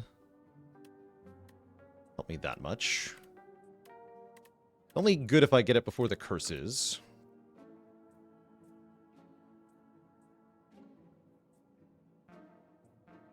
Get the Scythe back? The Scythe exhausts.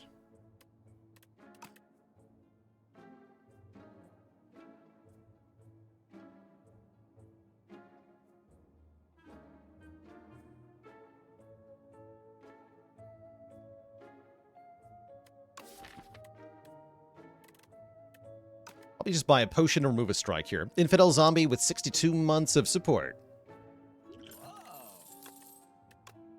Ah. So not removing my curses because they're both worse than strike. This one's automatically going to leave. This one exhausts after the first time we draw it.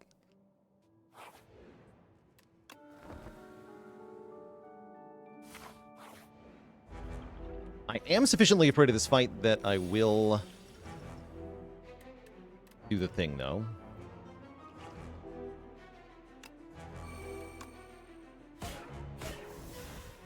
Nice. Yeah, that permanently skilled it twice, by the way.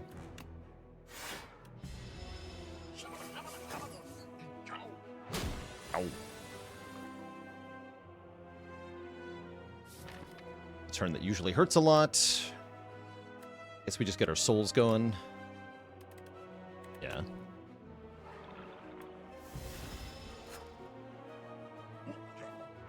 Thought Scythe required Fatal? No, it doesn't. Yeah, that's why we don't want to get it back from the discard pile. You just play it when you draw it the first time. Pretty good. Oh.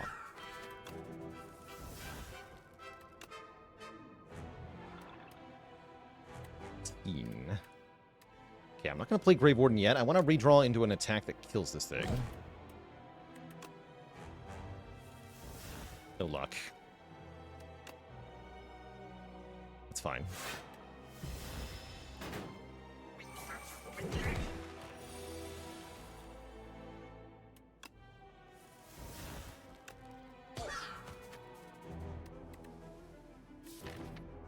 I guess we should upgrade stuff for this fight. That'll help quite a bit. Kakwa. Bird.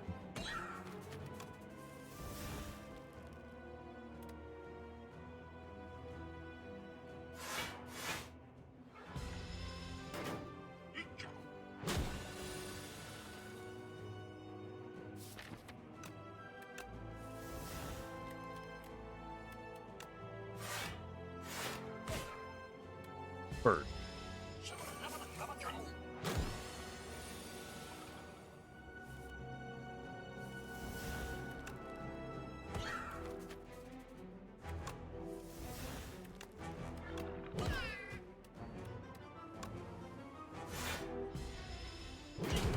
Okay, we have the Fortifier Potion if we need it. Which I don't think we will.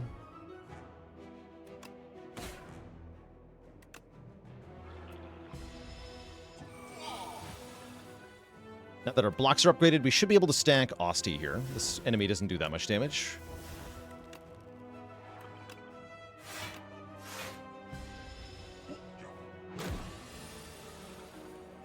Oh. Yeah.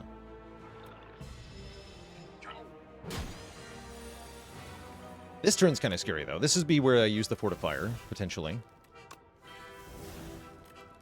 Yeah, I think we probably should. Although, actually, I can just block a lot. No. There's no need yet. That's perfectly adequate.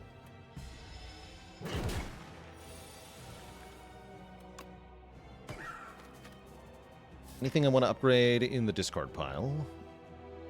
Not really.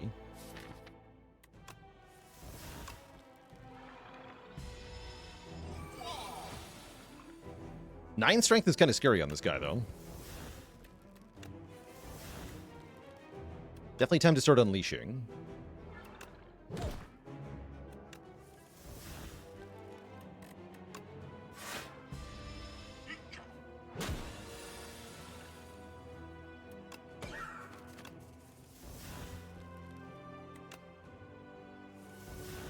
Perfect.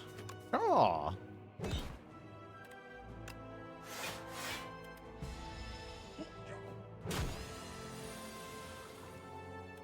Although I cannot kill on this turn, that's fine. Osti is big enough now to just tank the hit.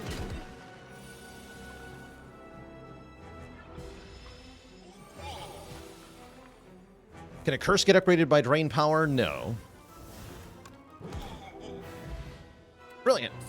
Okay, we kept the potion and our health. I'm happy about that.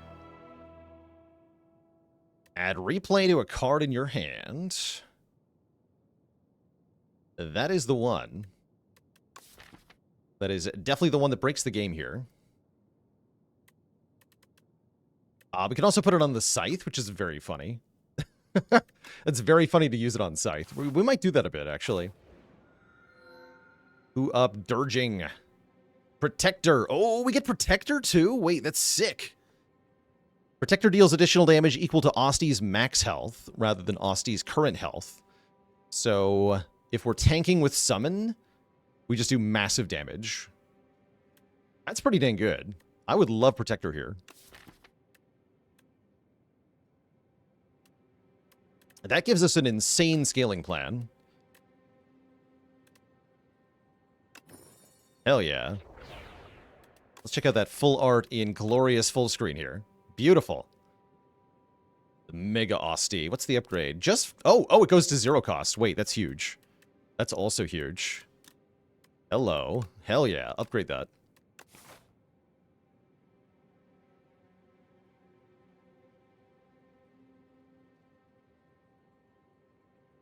Sick. So let's go to the fire and do that right away.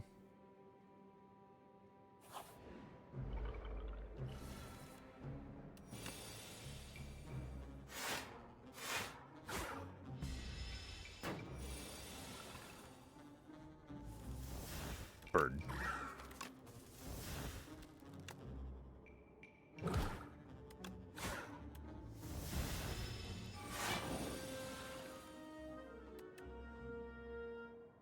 Can't play it though, huh?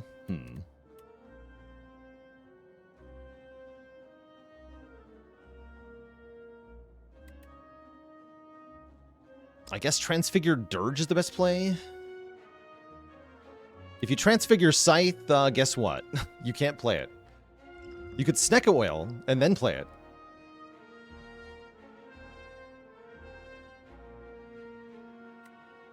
But yeah, you spend 1 mana on the Transfigure, it increases the cost of Scythe to 3. You can't play the Scythe anymore. I do love the idea of using the Snecka Oil, though.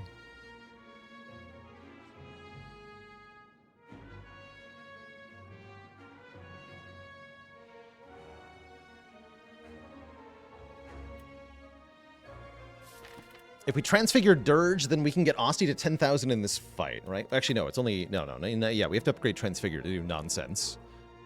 Right, no nonsense. Okay, yeah, you know what? I'm going to Transfigure the Scythe. Screw it. Let's do it.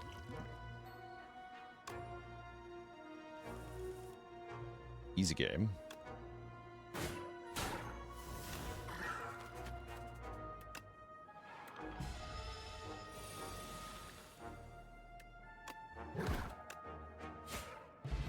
Yeah, we got another potion. Great. Excellent. Wisp is pretty good here because energy is good.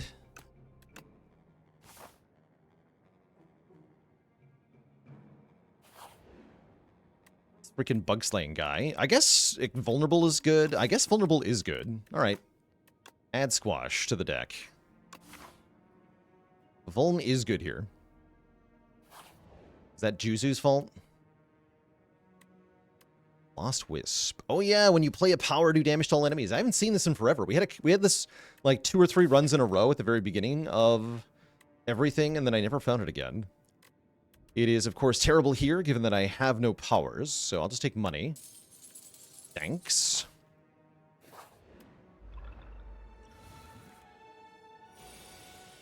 Bird.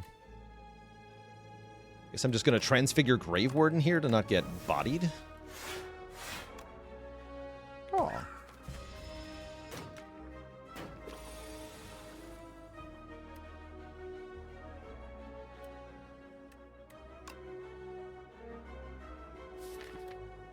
The little guy's about to attack for a ton, so get rid of this. Goodbye.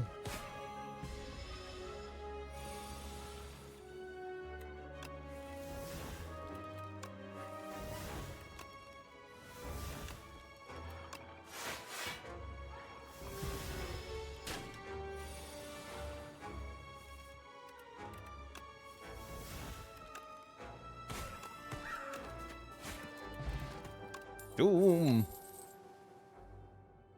Okay, Cleanse can break the game by removing cards from the draw pile. Provides a little bit of summon at the same time. Borrowed Time is just free energy. Borrowed Time is quite good. Let's take Borrowed Time. And then for max shenanigans, we should upgrade Transfigure. This allows Transfigure itself to be reused, which will also break the game. Welcome, fellow relic connoisseur, he says. Happy Flower and Venerable Tea set are excellent from this guy, because they provide energy.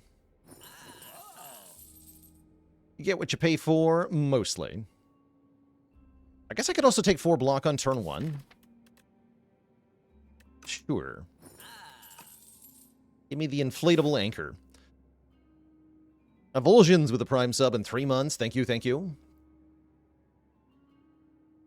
I fighting that elite? I guess I am, huh? Wrong order. Order! No. Wrong. Incorrect. Badge. Alright, here's what I'm going to do. I'm going to take these foul potions and go to this shop. I think that means fighting 2 elites, though, doesn't it? I mean, I'm fighting 2 elites no matter what I want to do here. All paths lead to 2 elites at this point. Yes. I'm going to take the potions into this shop. If this elite is the triple worms, then we just throw the potions at them for 12 AoE. If it's not the worms, I should be okay. Especially with Bag of Prep. Okay, hype. And we'll get energy on turn 1 by going to the rest site. Upgrading Protector. Yeah, it does hit us too. Yes, it does hit us too. So we do want to block first. But I think I'm going to throw them.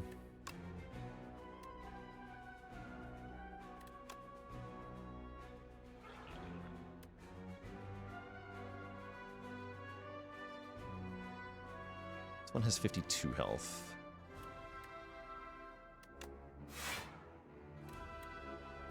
Fortunate.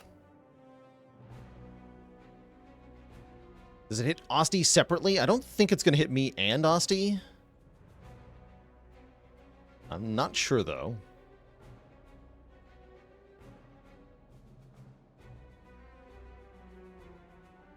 Either way, we don't need to use them yet.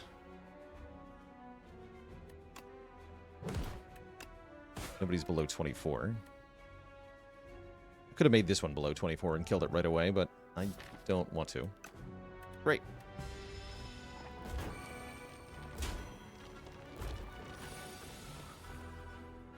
Yeah, they have a lot more health on this difficulty. That is true.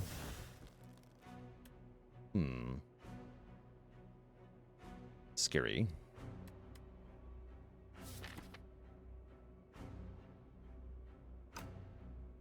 Where is the scythe when you need it?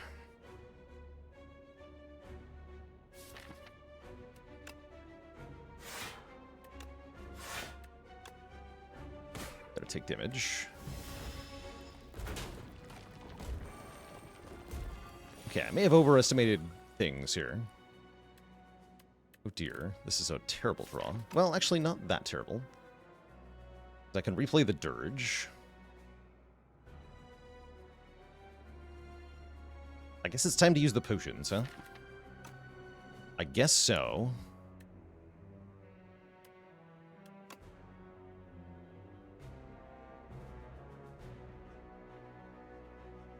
Feels like I'm just gonna die. Summon 16 even be enough? Oh yeah, it does kill Osti separately. Okay. Horrifying. I was correct about that. Terrible news.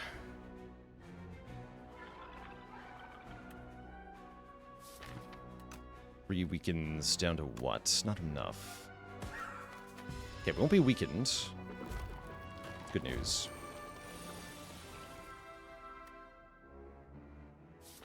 But how am I going to kill here?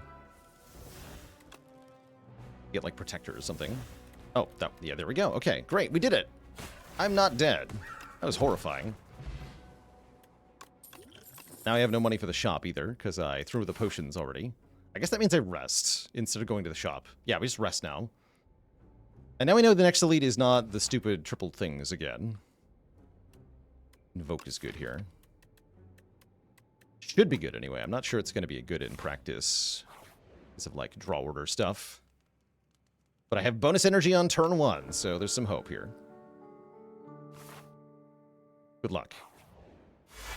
Yeah, rep the 8 potion dream, indeed. Indeed. I guess I'm putting replay on Grave Ward in here. I guess so. And then upgrading it. That seems fine. Yes, that'll have to do.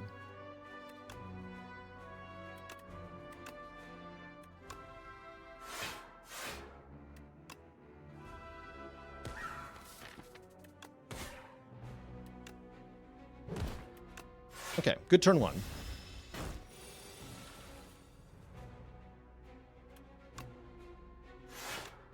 Okay, we'll borrow time to invoke here. That's a little scary, but it's worth doing at least one time. Hopefully we draw a dirge next turn.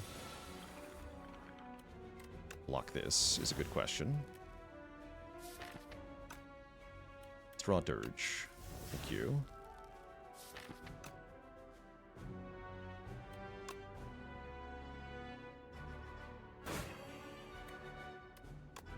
A scythe yet. Although wait, triple damage. Hold on. Wait a second. I'm down for that.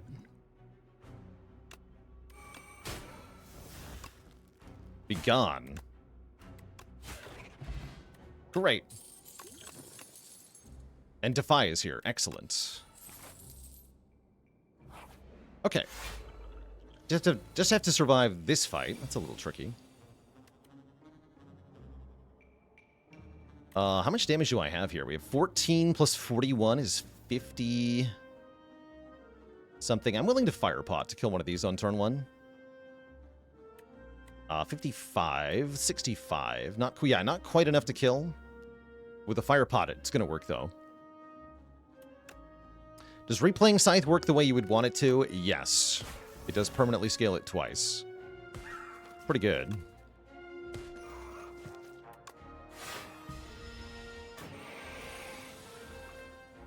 Blorped.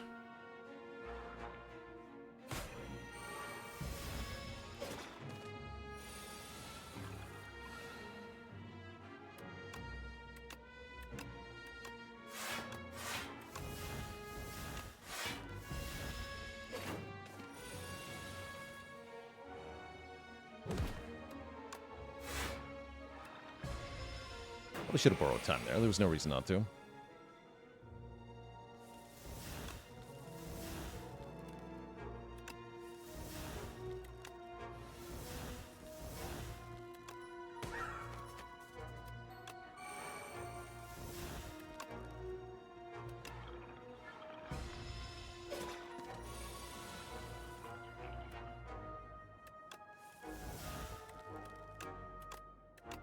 Boom.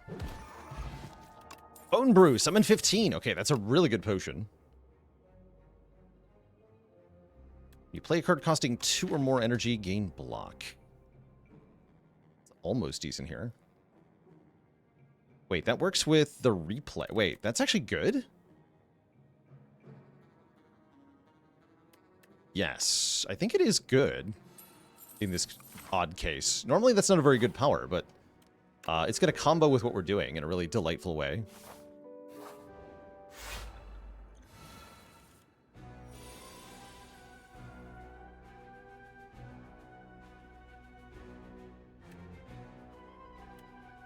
That card sucks. I don't disagree, but it's going to be good here. Just trust.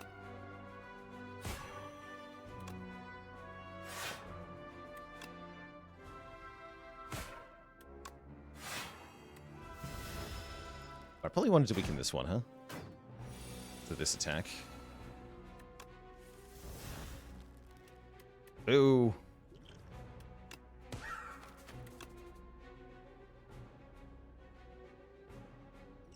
Guess we can Bone Brew here. That's like a good idea. Get through the boss fight.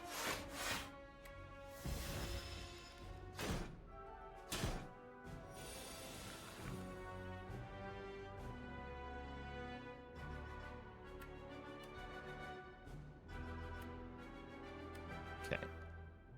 I guess I want to... Actually, no, I don't want to turn around. Okay. We have Transfigure Dirge next turn. Okay, we immediately begin breaking the game. Great. Perfect. Okay, so we just tank this hit. Although we do lose Asti, that's fine. Yeah, that's fine. We're gonna have a huge turn here.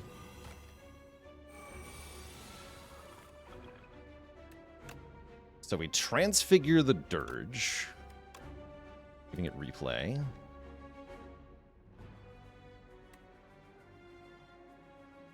This is still not actually going to full block. Actually, no, yes it is, because we're going to get bonus block. So this is why Dance Macabre is good. We just got 6 block from Dance, because we played a card that cost more than 2, and it happened twice. We got the effect twice. And every time we stack replay on Dirge, it's going to be even more block for free.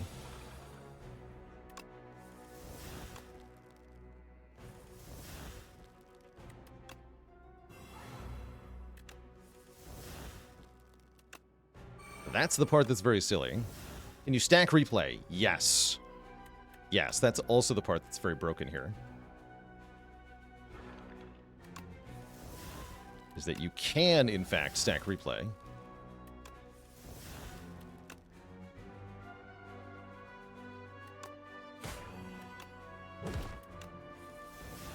Oh. Do it again.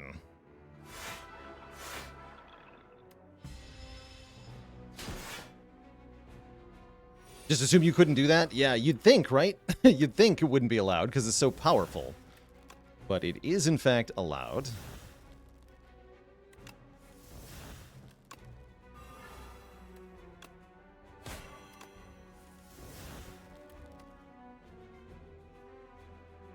Okay, that's one option. Screw it.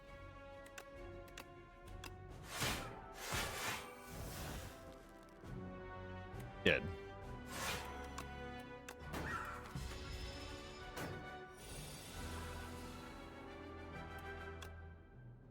Hoot. Asti does 165 damage. GG. And it's only going to get sillier from here, especially with something like Neurosurge powering us up. Hell yeah, Neurosurge. Do I miss Spire 1? Only a little bit, and I can always go back and play Spire 1 more. Probably will at some point. The Architect has gravely wounded us both. Get on with it, Demon. Show me the contracts. It's definitely not the Fiddle. No, it's Preserve Fog. It's 1000% Preserve Fog here.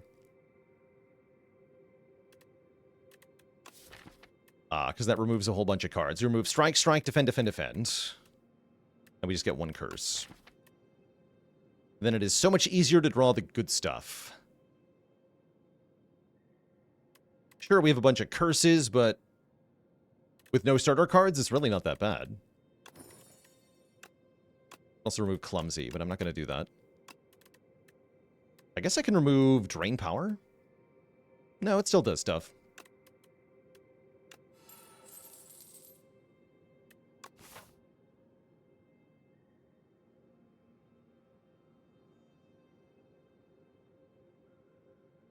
Then Act 3 elites feel like a not helpful thing to fight. We're going to take a path that fights 0 elites here. That's probably our safest bet. Ideally, just removing 2 more cards at the shops here.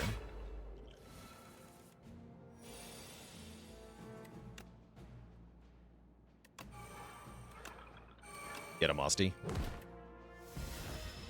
And the Folly's not even that bad with Bag of Prep, too, right?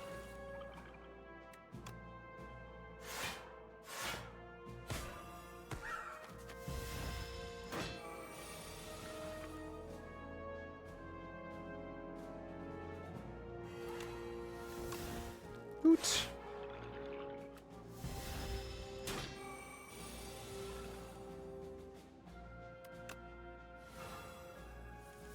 Now we are drawing many cards.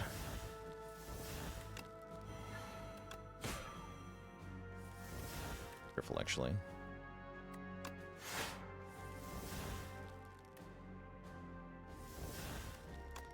Good.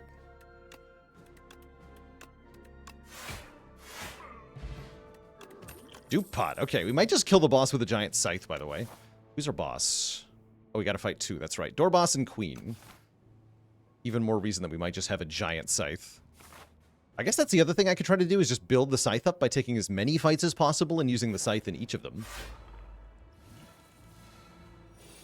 That is also allowed.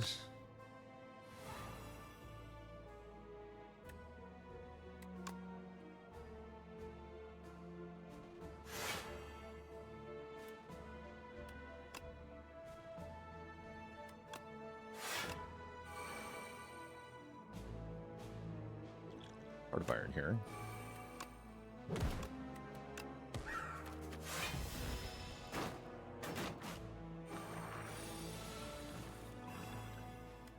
Perfect. Then Dance procs off of this again twice. Dance is actually quite good with the card that adds the replay. Yeah, that's cool actually.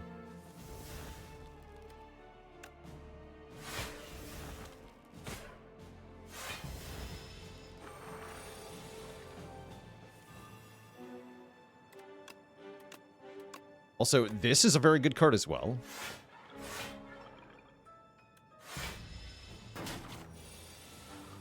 Just anything we target with it is pretty good.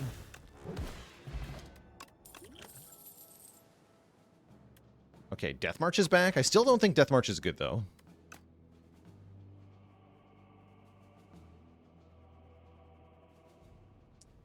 Why do I think that Slay the Spire never got a mainstream speedrun variant or some kind of racing? Because of how glitchable the interface was and how relevant that is to speedrunning. Optimal Spire speedrunning is less about building... We're talking Slay the Spire 1 here. It's less about building a good deck of cards and more about just breaking the interface to let you skip floors. Or get some kind of broken combo that you can then win with.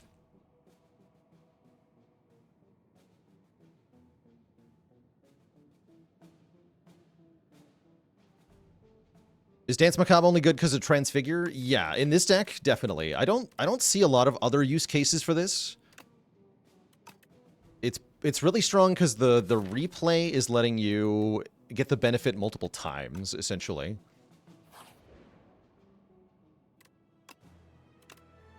Draw more cards. Take every card. Blocking is for cowards.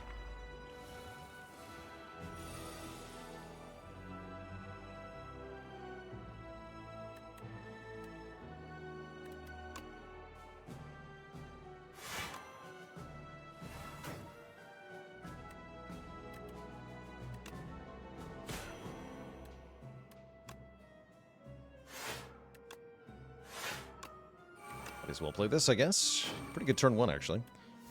Of all the trash. No trash for me.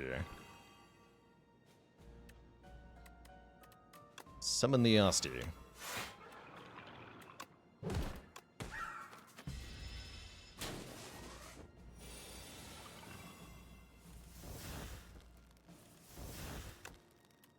Oops. I made it too powerful. So now I can't afford it. Oh. Made a mistake. Nope. I'll be back for you, Scythe, I swear.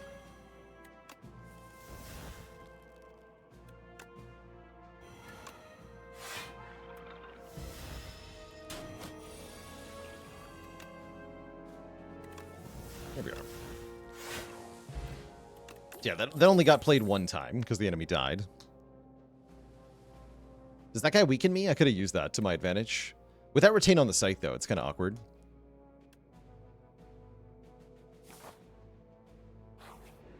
Our scythe is too big. Production is here. Production does seem pretty good.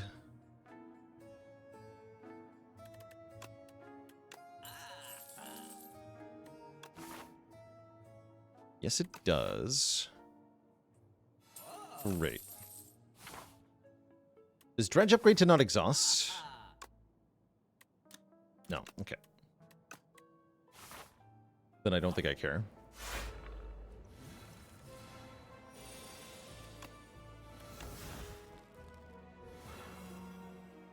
Perfect.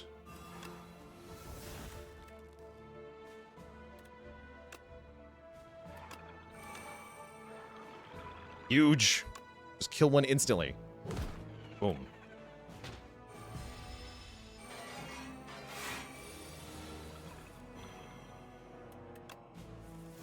Okay, I don't think I can scythe twice. Let's kill one instantly again.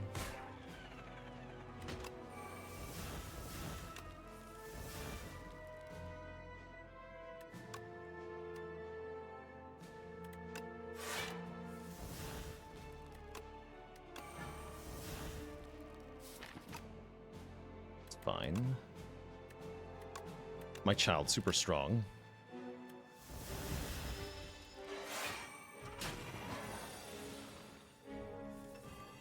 Think scythe twice would have worked? We can test it with the bird, actually. Our child will answer it for us. Blessed child.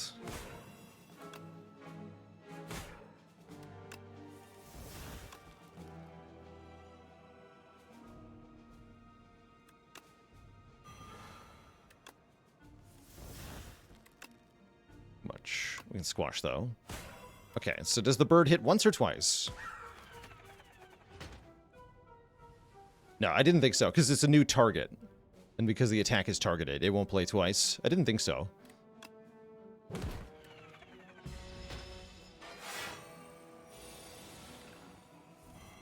But if it was an attack that hit all enemies, then it would play twice, you know?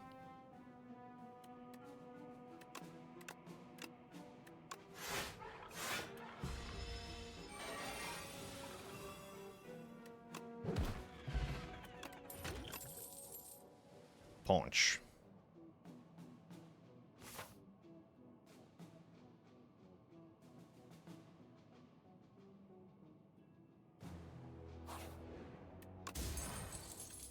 Oh, the real T-set. Okay, that's going to be nice into the boss. The first one, anyway. We do have to fight two. My game music really quiet? I tend to keep it on the lowish side. Wait, I can corrupt the scythe? Wait a second.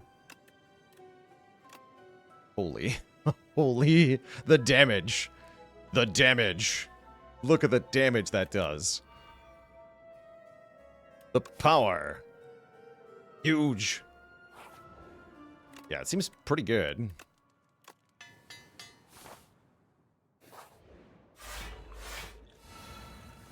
Yeah, somebody really wants me to win.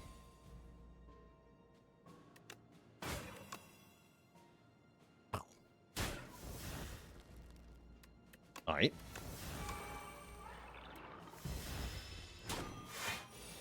That went from 115 to 121. So yeah, it is getting +6 now. That's kind of cool.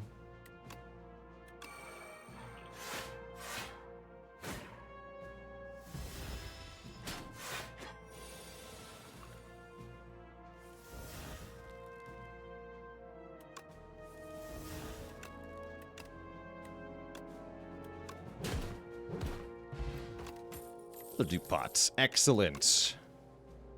And friendship is here, which also helps in these remaining boss fights quite a bit. I'll take friendship. Not like the scythe is going to care, right? Haha. Ooh, pendulum, I don't actually think does much. Is it finally time to remove drain power? Then just upgrade invoke? Probably. Nope, that's the wrong one. Here we go. Excellent. Yeah, Clumsy's never getting removed because it exhausts when I draw it. Do I like that we can see both bosses now? Definitely. Yeah, I appreciate the change.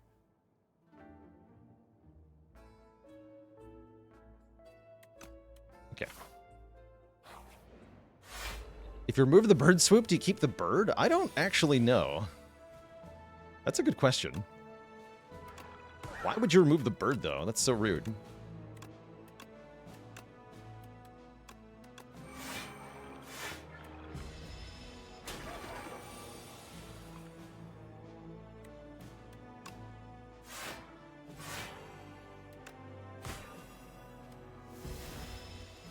Uh-oh. Oh, no. Here we go.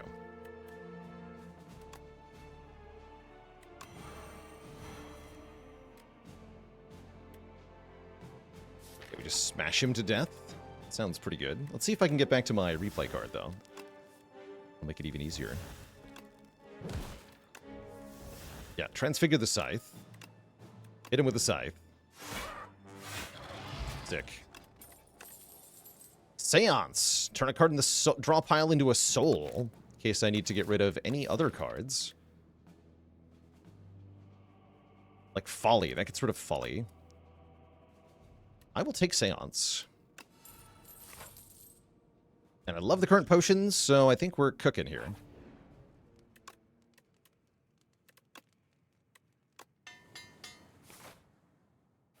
Scythe to meet you. Yeah, that one thing we can definitely do here is just scythe the queen to death. I might just do that.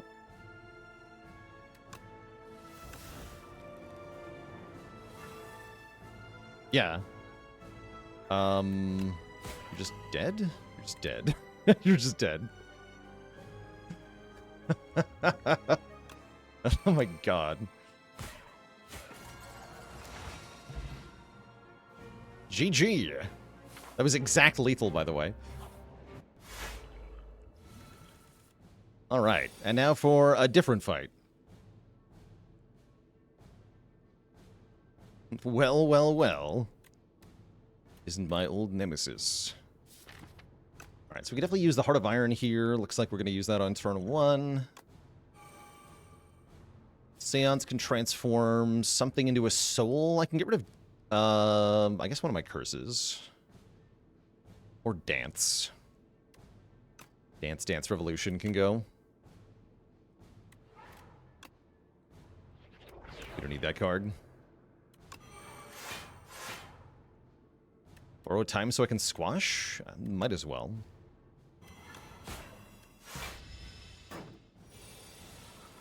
Can we do Pot Scythe and one-shot both phases of this boss? As we just established in one of the earlier fights this act, no. No, because the attack does not target all enemies, and therefore it'll fizzle. Because the new guy appearing is a new target. So it doesn't work the way we want it to.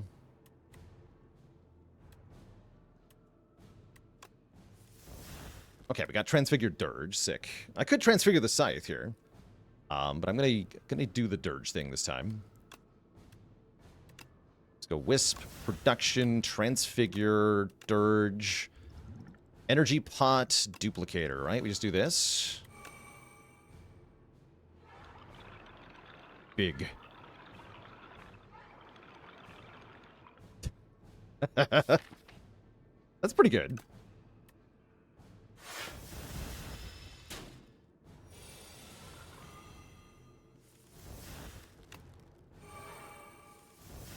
He's not fat, he's just big boned, okay?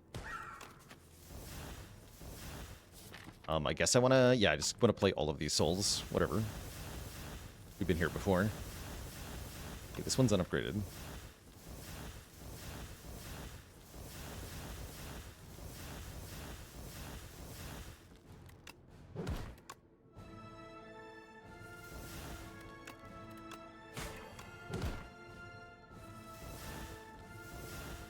Oh.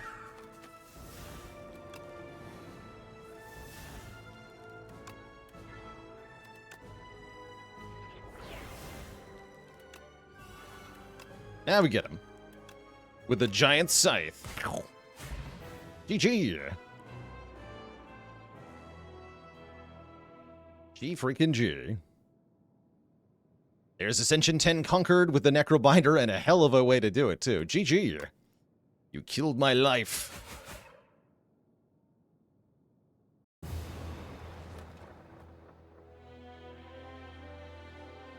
GG. Int82, thanks for 40 months of support. And Nihil Gemini with the Prime sub. Welcome to the Cozy Sub Club. I see how big the scythe was? Yes. Yes, we can. 157 is the final number on this thing. That's pretty ridiculous. We only fought 2 elites in the whole run. Yeah, we did in Act 2. And you'll note the one elite that I did fight almost instantly killed me. The first time I went into an elite fight here. But I think that's high Ascension Necrobinder life. You really don't want to be fighting these things very often. They're so scary. Yeah, who would win?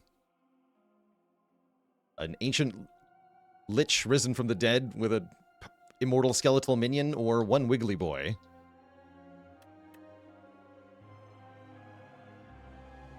What has to change for elites to be worth it again? We need an Act 4. That's the simple truth of it, is that the reason elites were good was because to beat the heart at the end of the game, you needed like a full relic bar of relics, or the heart would just kill you.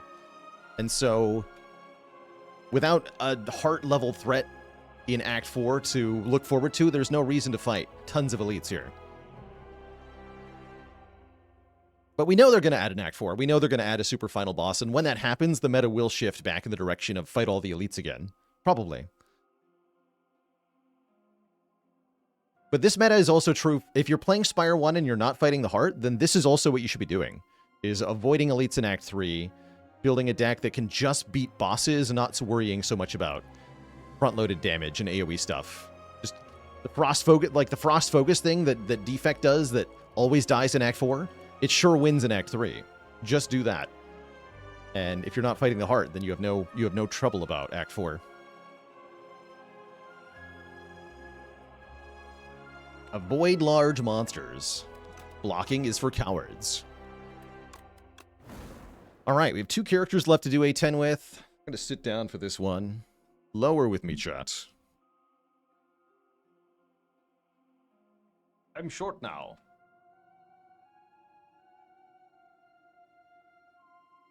Yeah, get down with me. Get down, Jiggy.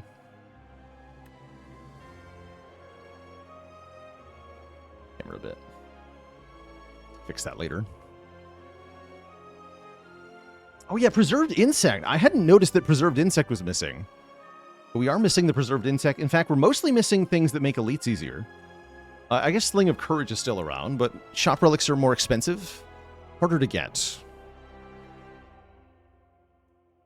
Getting low, getting low, getting low. Let's see. So the last remaining A10s are Regent, Silent, Clad. Let's do Regent. Regent Ascension 10. For the very first time. Let's go. I think this will be one of the trickiest A10s. What if I have a random rare card, though? Is that not cool on this character? Maybe it's not.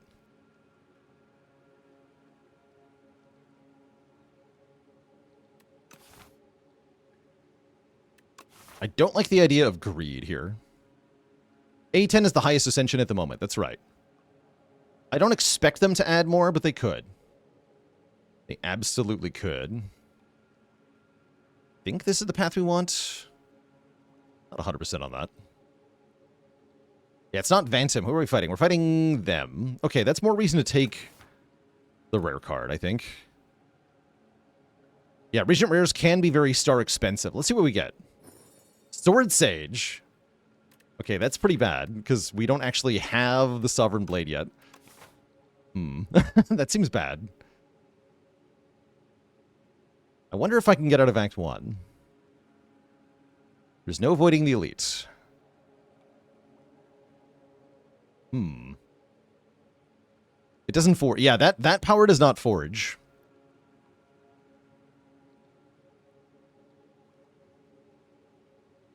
Game feels too easy knowing Time Eater's not there. I agree. We don't necessarily need Time Eater back, but we do need somebody who stops you from just spamming all the cards.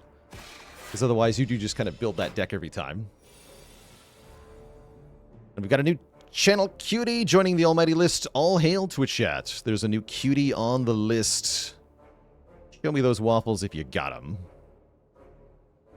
Just like that. You're on the list. Easy peasy. Hunter Killer, but as a boss. Horrifying. Yeah, that's horrifying.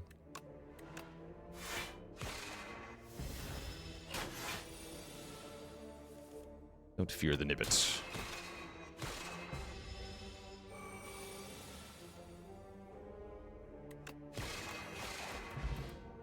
Okay, good potion from the first fight. Gamma Blast is here. Guiding Star is here.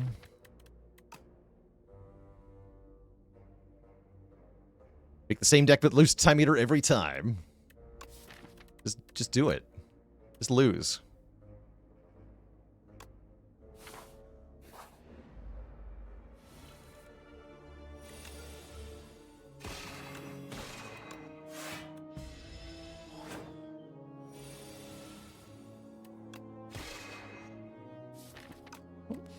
Here, we can Venerate Gamma Blast next turn.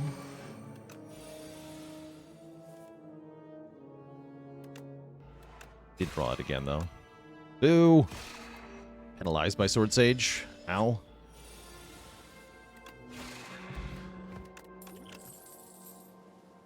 The draw 6 is here. Astral Pulse is really good. Shining Strike can give us more stars. But I think we need the AoE card. Desperately. We just have to be choosy about which cards we play at the moment. Yeah, this is a good fight for Astral Pulse. As an example.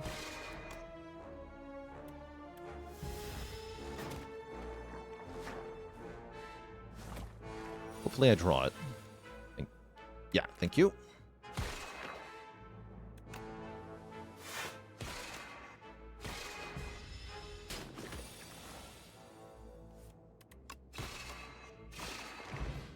Cool.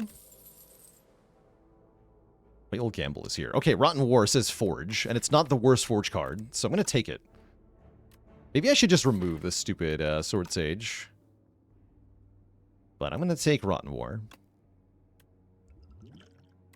Should probably just remove it.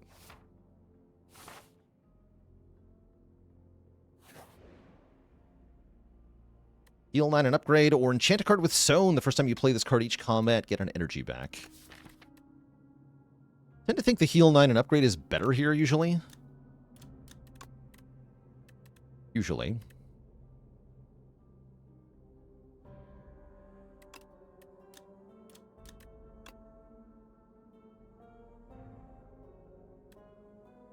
Stone Sword Sage is pretty much free. So is upgraded Sword Sage, right? Both of them reduce the cost by 1, except this one also heals me for 9.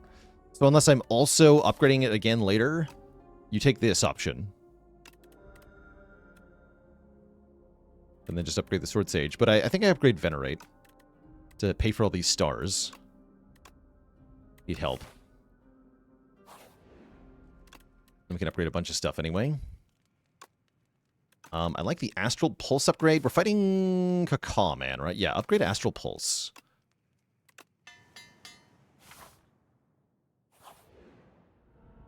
This or that. Clumsy for a Relic is back. Really hate the stupid lose health for money. So give me a Relic and a Clumsy. The Lunar Pastry. At the end of your turn, gain a star. Yo. That's pretty sick.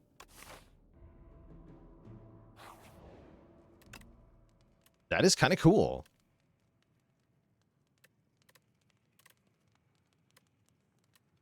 So I upgrade Sword Sage. I think I'd rather upgrade, like, Rotten War first. Need help here. It's him. Okay, we go Gamma Blast, Rotten War, Strike. No, defend first. Yeah, defend, Gamma Blast, Strike, Rotten War. The Blade. Your journey ends here. Okay, and we do have Sword Sage, so we're going to do it, chat. Yeah, we're going to do it. What is it, you ask? It is drink the energy potion, play Sword Sage, play the Sovereign Blade. Then he kills me. Great. Unfortunately, we are not beating him yet.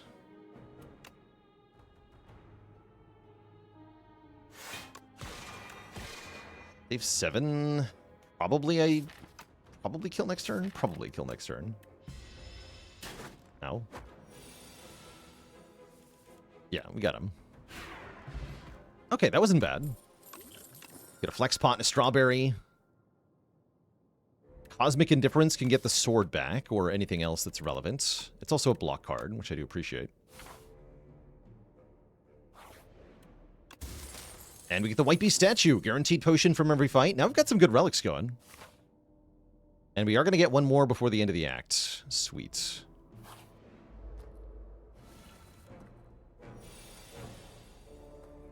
This looks like a good Heart of Iron, because I am getting a potion.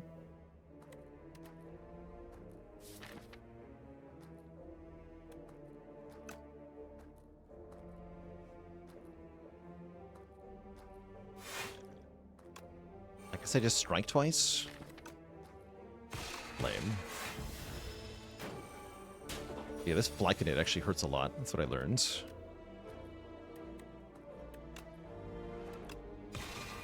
Kill this thing, though.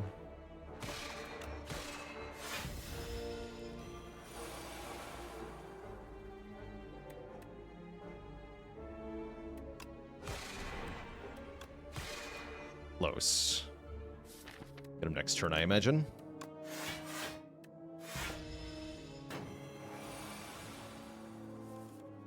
Nice. Cool, that went well. We get a buffer potion. Buffer's good. Guiding Star could be card draw. Crush Under is some AoE. I don't hate Crush Under. We were extolling the virtues of Crush Under last run with Regent. Does want an upgrade, though.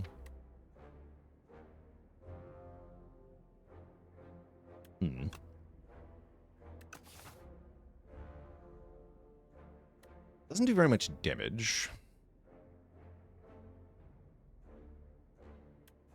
I'll take it.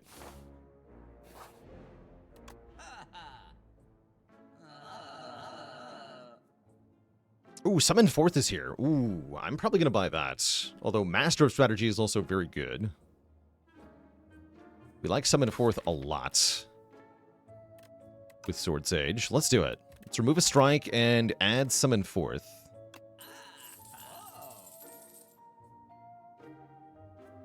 Great.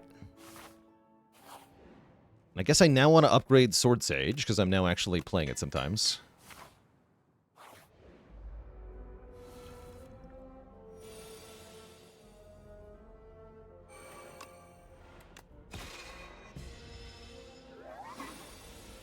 You. Kill this. You. Fuck.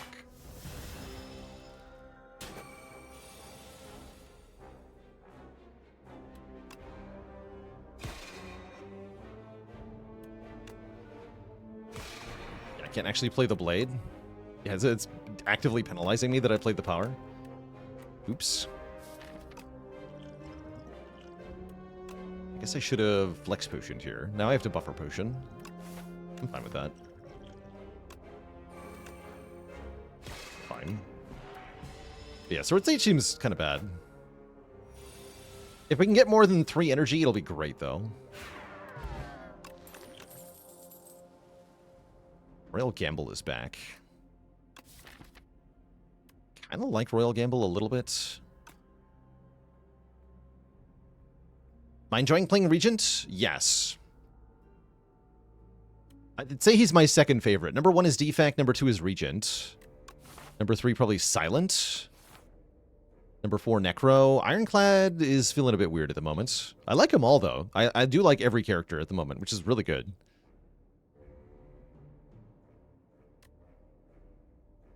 Croissant. It is a pastry. Delicious.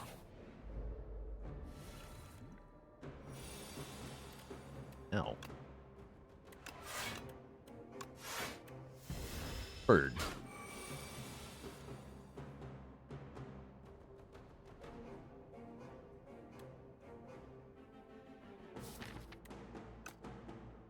Can I just kill the bird next turn, I assume?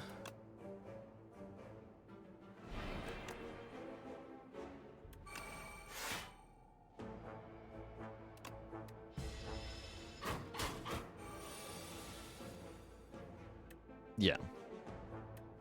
Looks like it. Question is, do I need both? 34 twice, plus 27. No, we got him. That's a lot of damage.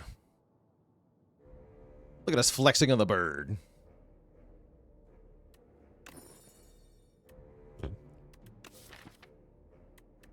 Whatever.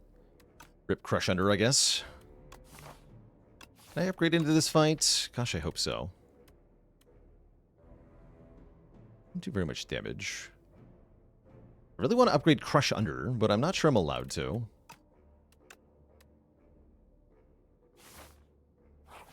Guess we're gonna find out. People actually miss Heavy Blade? Yeah, they do.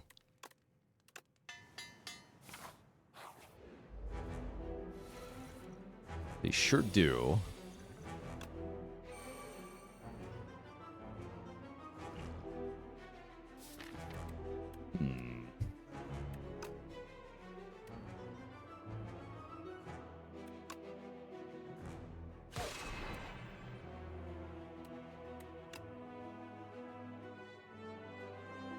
Probably should have rested.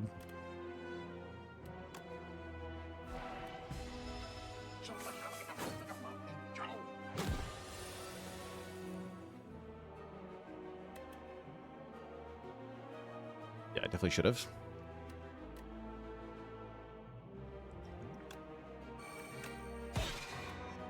This works, though.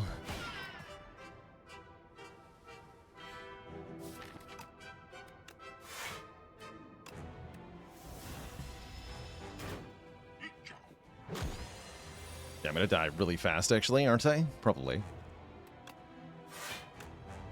I can Crush Under here. Don't miss that.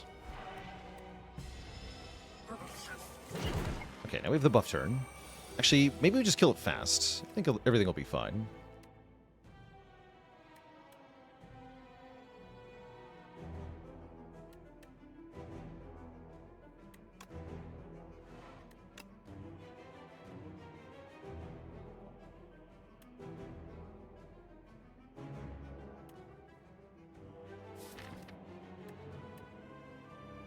Let's just kill it.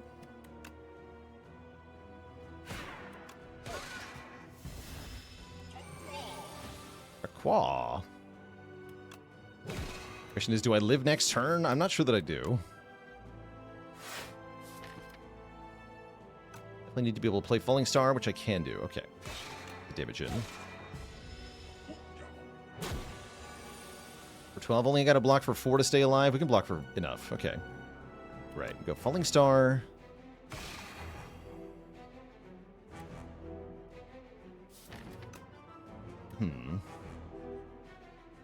But I can't kill next turn, can I?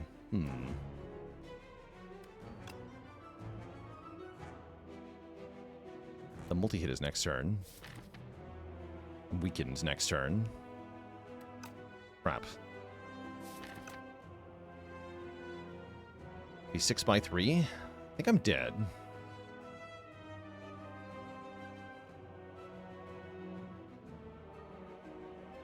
Oh yeah, we can put Crush Under on top at least.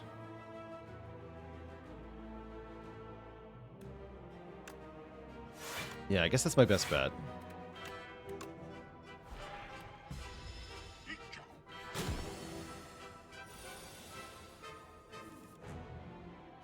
that enough? It's not enough, right? Yeah, we're still dead. Yeah, rip.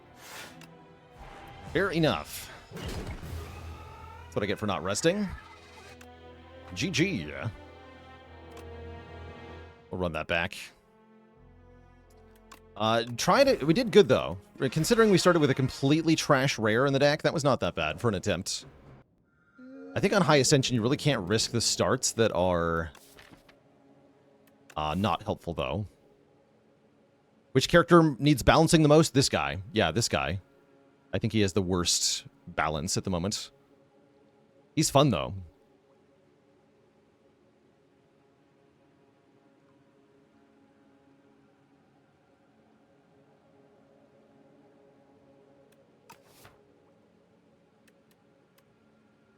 He is fun. Okay, I think give me Niao's Fury this time.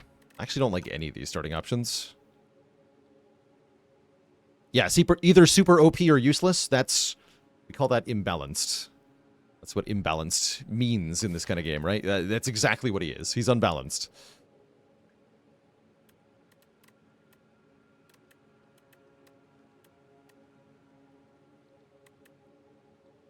All right, give me the Fury. Fury! Can I ever fight this elite? Probably not. What if I'm really aggro about it? What if I'm just really angry?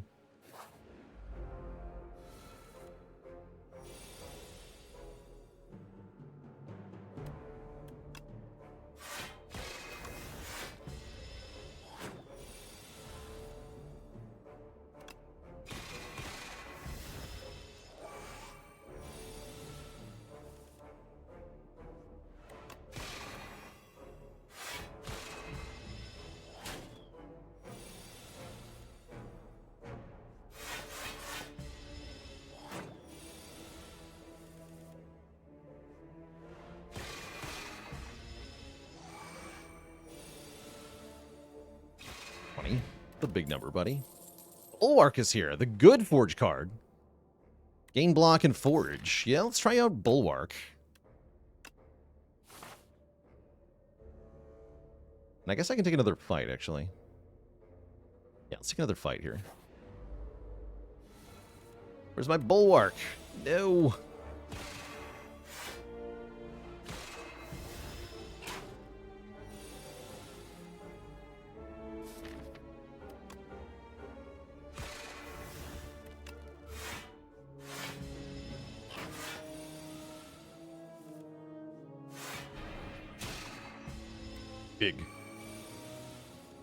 Big sword.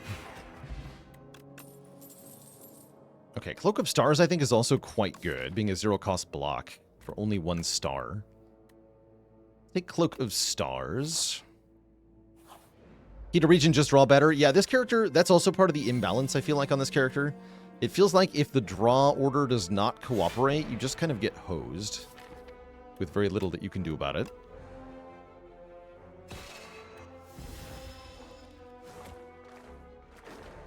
Probably should hit the middle guy, actually. No, never mind. I should not have. Should not have hit the middle guy.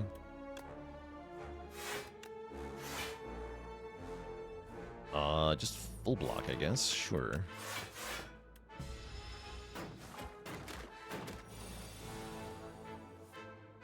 Cool.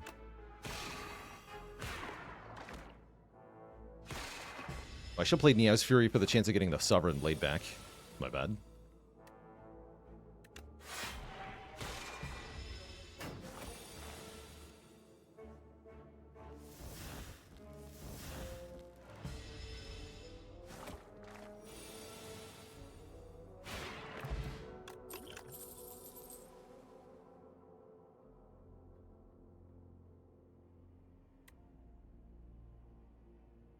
I guess we take Astral Pulse for that AoE. Yeah. Definitely want area damage. Oh gosh, and I need it right now in this fight. Horrifying.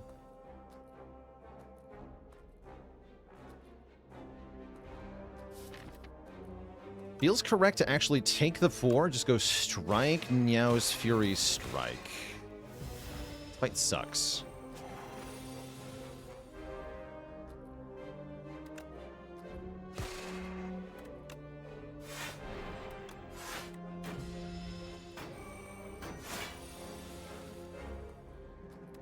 Yeah, now I have to take the strangle damage, I think.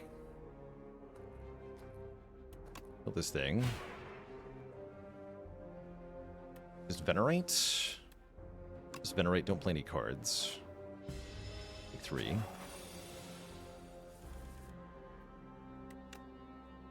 So we take 6 damage at the end of the turn. Block again. Please show me Sovereign Blade. Thank you.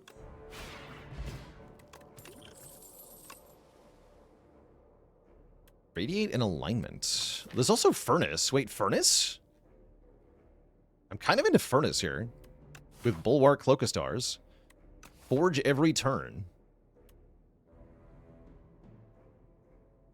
Is Begon a worse version of the Ironclad Giant Rock card? The main benefit to Begon is that you choose one card to transform. It can be any kind of card. So it could be a curse or a status. And you can turn it into an attack. And then get rid of it.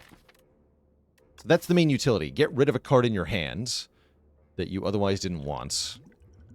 I don't think I'm going to go to the shop here. I'm going to go to the event. See how badly this ends for me. Move to add Spore Mines or pay money for a relic. I'll pay money for a relic here. I would love a relic that does literally anything. What do you got? That's garbage. Thanks for the garbage. Dang. Okay, the good news is Furnace turn 1, as well as Venerate, Falling Star, Niao's Fury, Falling Star. That's also pretty good. We do have to just tank the hit on turn 1. And just 14 fights will make our money back. Great. That's what I wanted.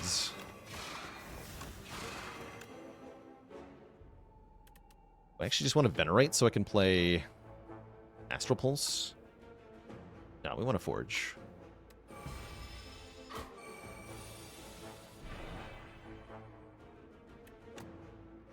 Use it. No. Yeah, we go Cloak, Defend, Strike, Strike.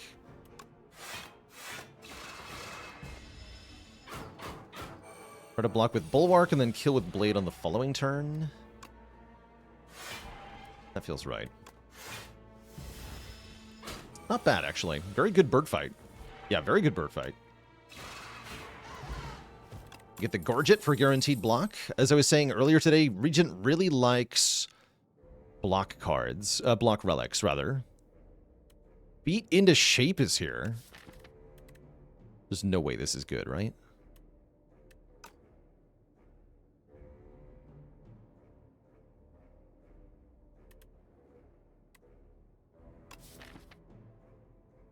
There's no way beat into shape is good. It's so niche. I gotta try it, though. It's fun. I think it's bad, but it's gotta be fun. What's the upgrade on this card? 777 is pretty good, actually. The upgrade is substantial. I gotta rest, though. Yeah, radiate, then beat into shape. That's the ideal. Is that actually gonna happen, though? I don't know about that.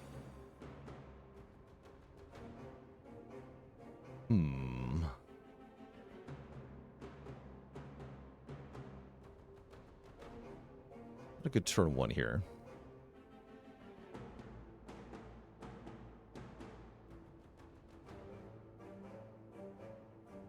I could just do strike, Niao, strike. I guess I would Falling Star before I do that. Falling Star, strike, Niao, strike. That's our best damage turn 1.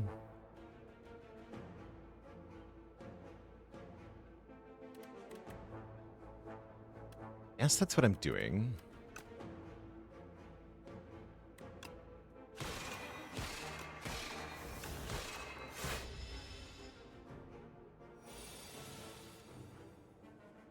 Yeah, let me just triple strike here. And then I get absolutely destroyed. And everything is bad. Yeah, this is drawing our deck in the wrong order.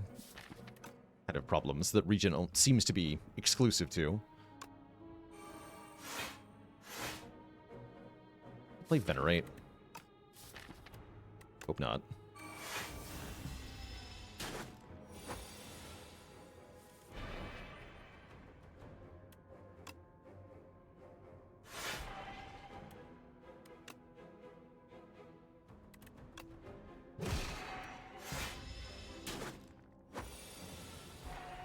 Okay, Venerate, Falling Star. Is that enough? I hope that's enough. Oh, thank goodness for that. Regal Pillow's good, because we love to rest on this character. The consequence of this character sucking quite badly most of the time. Great, it's fine. I guess I'll go this way or something. Buy a potion into the boss. The boss is going to kill me again currently. Currently, yeah.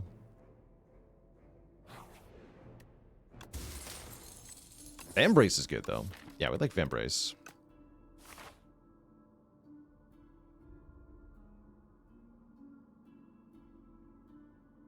Does Begone work with Beat in the Shape? I mean, kind of, but only if you're a man who has unlimited energy.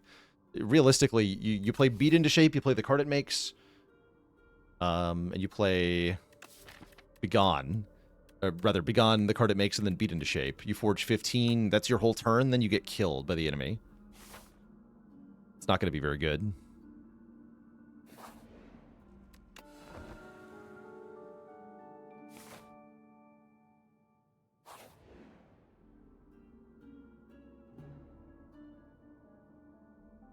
Would I say the Act 1 bosses feel a bit too tough and the Act 3 bosses feel a bit too weak? It's a result of the way the player gets stronger in this game. The player is scaling too hard at the moment. I guess I'll take a colorless card. Flash of Steel. Okay, Flash of Steel makes the Beat into Shape a lot better. I'll take that. Vambrace Panic Button is funny, but is it good? Probably not. We can upgrade or transform a card. Upgrades are great.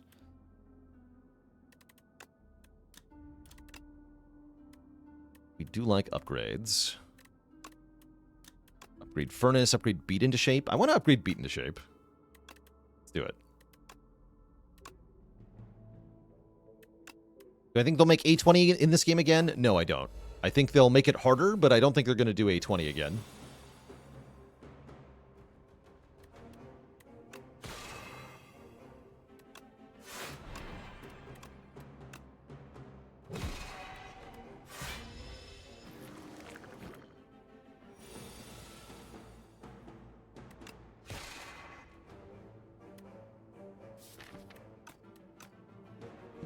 A lot of damage I'd rather not take. Ah, dang it. I forgot it does that.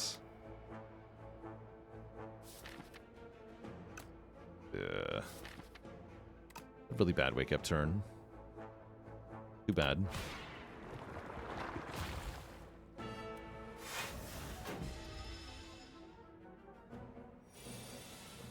Yeah, now we have a bad time.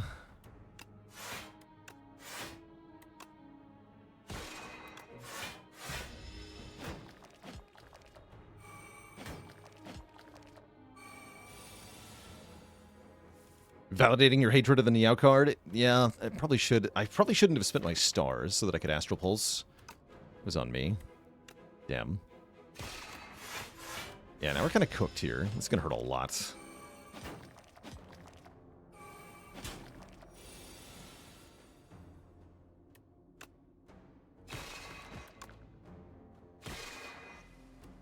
Okay, hold. Beat into shape is going to forge a ton, but does that do anything? Not really. No, it really doesn't.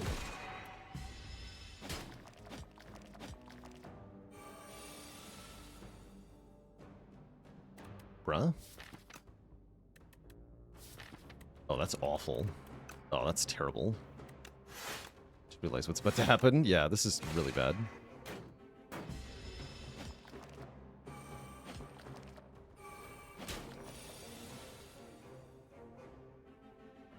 Ripperoni. What Regal Pillow is for, though. Oh, no. Oh, I'm just dead. I'm instantly dead. Yeah, rip.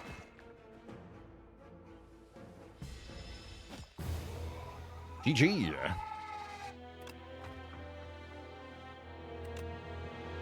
Okay, let's see if we can get a starting bonus that's actually good. That would help a lot. Like I said, Regent's pretty hit or miss. I kind of expect this to be high Ascension Regent for until they fix him. Essentially, this character needs to be fixed. I did like the large capsule when I tried it. Let's try this. Get a strike, a defend, a kunai, and a fencing manual. So we get dexterity for 3 attacks played. We get forge 10. And I actually think it's kind of telling, actually, that this character is improved by adding a strike and a defend. I think the starting deck gets better for the extra strike and the extra defend. And that's part of why this character needs fixing.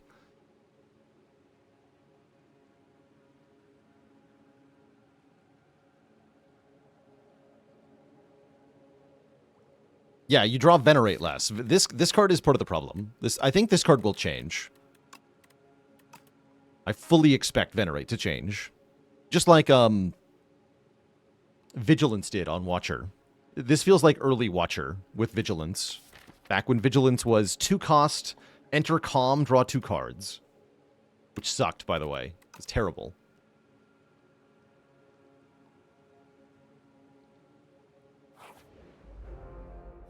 So I would give it the same change. I would make it a 2 cost block card. It's 20 damage. That's pretty good, actually. Kill him. Yeah, fencing manual seems okay, actually. Not gonna lie. Seems kind of decent.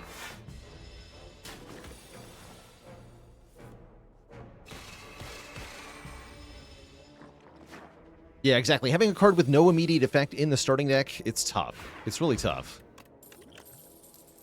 Radiate is here.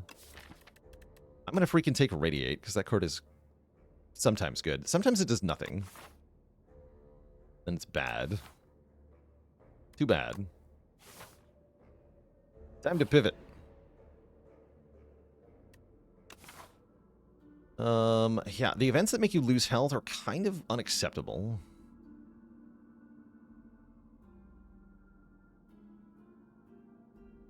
But it does let me buy a relic. Yes.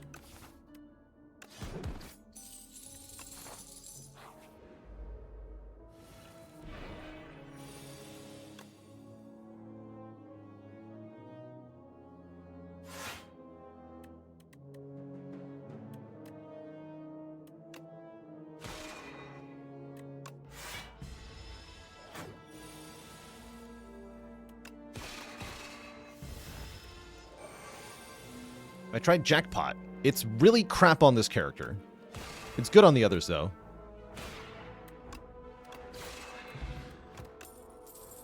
Okay, look at that. Hidden Cache and Glow are both here right away. Do we take Hidden Cache or Glow to go with the Radiate? Talk in with the Prime sub. Welcome to the Cozy Sub Club.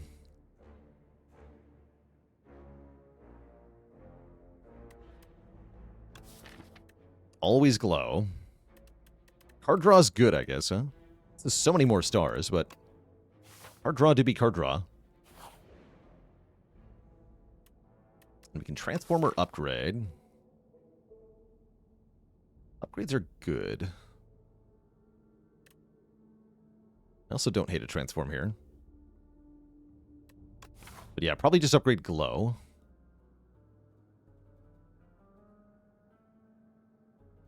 More Radiate hits.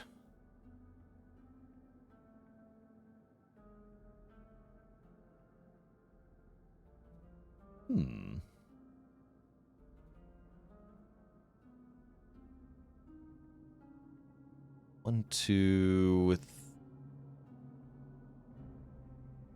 3 rest sites. Basically the same either way, right? Yeah. Okay, I want to go this way. I want to get the relic before I fight the elite. Let's transform the odd strikeout. We do have too many strikes now. Crush Under, hey! Love to see it. Welcome back.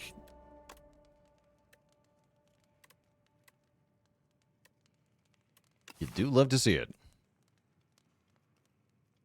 I don't think I have to rest. I sure hope I don't. I don't know if that's my best upgrade, but it's what I'm doing. We're actually 1 damage away from killing Nibbit here.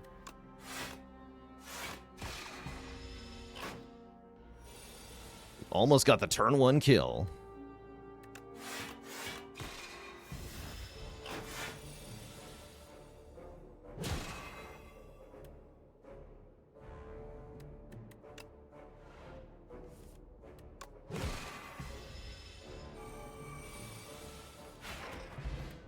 What's up, Papa? We're currently bashing our head against the Regent. Ascension 10. So far, Act 1 has been going badly.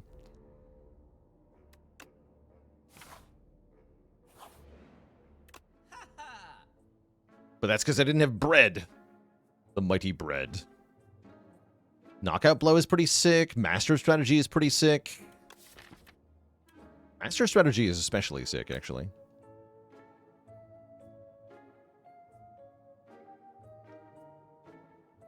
I don't think I'm buying bread. Wait. Miniature Cannon makes the Radiate kind of insane. But that's only if we can make it do stuff. Doesn't help me into this elite, unfortunately. So I probably have to not buy the cannon.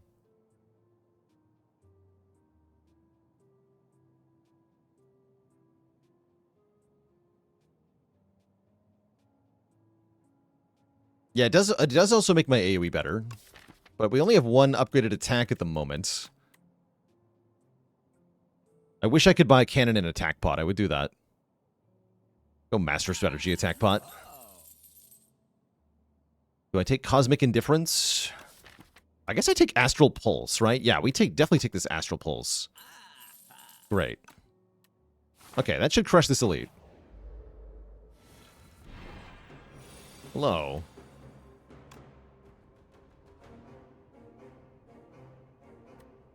I will attack push in now to save 2 health at minimum. Free to play this turn, so Dying Star is free. Celestial Might does more damage.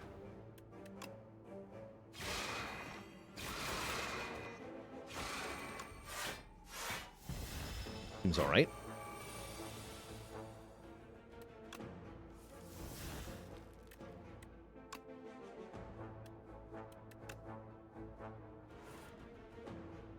No Falling Star.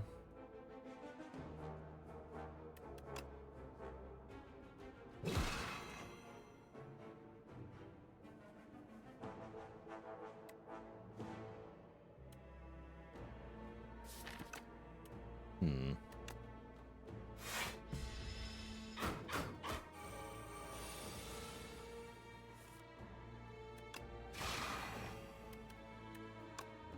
Okay, we'll use the other attack potion now.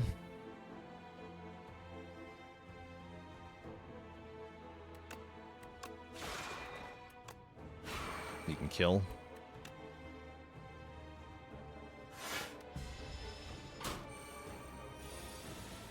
Just hoping for a bigger attack there.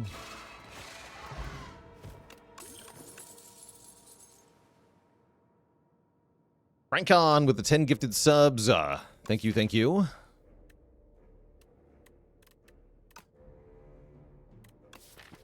Gather Light is decent. Patter is decent. Just decent, though.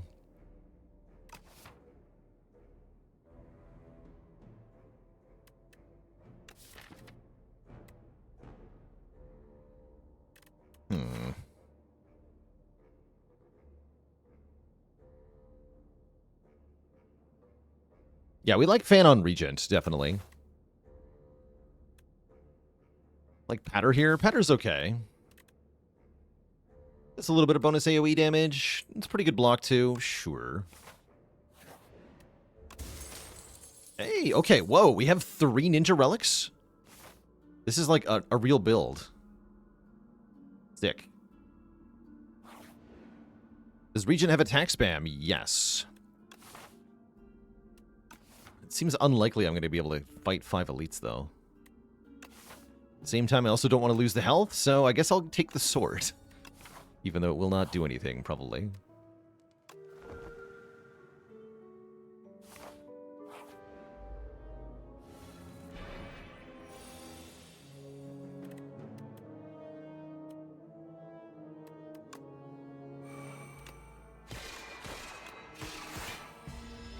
Get him.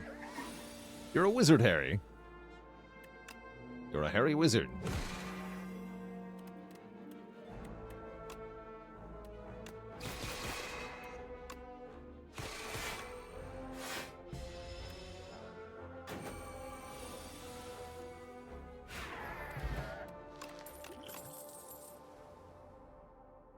Conquerors here. I don't think I want any of these, though. Except for maybe Photon Cut, but I don't think so. Okay, the Statue Man. Hello, Statue Man. What is your statue plan? I think it's to get destroyed on turn 1 with a potion.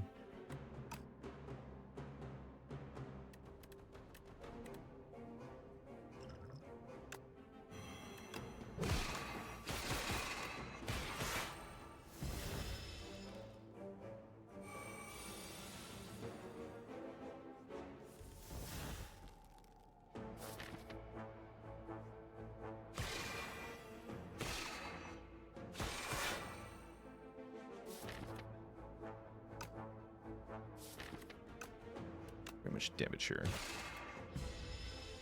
Sure, I actually kill it. I do have 2 decks, though.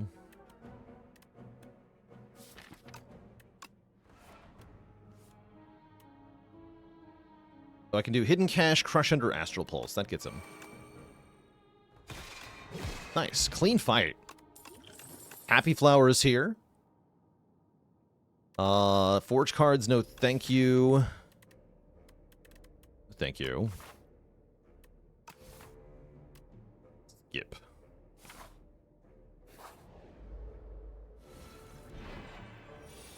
Oh, yes.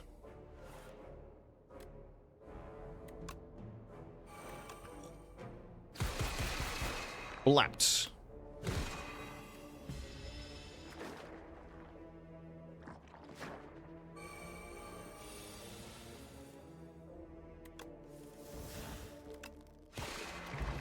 Okay, we actually get to upgrade going into the boss. That feels good.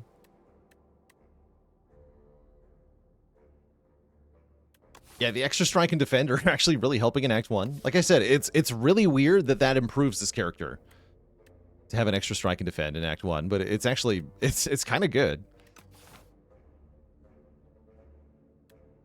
It's kind of good.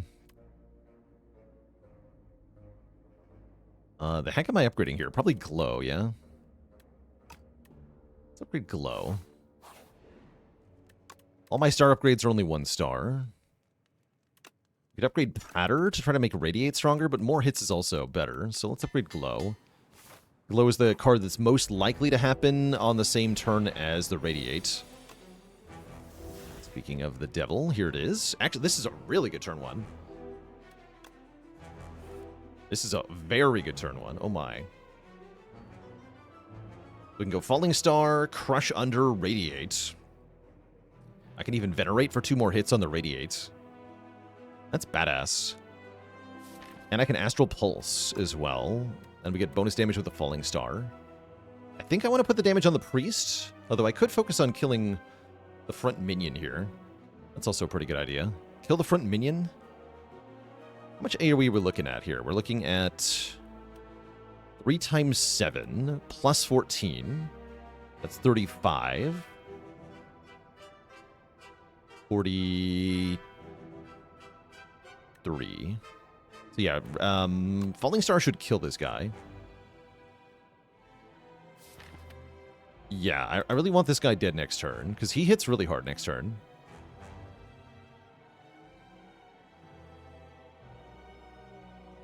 Okay, let's do that.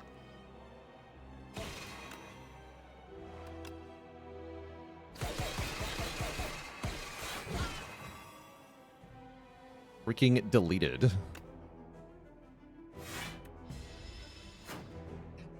And we full block. You're exactly dead. Good.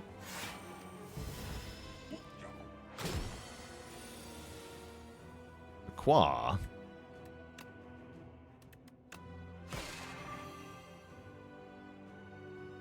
I want a hidden cache. It's tempting to get the third... Actually, I can play it instead of playing defend. We can just do this. Then hidden cache. There we go. Simply don't play the defend. Simple. Oh, we got a really good Radiate. Nice. Got lucky there. So we can do Venerate, Adder. Then Radiate is 5 times 7. Gilead with a gun. Thanks for the Prime sub. Welcome to the Cozy Sub Club.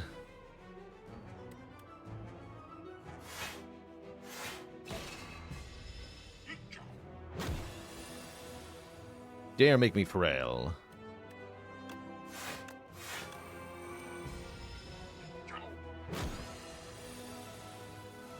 Nice, we got it again.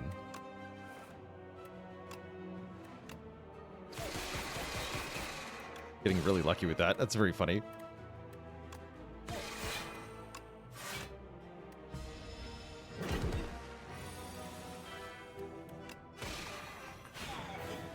GG. Okay, this deck is working a lot better. The drill is back. It's my favorite relic ever. Or favorite card ever, I think. We could try to do Decisions, which can do very funny things with Radiate, actually. Ooh, I should probably take this. This makes really, really spicy Radiate happen. Let's do it. And we get Tez Katara. Gives me free strikes, remove 4 cards, get Soot. Actually, I think that's quite good. Or get the Golden Compass for a special path. That is actually a decent time for the Golden Compass. That's a scary act. But I think I want to remove 4. Dunk. Many strikes. Like 2 strikes, 2 defends from this deck would be really nice.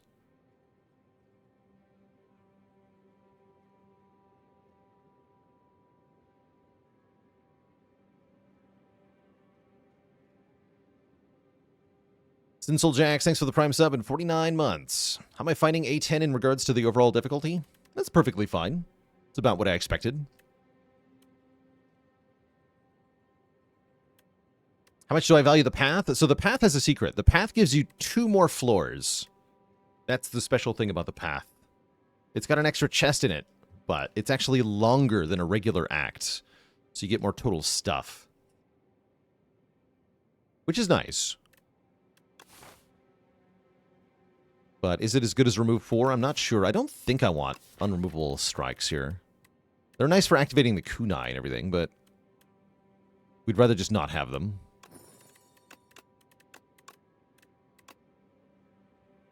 Goodbye. And I want to go this way. Hit this shop.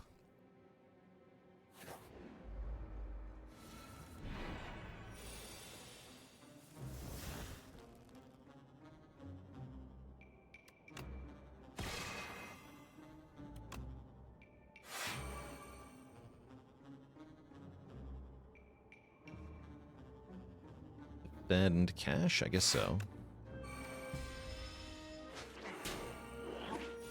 Radiate! I need that. Hey. You can't do that. Hmm.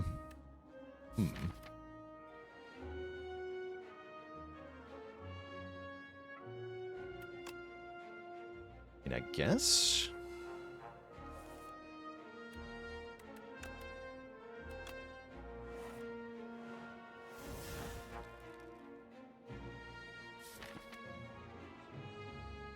It's a rude draw. Keep the blade in hand. Does that help me, though?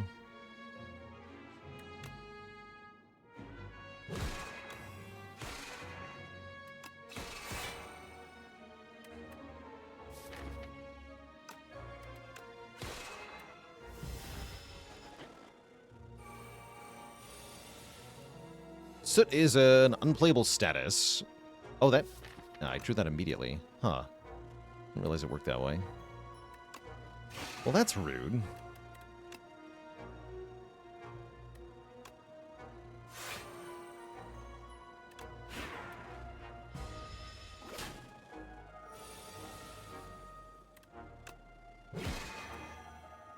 Oh yeah, you are gonna... Oh, you're dead. You're dead. To the Kusarigama.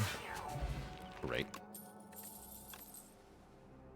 Oh, Reflectance here. That's a good use for stars.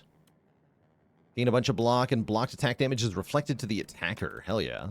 With a free upgrade, I definitely take that. And I guess I'll take a skill pot over a Clarity Extract. Not sure about that.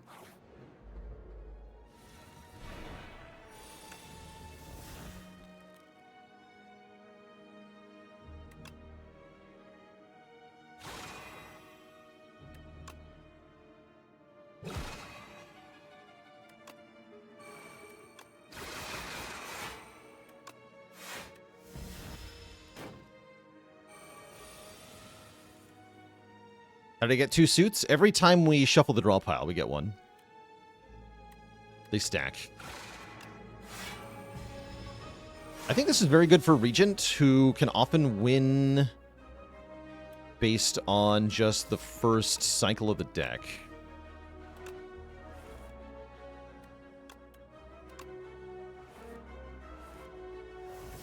The Giga Radiate, holy moly.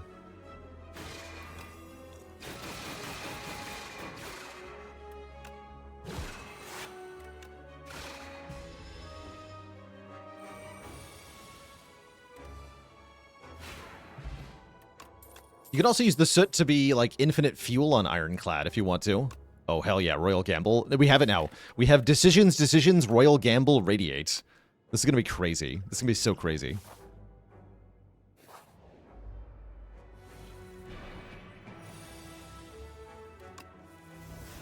Yeah, we like, instantly. Instantly. Right, we go Venerate. Decisions. Can't tell if I drew the thingy, though. No, I didn't. So I want to do triple hidden cash. No, I want to do triple patter. Yeah, triple patter here. There we go. Yeah. Nope, not that. This. Triple patter. Unlucky, they say? You don't know what's about to happen next turn, do you? What do you mean unlucky? Unlucky, they say. I guess it's not that much damage, huh? Wait, 3 times? Oh yeah, it's an unupgraded stupid thing. Yeah. They still get wrecked, though.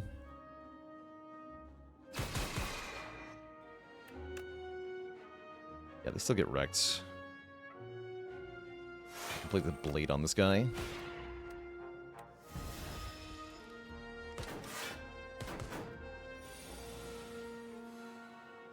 Acceptable.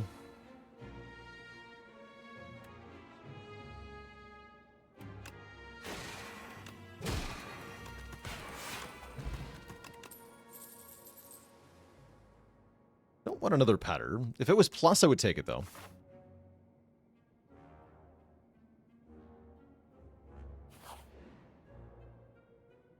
I can take foul potions into this shop. I was wondering about taking the elite fight, but now I'm definitely not doing it. Let's take 2 foul potions to the merchant here.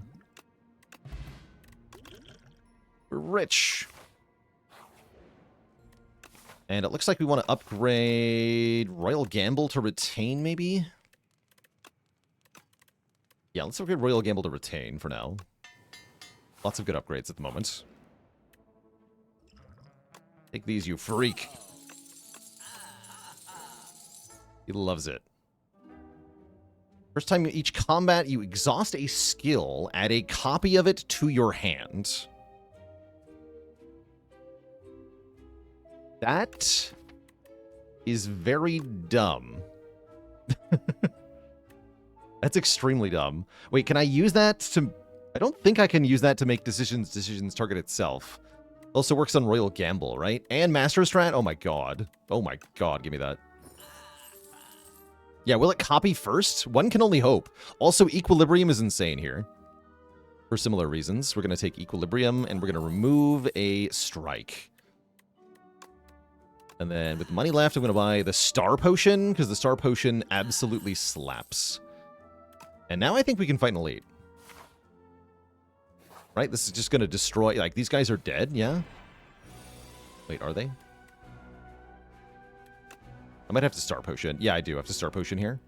Okay, let's Star Potion, and then we're going to find out how this works. No, it doesn't work the way you want it to.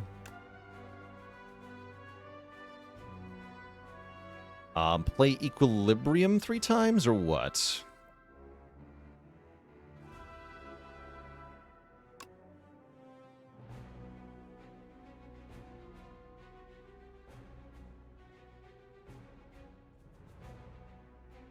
Yeah, I think Equilibrium 3 times. I don't see how playing Gamble 3 times helps me here.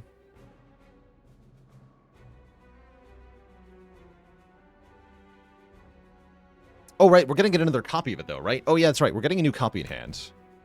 Right, I forgot about that. Yes, yes, Royal Gamble. No, I get Royal Gamble back. I was also afraid of that. Yeah, we get Royal Gamble back, apparently. So decisions does not work the way you want it to on Gamble, anyway. That's fine. We can full block anyway. That's fine. Not that bad. I have so many stars now. Actually, I don't have much energy, though, right? I guess I don't want to Equilibrium anymore. We want to Patter? Astral Pulse Defend Patter? I guess so. It got weird. Is 29 stars enough? I mean, it doesn't do anything, right? Because it didn't draw the thing. Oh, crap. Really? Really? Really? Come on. Damn it.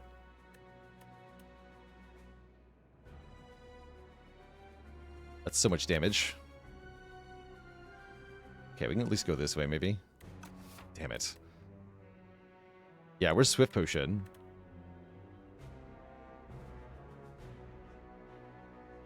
Yeah, this is why this character is tilting at times. He's good until he's not. And if you don't draw well, he's not good. It's at least decent, though.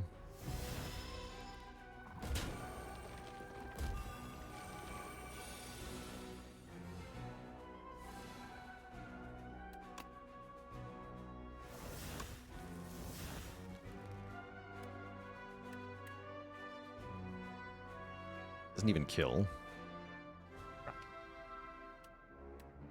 Actually, wait, it might with Reflect. Hold on.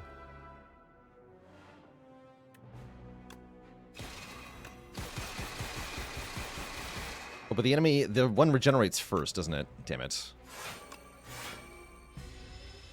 Ugh.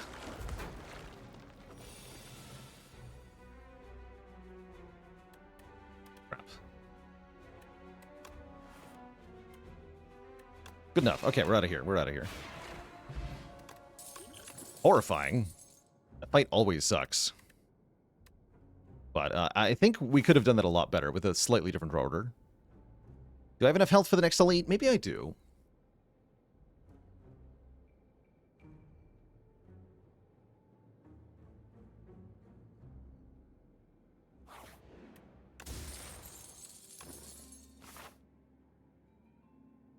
We ball.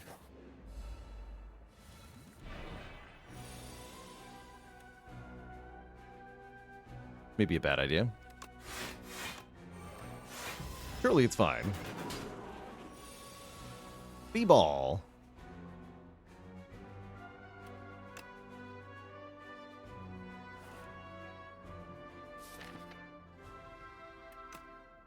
Okay, I think we're good.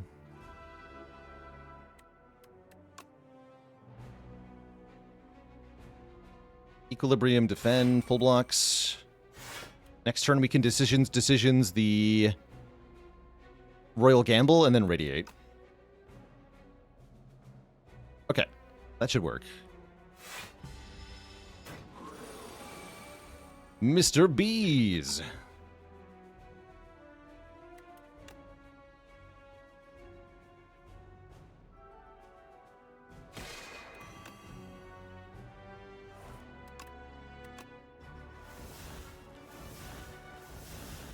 Then Patter. And then we do 9 times 27 damage. Very slowly.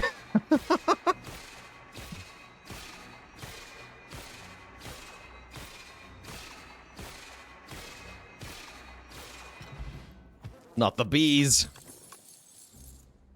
Oh yeah, we had another gamble in hand. I didn't even notice. I forgot about that. I'll take another glow, because it says draw cards.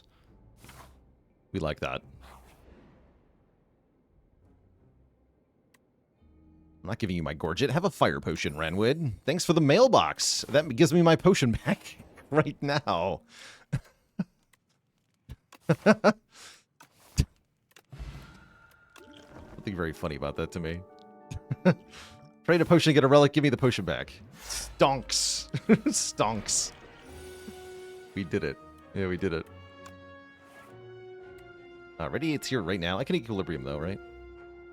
Let's EQ here.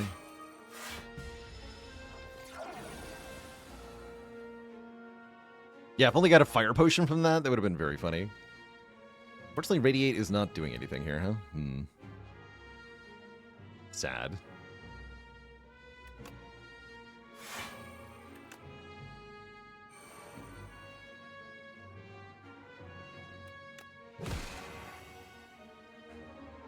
Okay, you die to the Reflect. I think that means it takes a turn off, by the way. That's good.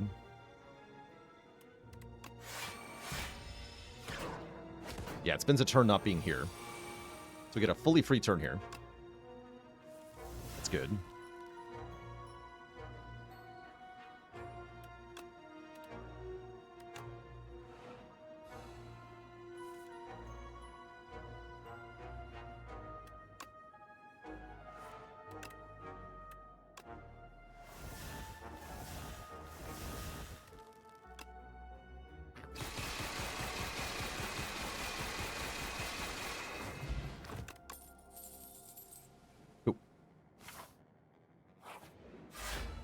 You. Oh no. This might be the Retain Potion. Yeah, I think this is Retain Potion.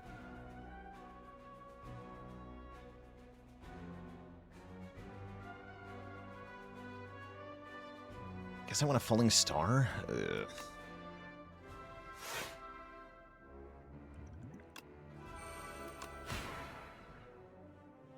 Nah.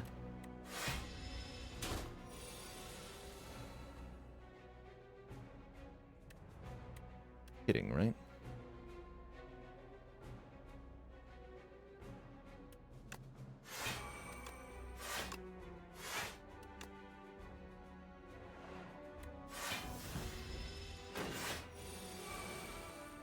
There we go.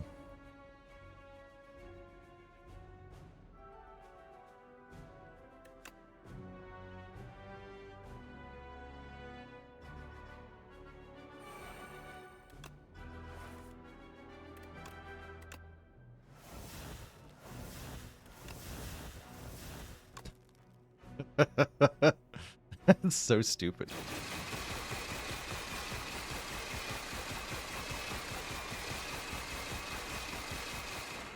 Blap. Oh my god. What does that even do? Oh, that's gonna be so stupid. We upgrade Radiate? This draws 5, huh? What's my good upgrade now? Hidden Cache, I think.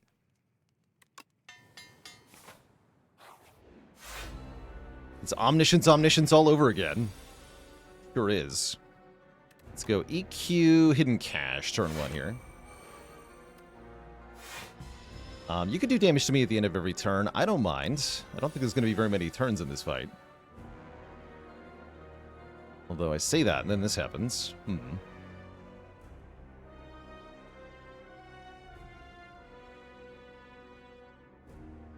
want a Falling Star here.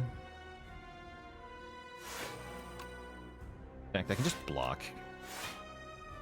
I need to overcomplicate it.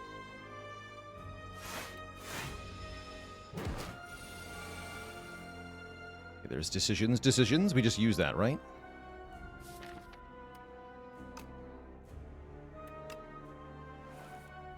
Okay, so we play decisions 3 times.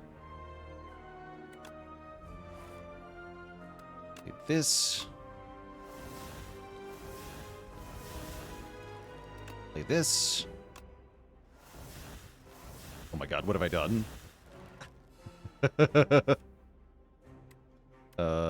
Do this. Okay, Radiate says 7 times 60. What is that number, chat? What is that number, chat? Could it be enough to blaze it?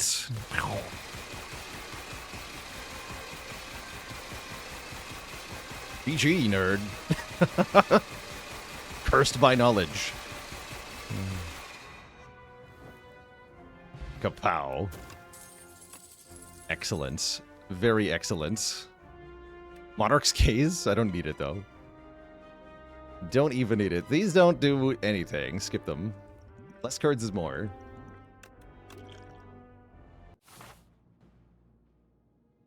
Less is more. Okay, we have Doormaker into Triple Dog Guy. So we can't do one big turn against Triple Dog Guy. We'll have to come up with a plan that can do multiple phases in that fight. Hella card draw? Oh my god. Hella card draw lets us combo out way more commonly. What would I put Swift on?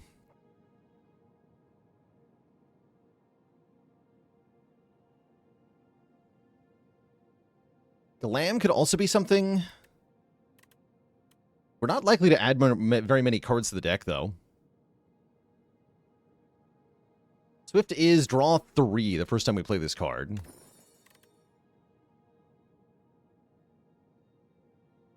I think Equilibrium. Like glow. Probably, yeah, Equilibrium, glow. Let's do that.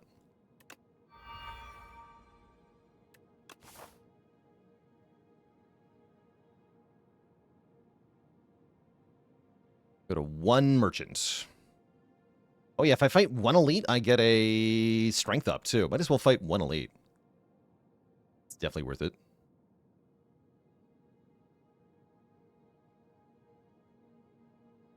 Maybe more? Probably not, though. Yeah, the main question at this point is how do we get 6 stars to play decisions the first time? That's kind of the only challenge now.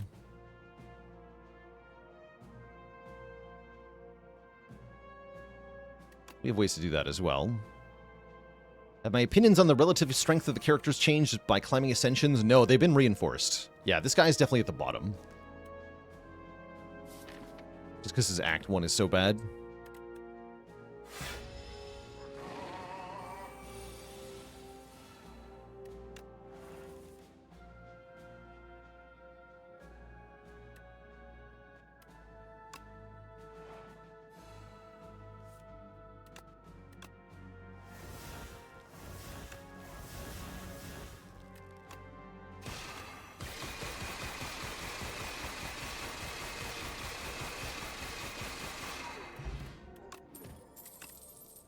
There's Stardust. We take that. Okay, we take that.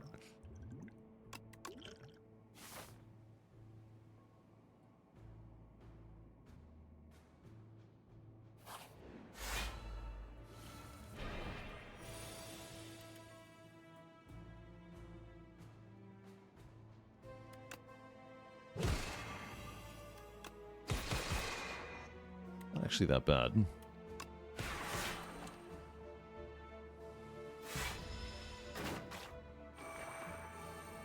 Top stop, he's already dead. Not dead enough.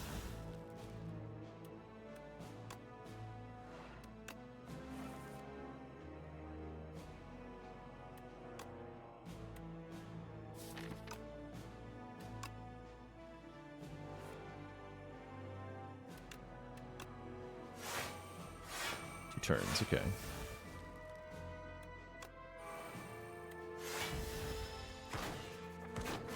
Get chomped. Book of Stars for block. Try to get reflects. We're fine.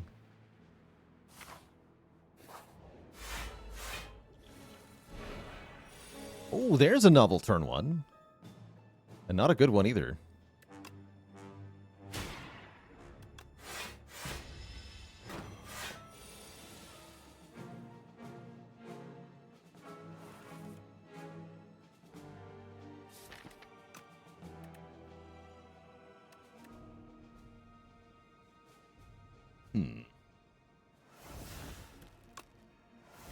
Probably good enough, right?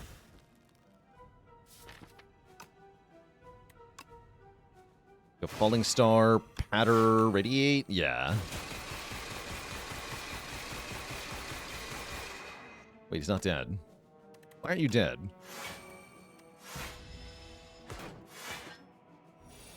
You should be dead.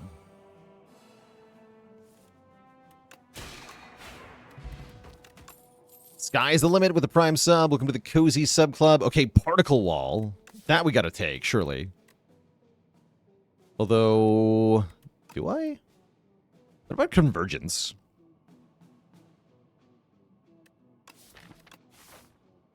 What do I need block for?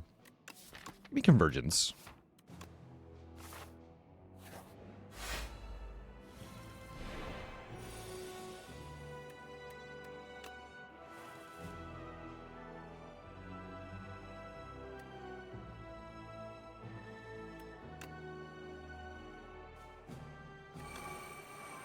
Sick.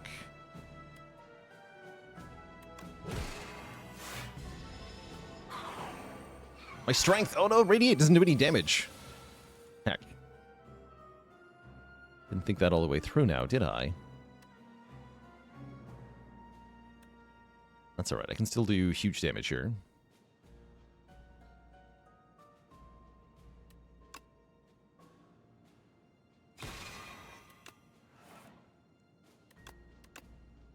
Yeah, we got it.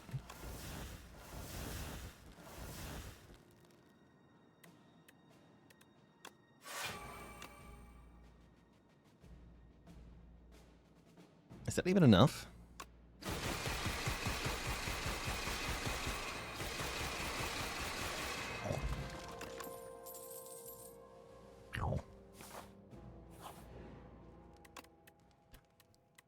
So good. Upgrade Stardust, I guess?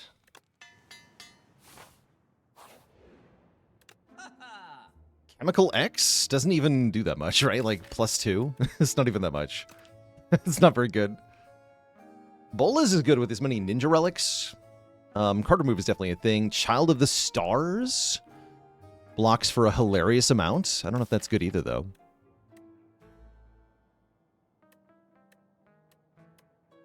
I mean, it's gotta be, right?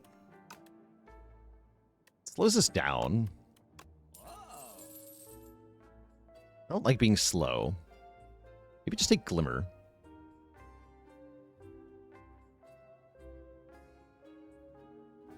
Blood Vial's fine if I want something that's nothing. Yeah, Blood Vial's fine.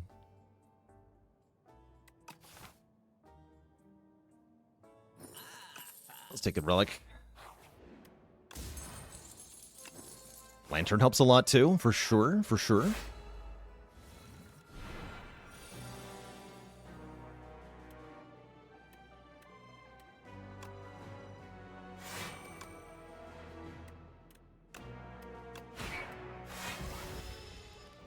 Bonk. Nice attack, idiot.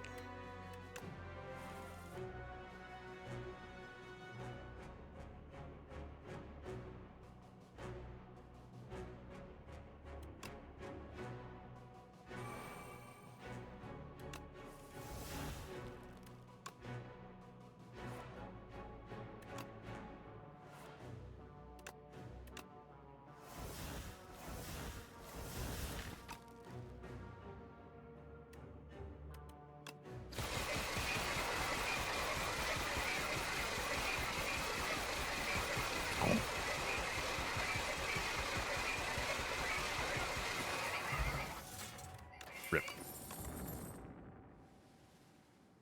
For your turn, draw one and exhaust one. Don't think I need that. All right, now we have the sword activated, by the way, so now I have 3 strength, and all our attacks do 3 more damage per hit.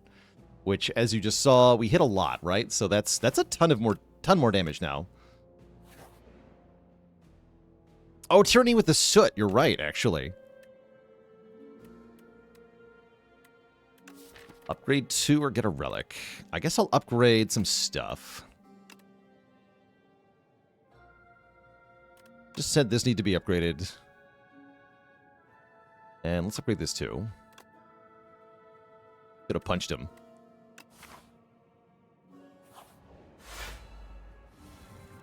Ginger Llama with the Prime sub and 56 months of support.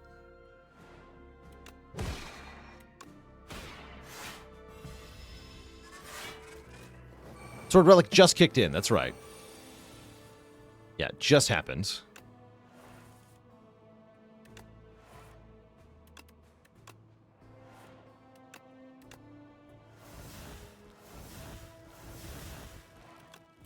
This is completely unnecessary, but I'm doing it anyway. Can't stop me. All right, 13 times 56. Got him. Big numbers. Fun. I guess I'll fight in a lead.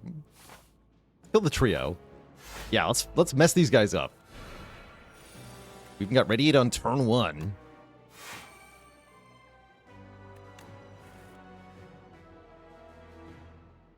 Yeah, they're just dead, right? Just go Royal Gamble, Radiate. Rip.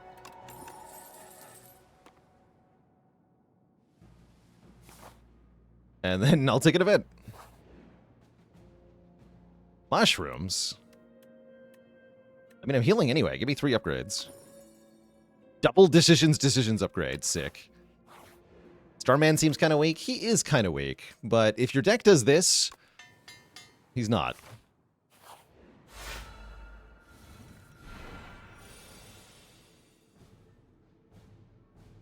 That's an impressively bad turn 1, actually. Yeah, that's genuinely awful. Rip. Yeah, nice start. Nerd. Nerd. Nice try, nerd.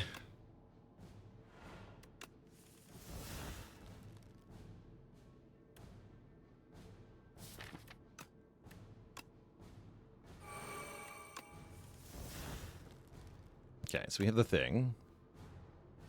I don't have the card, right? Don't want to do that yet.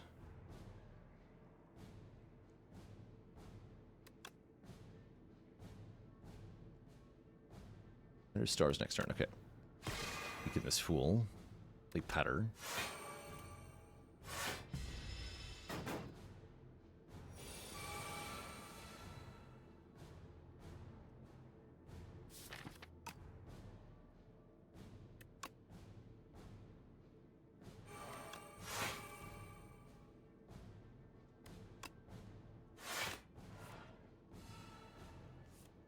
Soot. Okay, that'll do it.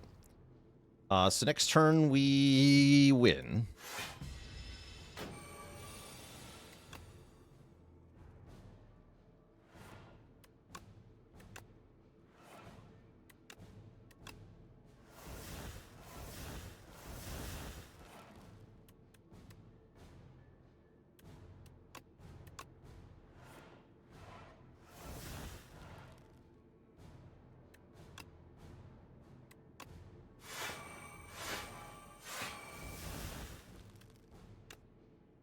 Sprinkle some spice on him.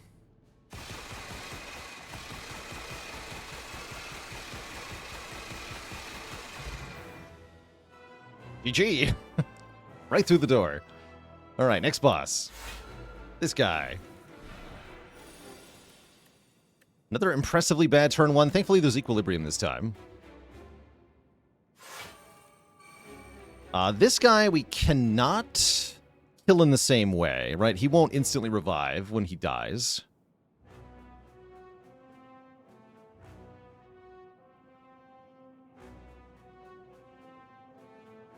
Slam the door shut, yeah.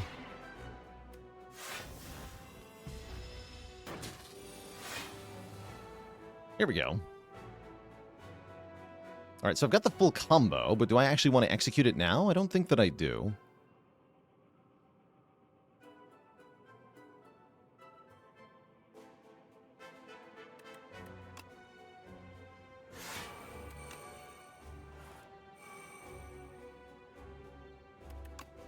Like this.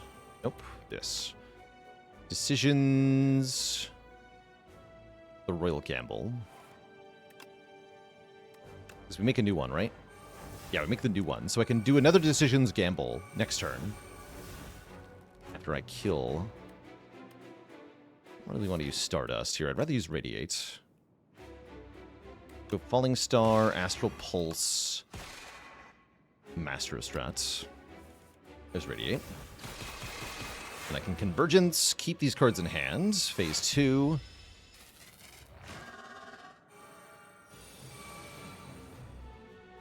We can do decisions on Royal Gamble again.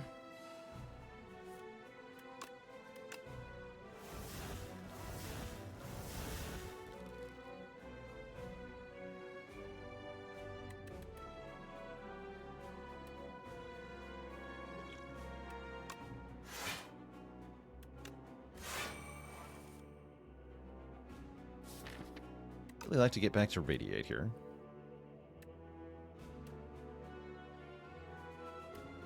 I can't do that, huh? No, I can't get back to Radiate. Sad. How do I deal with this?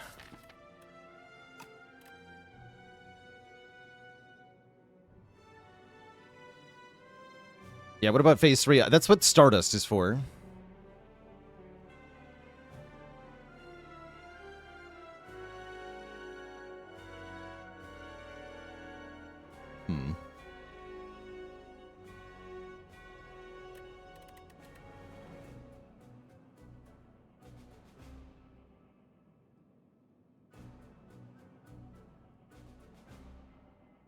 Yeah, lack of card draw is the problem. The problem is none of the cards in my hand draw cards, is the problem we're having at the moment.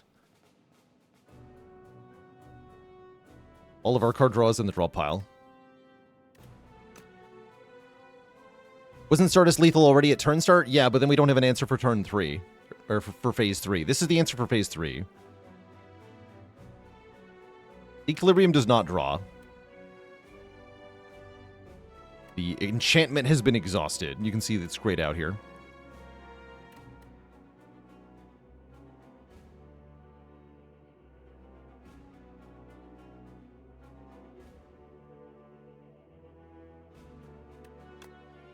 This is fine, though. I'll just do convergence things.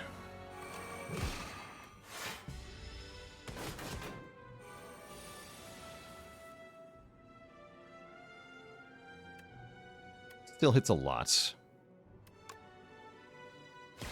Let's go Patter, Venerate, Radiate. Perfect. There we go. Kaboom! No, wait. Don't play that. Don't play that. He's intangible. Do not play that. Play this. Great.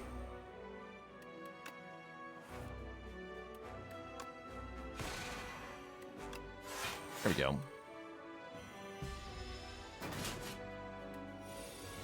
Giga!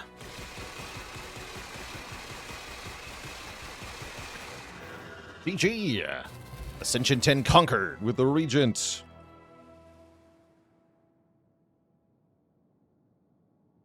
GG. G freaking G. I've had enough of your poor manners, nerd. Just a slightly broken deck, yeah. Just slightly. Just a little bit. No, that was really fun. That was a very fun run. With decisions and the freaking burning sticks doing nonsense. Absolute nonsense. Want to see the overall stats? We do have more losses now, thanks to the Regent. We just lost twice on Regent, so we're at 59 wins, 5 losses. With 3 losses on Regent. And 1 loss on Clad and Necrobinder. Next up, let's do Clad Ascension 10 next. That'll be our next run, Twitch chat. I do need a break before we jump into another one, though, so I am going to refill the legs, stretch the water before we try Max Ascension Clad. BRB.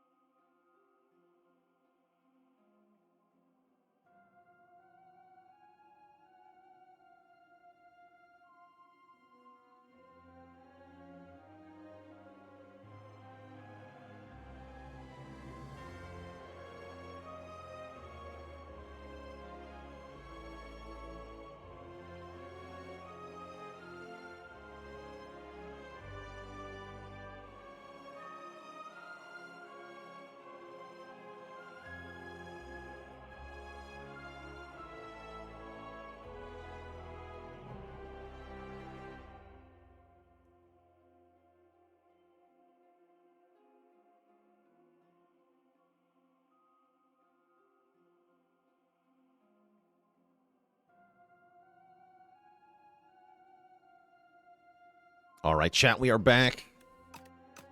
We're gonna go again as Clad.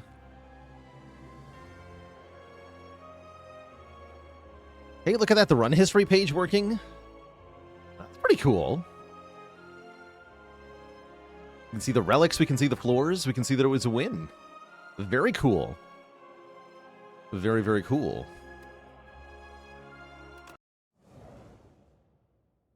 But will it be as cool as the Clad? Does Clad like a strike and defend, I wonder? Maybe he does. Although Clad is going infinite a lot, so maybe not. A10 Clad is kind of intimidating. Clad takes a lot of damage in the early floors here. So without some kind of initial advantage. This the last A10. We have to do Silent still. We haven't done Silent yet. Let's try it. Give me 2 random relics. Red Skull Stone Cracker. Okay, starting with Red Skull surely is good. Smile. Can I use Red Skull to fight 3 elites in Act 1? You could in Spire 1. I'm not sure you can in this game, but maybe I'll try it. Red Skull strong, right? Yeah, let's see how far we get here. It does seem like the large capsule makes your Act 1 a lot better. I'm small now.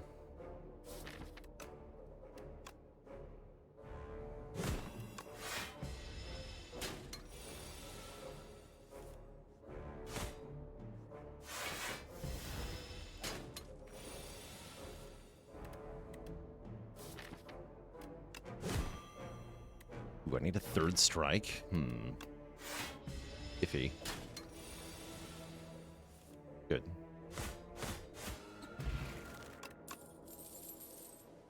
Whirlwind and Twin Strike. We should take Whirlwind, right? Yeah, we should take Whirlwinds. So that we have a proper area damage card. That's definitely something you need on Clad, really on anyone. And it works really well with the Red Skull. Is Decision's a good card? It's really good if you've got stars to spend on it, but otherwise not very.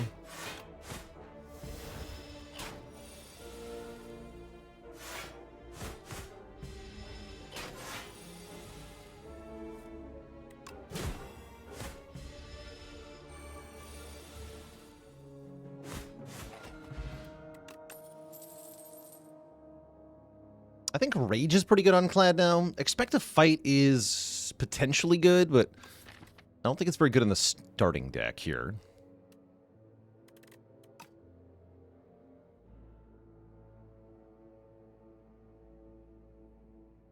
Let's take Rage.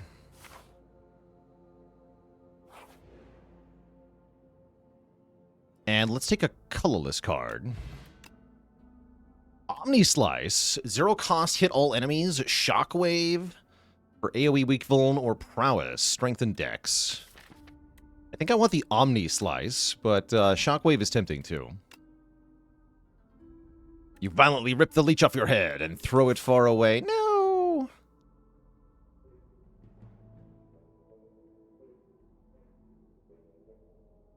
And I guess I want the shop after everything, although I could buy potions. Potions would be good here, yeah? We go like this way. Get 3 elites, 2 rest sites, and a shop. Or 3 elites, 2 rest sites, and elite shop. I can buy a relic here. Question is, can I survive the elites without the shop?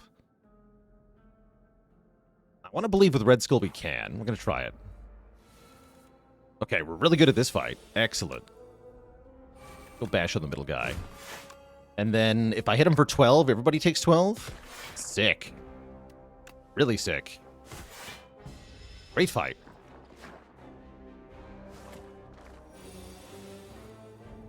Hiya.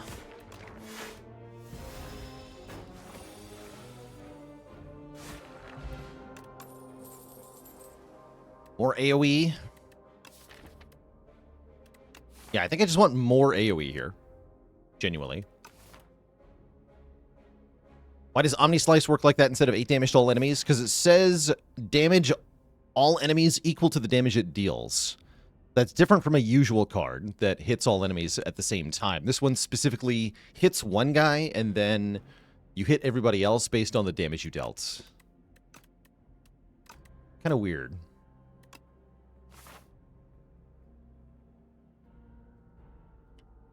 Okay, we didn't get a potion, though, so this is kind of scary. Yeah, this is very scary.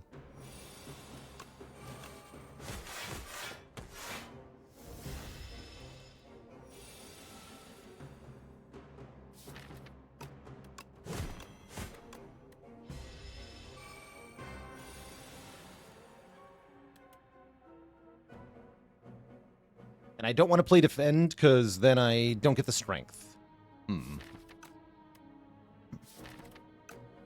Feels kind of bad. Yeah, bye-bye. Actually, no, I do, because I break through, right?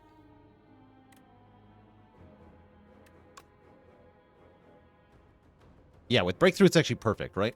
We're taking 22, so we'd go to 41, go to 40. Perfect. Perfecto. Now we have 3 strength. Unfortunately, 3 strength is not going to kill this guy on this turn. Sad news, I know. Ow. And if I can't kill him now, we just die. So that's scary. Does bash into breakthrough do it? I'm not sure it does.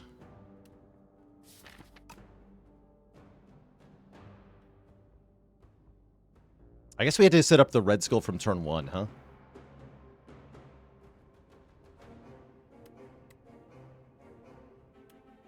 What is this?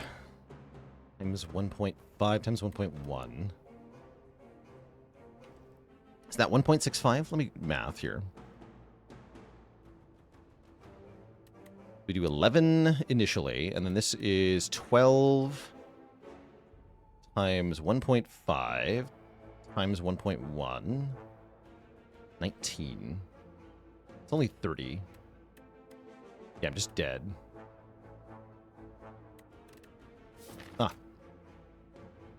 Yeah, I really thought that would be enough, but I guess not. Yeah, going into an Elite Floor 6, really bad idea. That's what we learned here.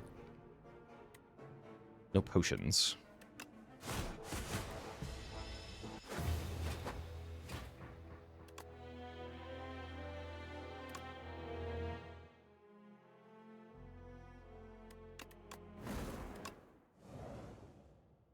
But like I said, I do think Clad is one of the tougher characters, because the starting deck is quite bad. Do I just do the same start again?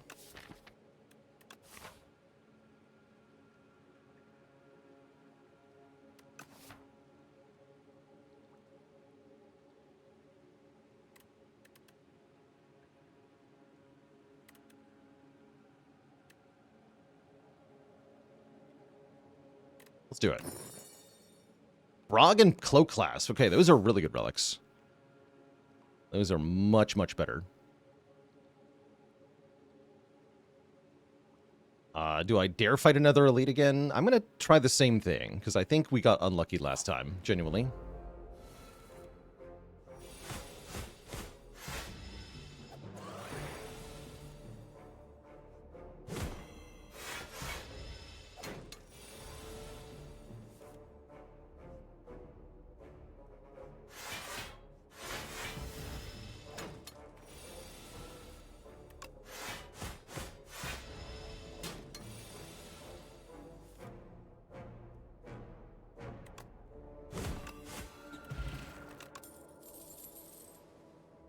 Okay, floor 1 bloodletting seems great.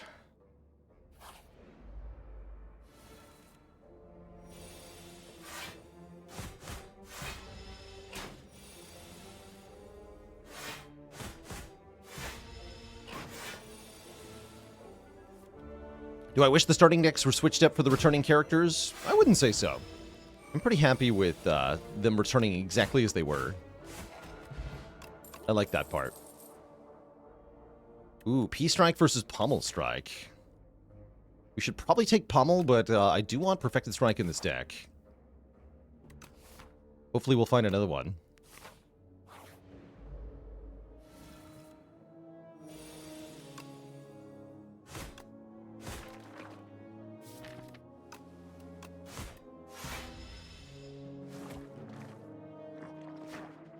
me the pummel. Dang it. Close enough. The clasp letting us heal from these early fights is really helpful here. Giving us a lot more health to work with. Actual potions? Imagine having potions. Imagine. Drum of Battle would be nice, but I feel like we need to take a Twin Strike to have enough damage.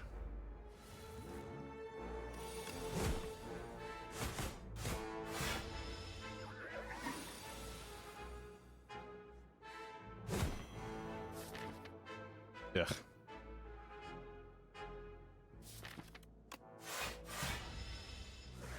Next turn sucks.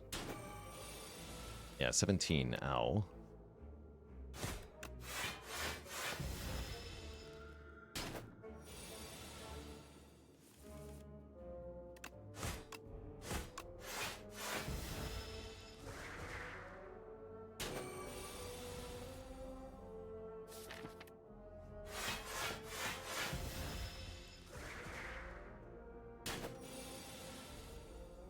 Good.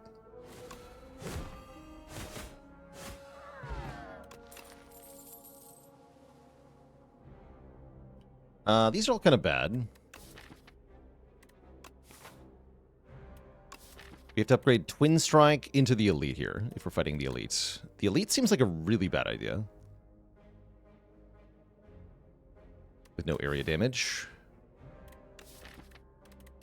Too bad. I could fight one more fight. This is hard committing to 2. Seems needless, yeah? Okay, we'll go here.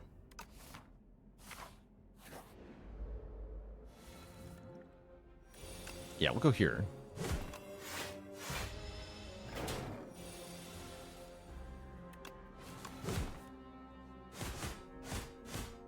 Ow.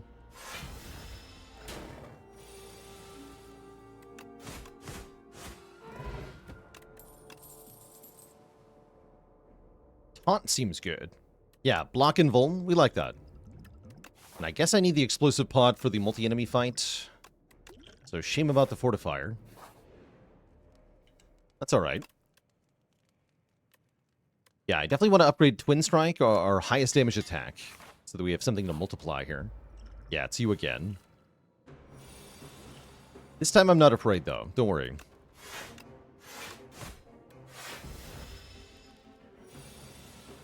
Yeah, we have the answer. What is the answer, you might ask? This.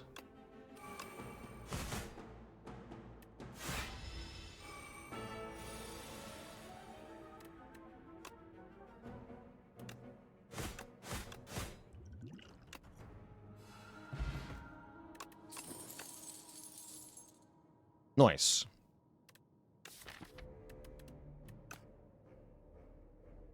Grapple's a little bit better because of Cloak class, but these overall don't feel very good. I'm probably skipping these.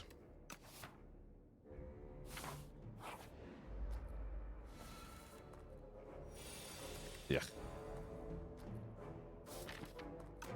Alright, let's try killing the fly first.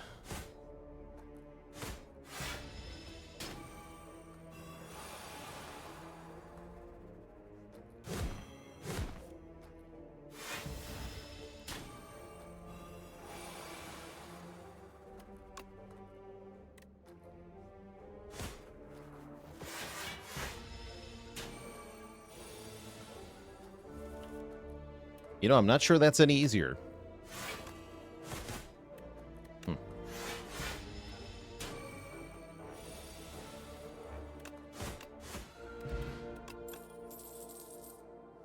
When you apply Vuln, draw a card. We have Bloodletting, we have 2 sources of Vuln. Yeah, this is pretty good. That's pretty good.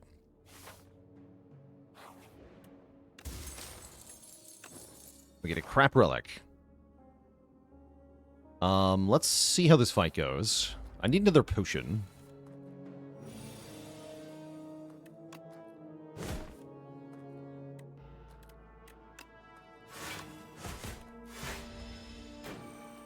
I need this thing to die. Which it will do, thankfully.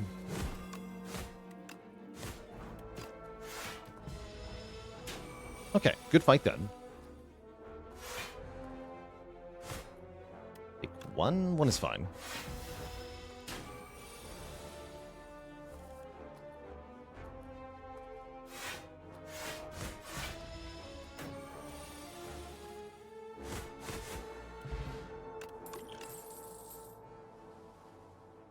Gain strength for each vuln on the enemy. Let's do it. I like Dominate last time we had it. And it gives me a good reason to upgrade our vuln cards, which I guess I'll do now.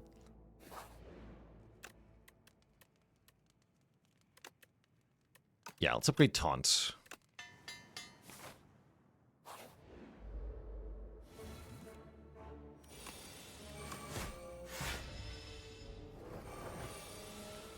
One lousy Q-Bax, huh? Ouch. How do I like Stone Armor? I don't think it's very good.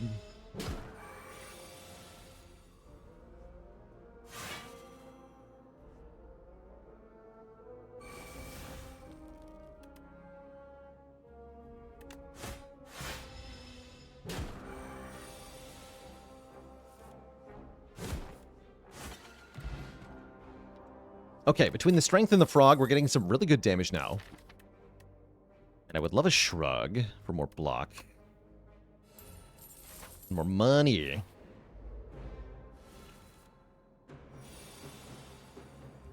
Crap turn 1, sadly.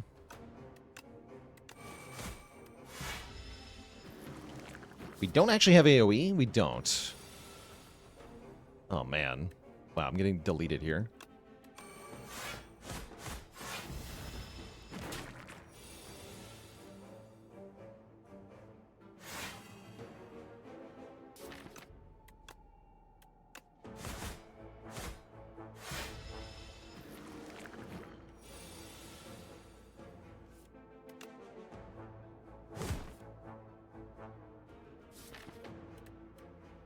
Ugh.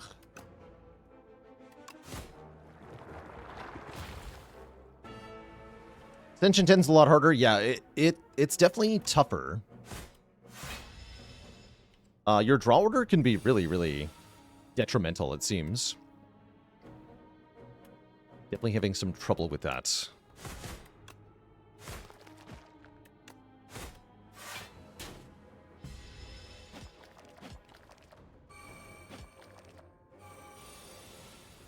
Yeah. Well, nice knowing you all.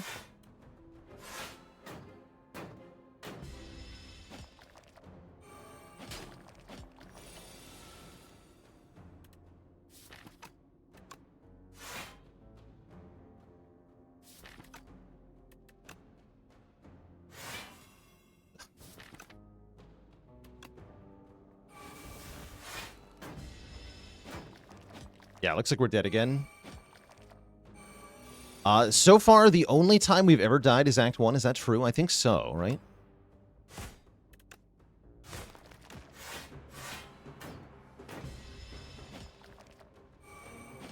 Firstly, I'm being too aggressive with my Act 1s. I'm kind of like limit testing a little bit here.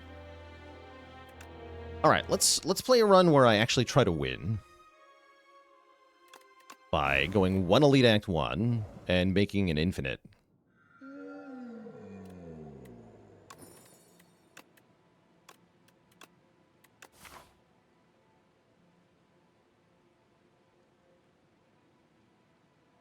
As I do think that's the right way to play most of the time. I guess I can fight this one, because it makes a better path anyway. Sure.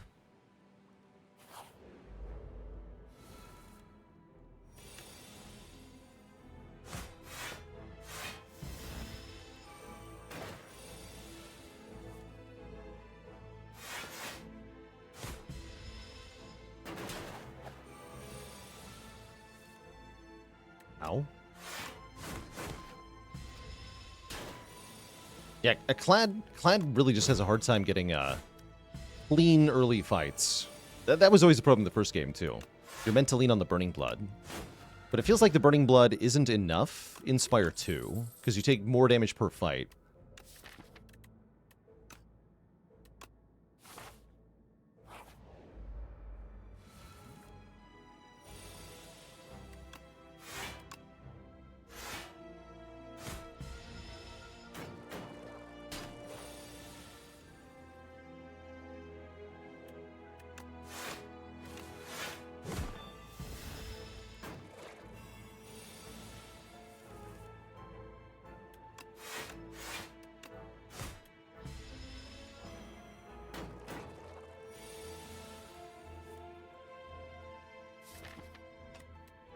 Ugh.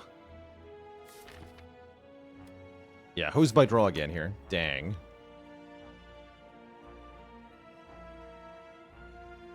I don't even know what the right line is now. That's partially because we removed 2 strikes, but still. That's bad.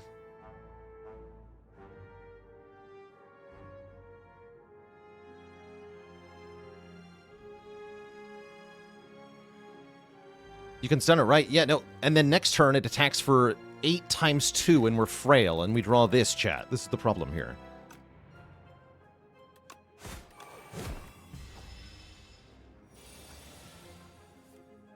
This is the problem.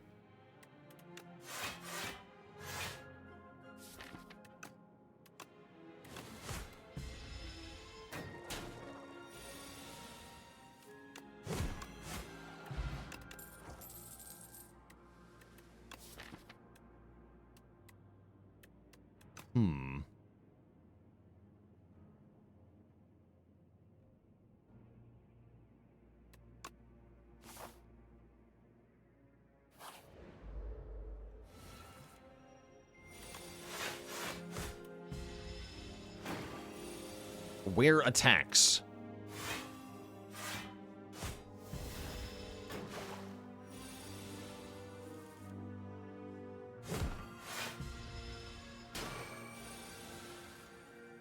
Found my attacks. I did not find my attacks. Hello?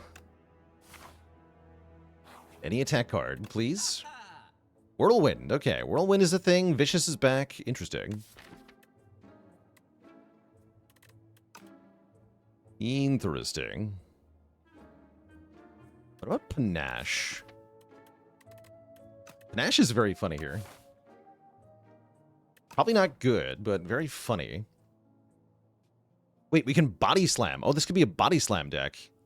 True. Yes, we can body slam really well, actually. Let's just lean into body slam. Body slam card remove. Is that a thing? That feels like a thing. Attack pot's probably better, though.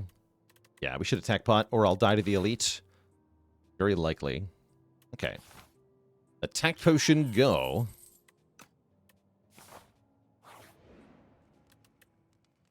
And then do I have to rest? I sure hope not. Probably. Ah, no, we upgrade body slam. It's just too good.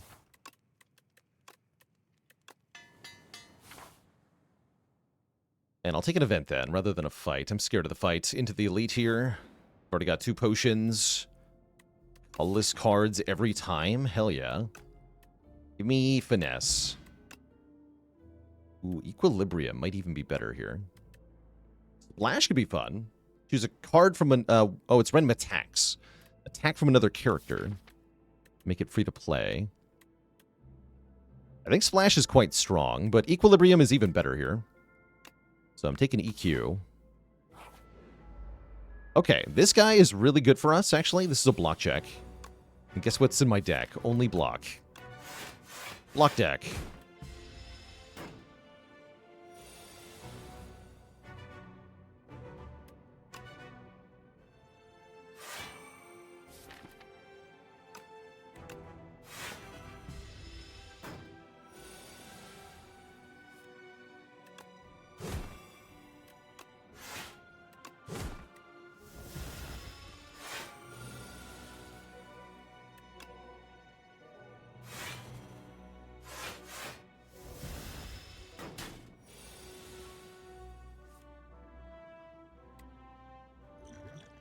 Should maybe Clarity Extract. Let's do it.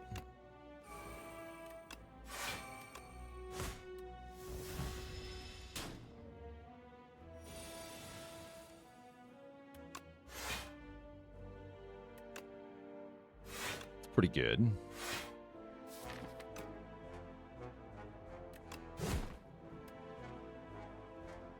I think I'm doing 20 next turn. Yeah, I didn't think so.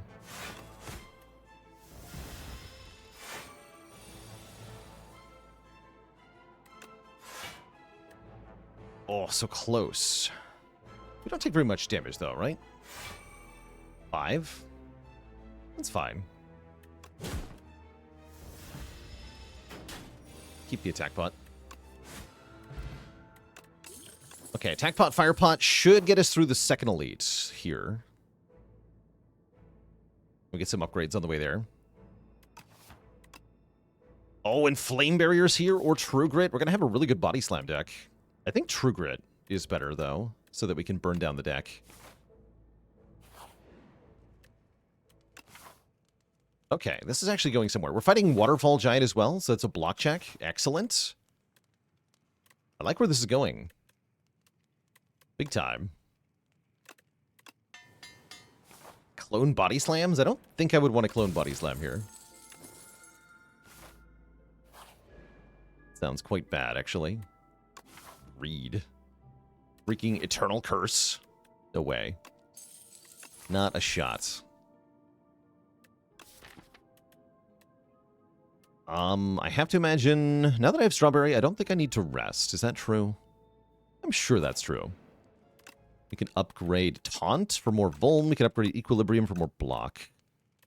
Almost ready for Bloodletting upgrade. I think Taunt, though. Finesse Clone. Now, that'd be good. Yeah, Finesse Clone.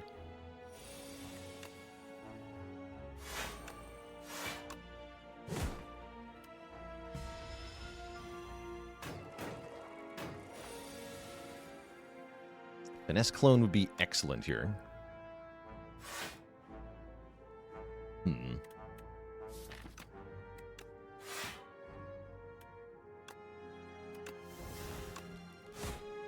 That's hard.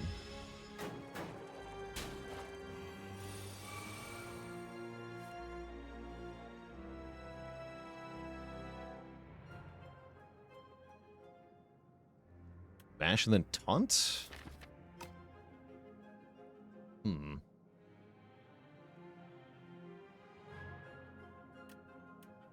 I guess.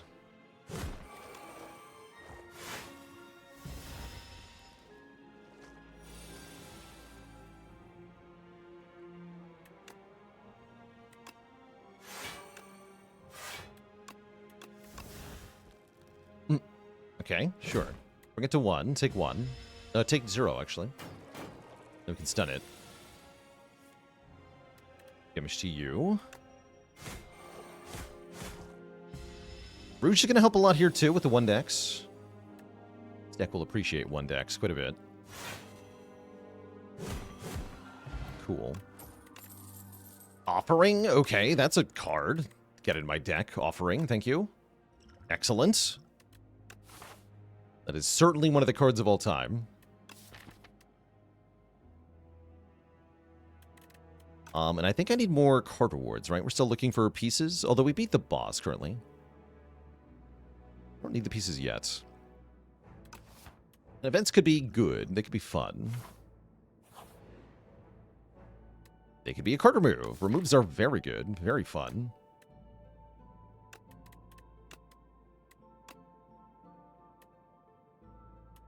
Oh, did you get here? Alright, this big stinky, he's no problem.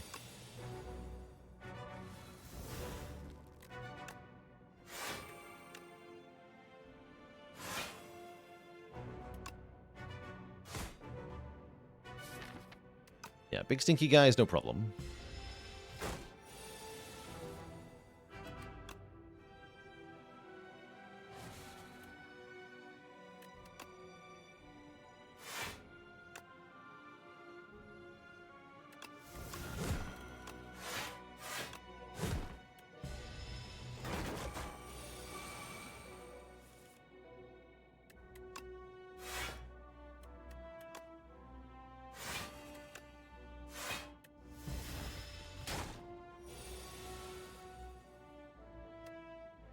Okay, triggered the bloodletting, that's fine.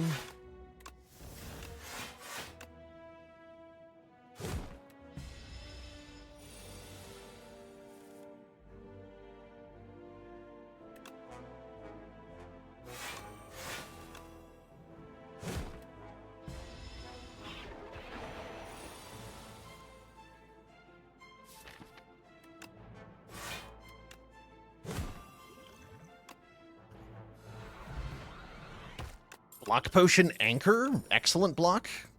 Block galore. Vicious is here for card draw off of the taunt. Yes. Yes, yes, yes. Yes. Very, very yes. Alright, I believe we already have, like, the combo that we need.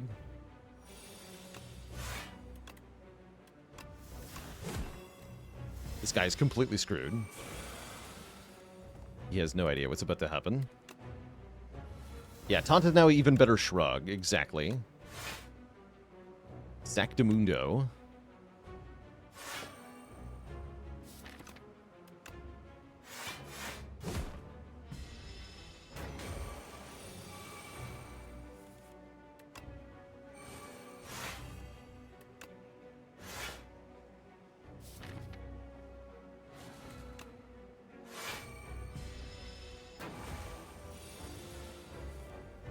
Yeah, now it starts to get silly around here-ish.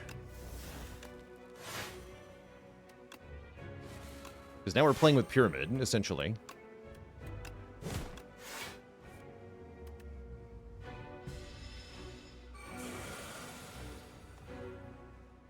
This whole time you thought taunt applied Vuln to yourself? Well, the more you know. The more you know.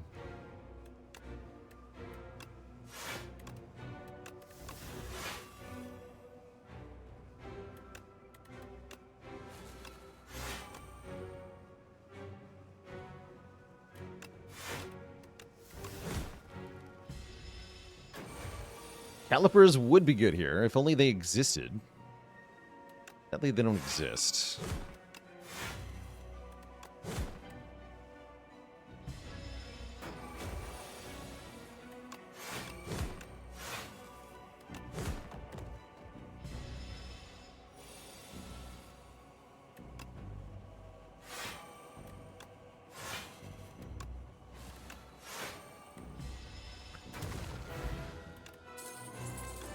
Excellent.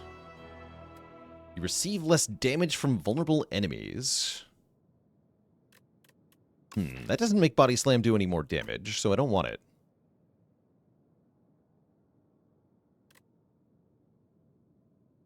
Did the enemies in this game hit harder than in the first game? A little bit, yeah. Especially Act 1, I think, is a little bit more aggro towards the player. I expect that that will probably get toned down over time, just like the first game did in the same way.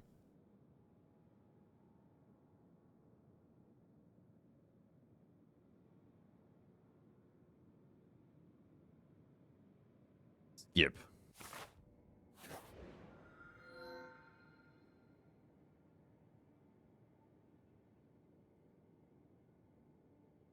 You end your turn with unspent energy, gain more next turn. Oh, Pale's Legion, double block gain from a card. Every other turn or so. That seems really nice. I'm also down for Pale's Wing here, because we don't want very many cards. So the Wing will allow us to get loads of relics. I would love loads of relics. Yeah, give me the Wing. What is the path that we want here, though? Where are the merchants at? Oh, they're only up here. Weird. Huh. Okay, let's start by taking fights. Fights are good because fights are relics, right? Every 2 fights is 1 relic. We want to do a lot of fights. Starting with this guy. Wait, take my... No, never mind. There's nothing he can take that I want him to take. Don't take my anything, buddy. Please don't hurt me.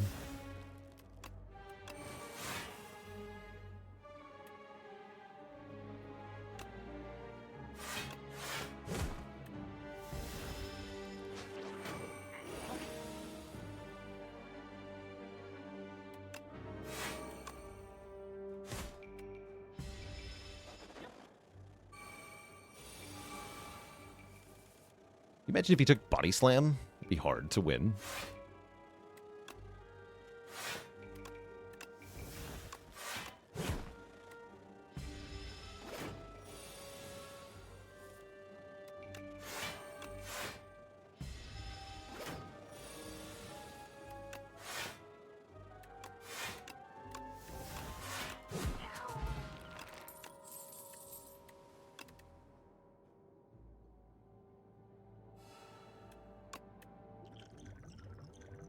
I'll keep the current potions.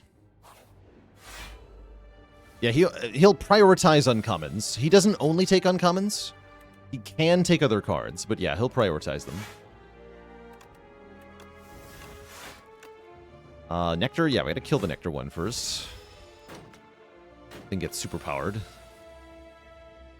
Kind of scary, this thing.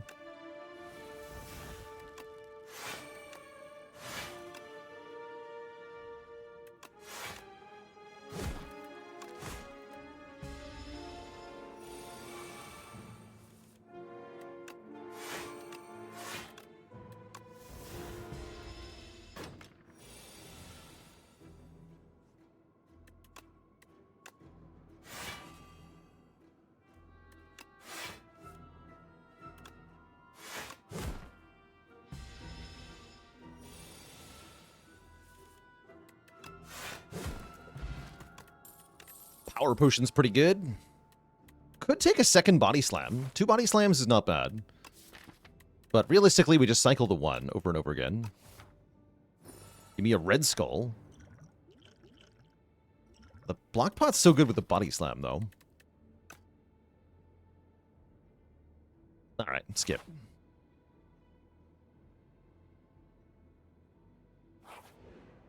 Went the wrong way. I meant to go fights, actually. Give me card draw on Vicious, though. That's pretty good. Or I can add 2 block to Taunt, which is also very good here. But I think I just want to draw the whole deck immediately.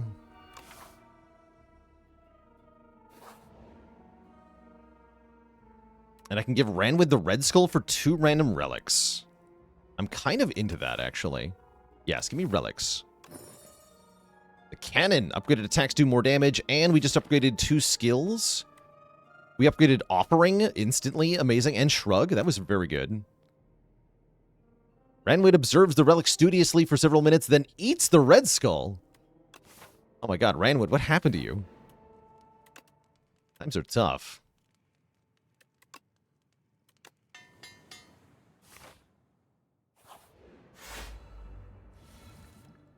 Cannibal Ranwood. Crazy, man.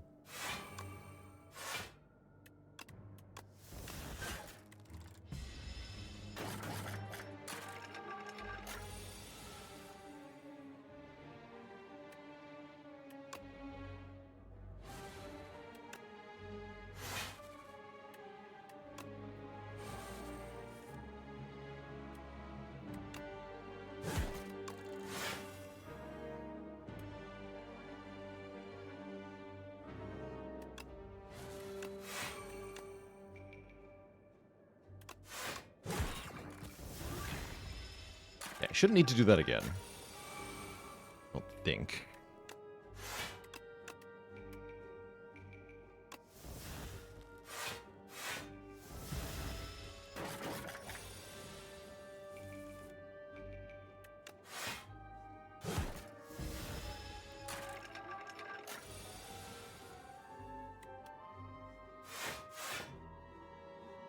Could have blocked, I guess.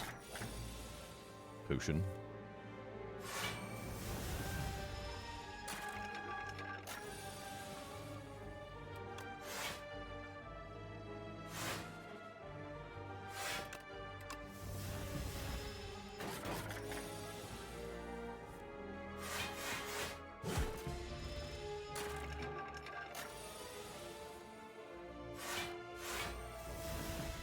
Chomp chomp. Get him.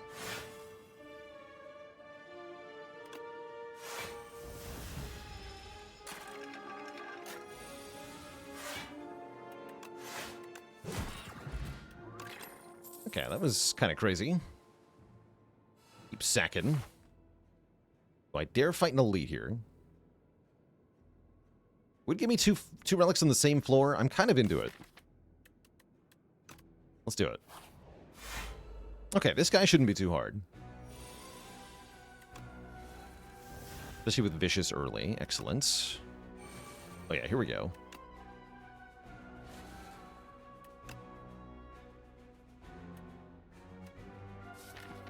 Out from Beyond wasn't bad. That card is so jank. They gotta fix that card.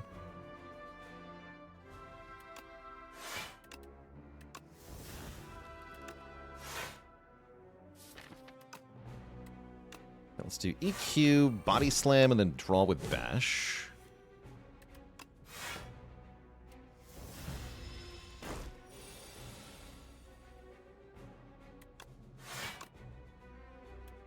Yeah, once it stays exhausted, it'll be a lot better.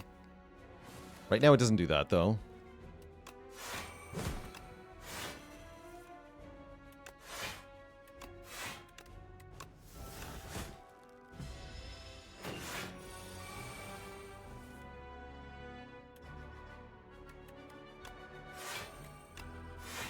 Yeah, it's a cool card design.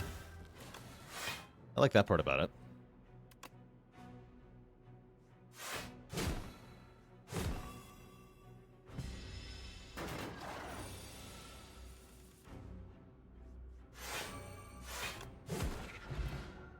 Beesh. And then another relic. The meal ticket. Convenient. Good reason to go to a shop, perhaps? Perhaps. Does it get blood vial? More healing. Okay, healing is piling up. Yeah, let's go to the shop. Shop has remove. I mean, we're always going to a shop, I guess. This way has more fights. Yes, to the shop. Okay, this guy is a little spooky. With all the minions coming. And turn 1 draw, too.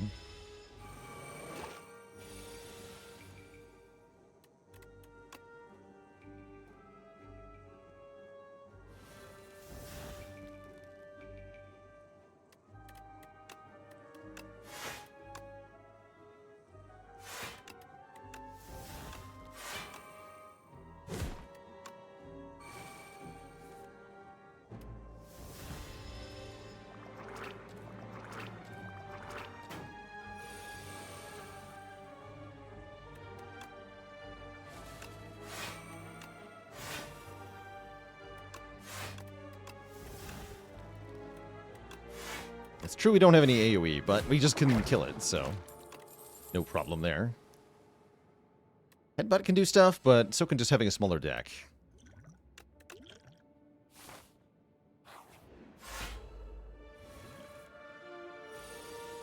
Don't have a Gremlin fight equivalent in Act 1? Yeah, we do. It's the like mixed adventure group. The Raider Assassin, Raider Brawler, Raider Crossbowman type fight. That's the one.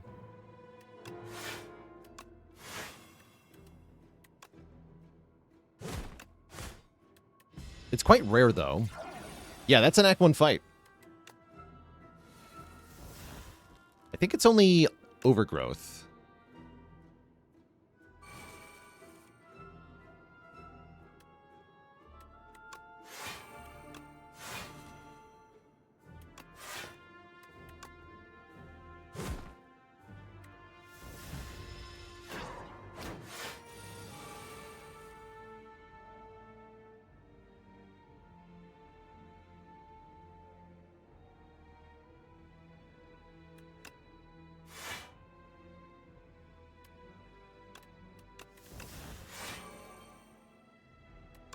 Just roll with Bloodletting, but I don't need to, so let's not.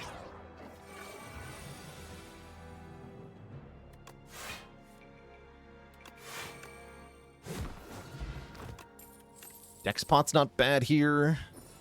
Strike Dummy does not do much. Gonna keep the attack pot, though, for the triple worm fight if we run into them. They are jerks.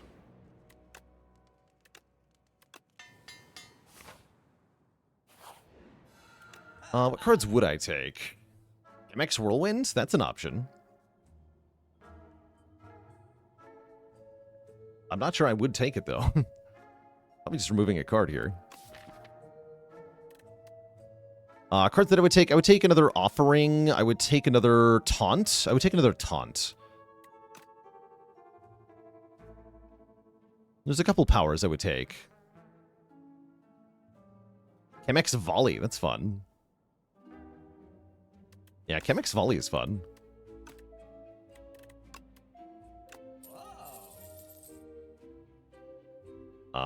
Just keep my money is how I feel. Just go to more shops in Act 3 is currently how I feel.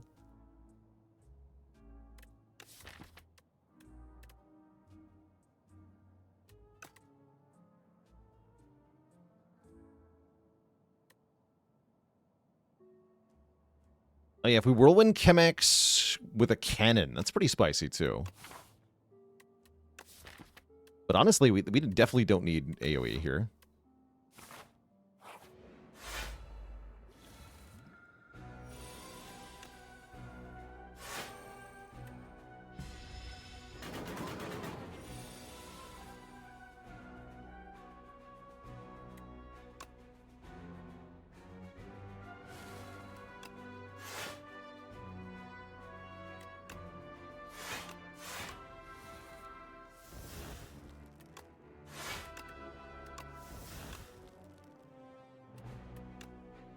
First.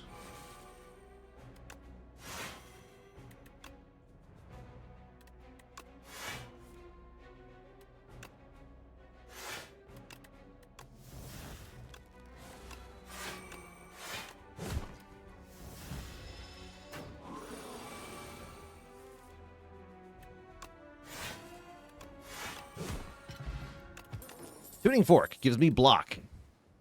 We like block.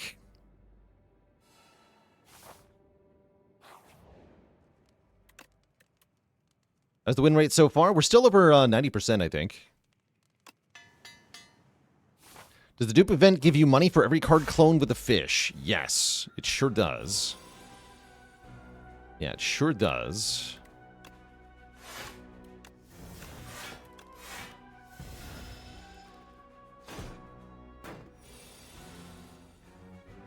This crab is completely hosed, by the way.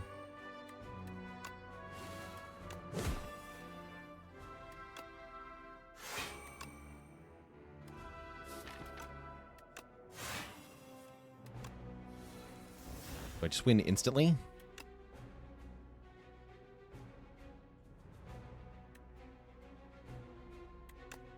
Rug. Yeah. Body slam. No. Not quite.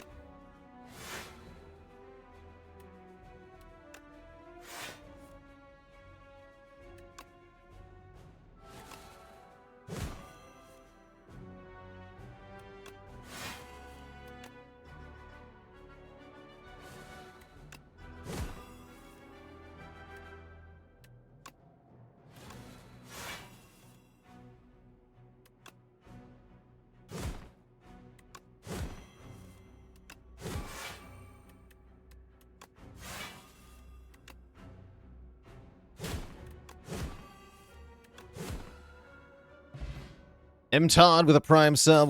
Welcome to the Cozy Sub Club. Oh, here's Brand. That lets us burn the deck down faster, I think. Although it's so small, I don't even know if it matters.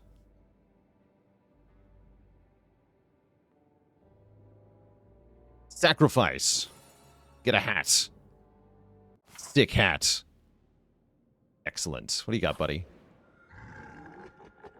Oh, of all the times to give me the ethereal... I want the ethereal copy of the first attack I play. Crossbow is awful. Warhammer is awful. The whistle is awful. And I can't skip. These don't do anything. Not that I need any help based on the last fight. So whatever, I guess. We can go... Well, I can go triple shop to make this really, really ridiculous.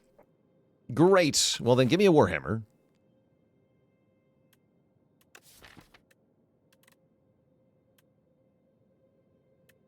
Yeah, give me a Warhammer. I don't even want the stun, genuinely. Stun buys me a turn, but it also then wastes my turn, so it's getting nothing done.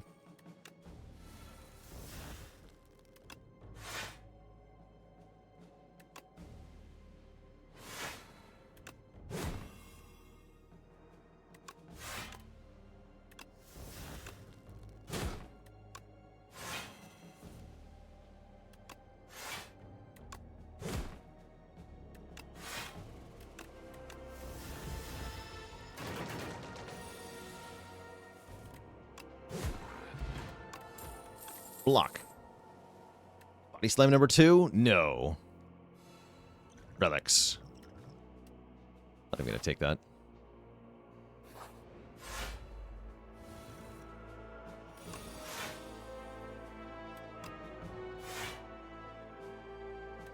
Okay.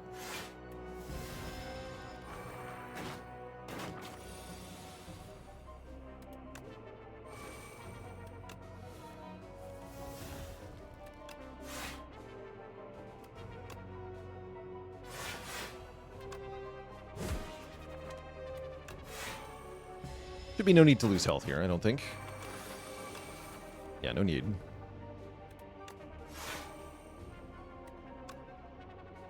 Although, wait. Yeah, no need.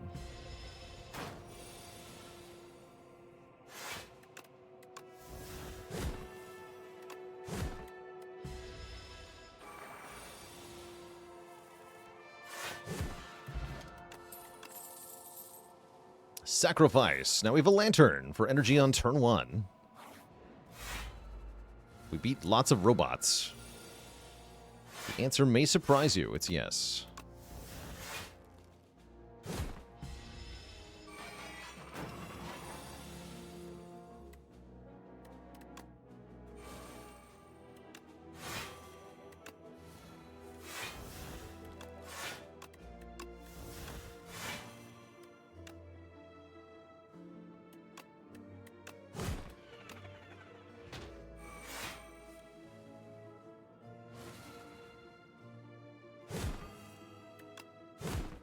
Oops.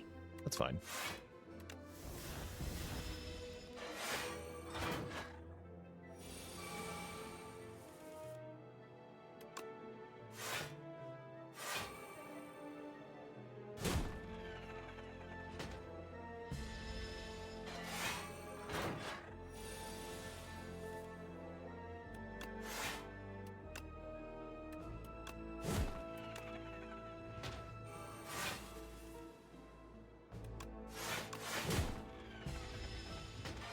Would this deck take a barricade? I don't think so, because as you can see, we're already able to just kill almost anything in one turn. The only question is, how many times do I have to play Bloodletting to do it?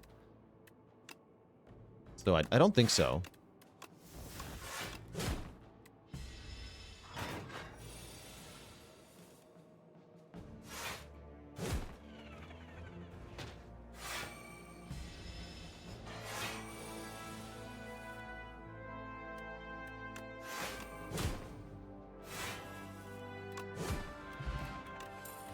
Another block pot. Flame Barrier Plus should be good, but it's not. What about Burning Pact? Burning Pact seems like it's decent here. Although, we have to stop Burning Pacting at some point. Actually, no. Just sack. Just freaking sack everything. Take a block pot. The only thing we ever need is block. Block, block, block, block. There's Finesse. Yeah, Finesse does stuff. We could take Hidden Gem if we want to break the game. We need to break the game? I mean, it would be very funny. So, yes. We talk.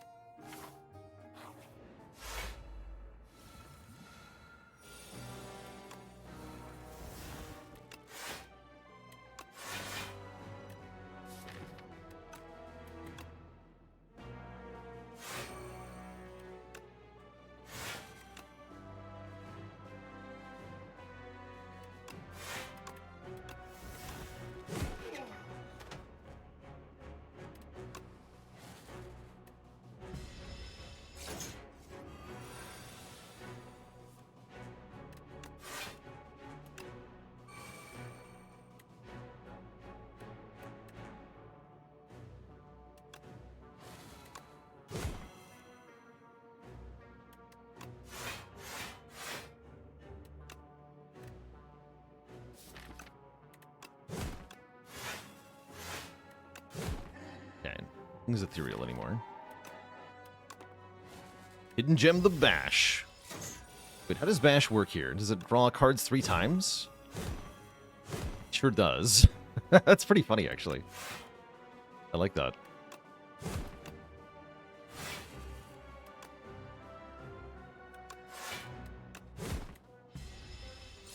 The Gigabash.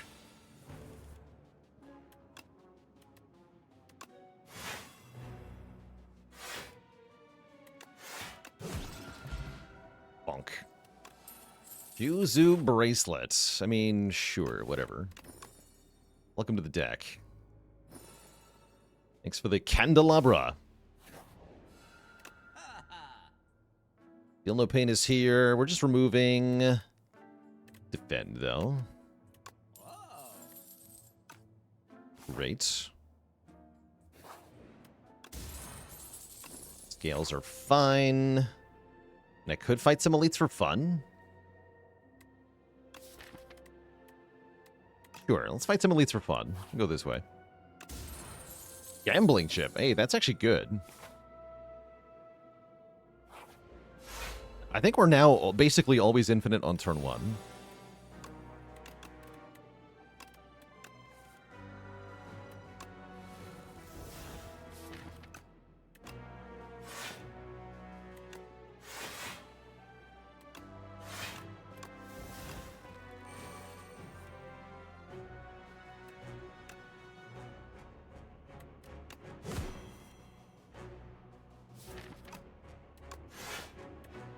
And add replay to True Grit. I don't think I care.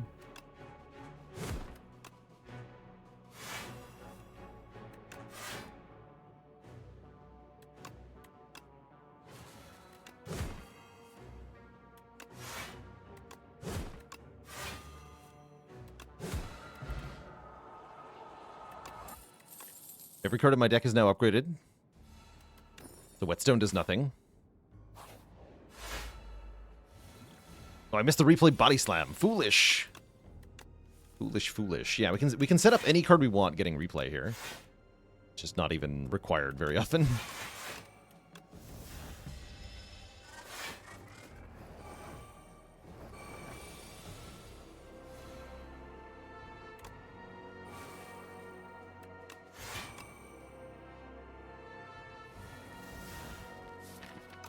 Hell yeah.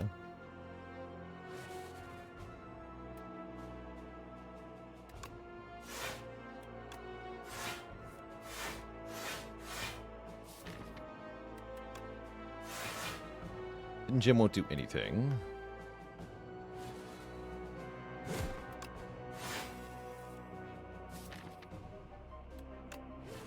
Gigabash.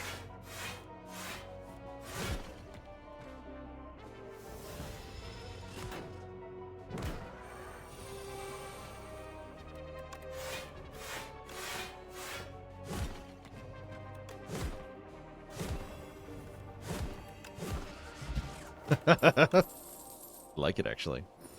We got a kunai! That's gonna be stupid.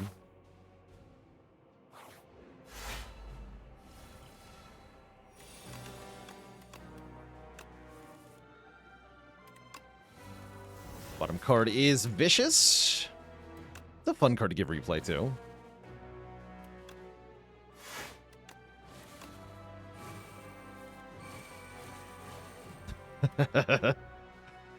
Good.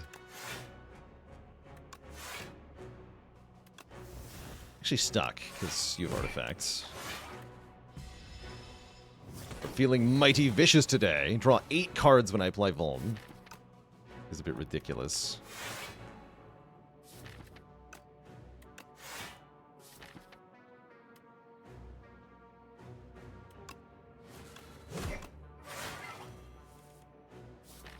I definitely don't want to do that.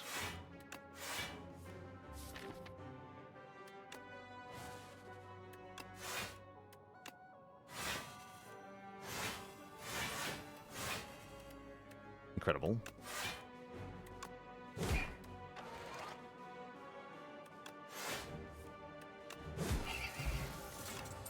Got him. Oh yeah, Liquid Memories actually last for a turn now, right? We can actually go infinite with that. We're kind of already infinite. We can go properly infinite.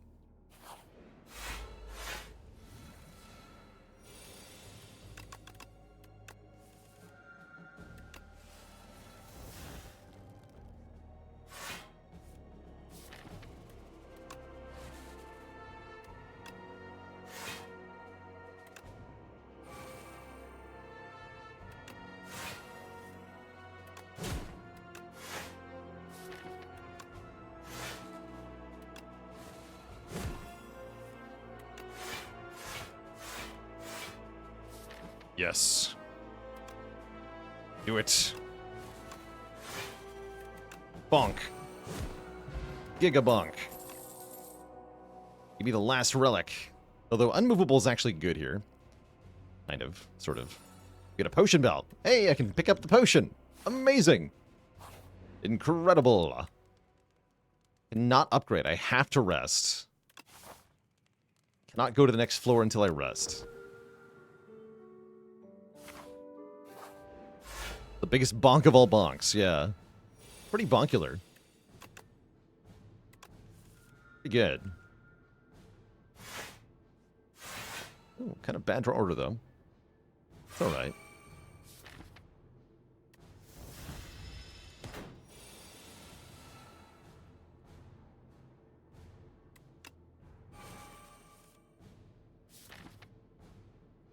Any of those are good?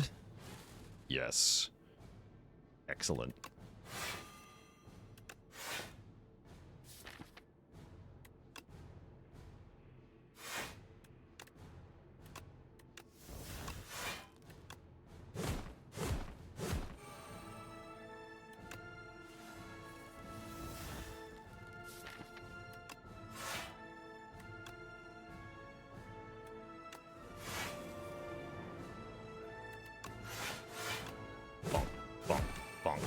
Taunt.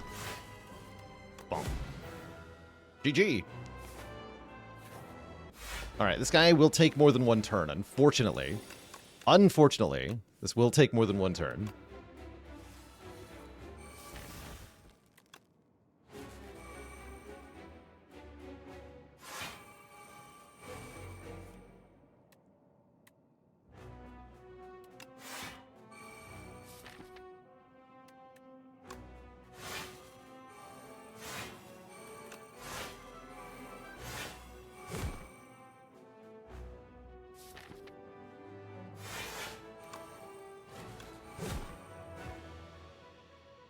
That didn't draw?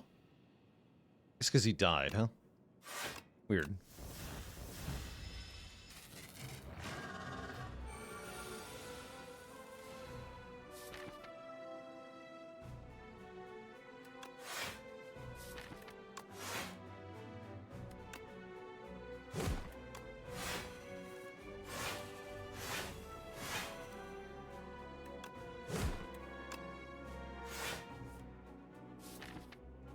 More replay on Taunt. For fun.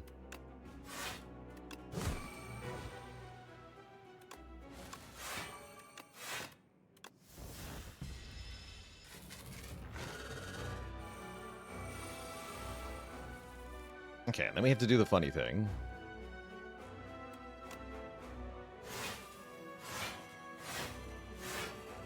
See if this actually goes infinite in the way I think it does. So Taunt is free this turn, is that true?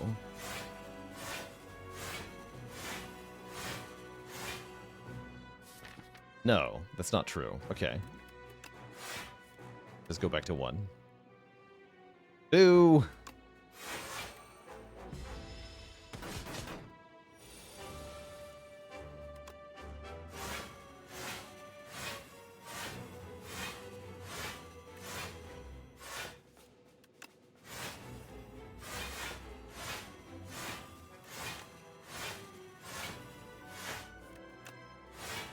Just keep mocking him endlessly.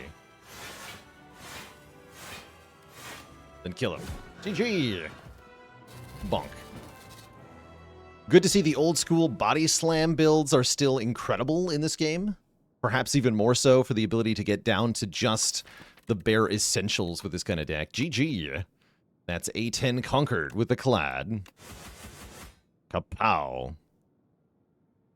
GG. G freaking G. Not too bad.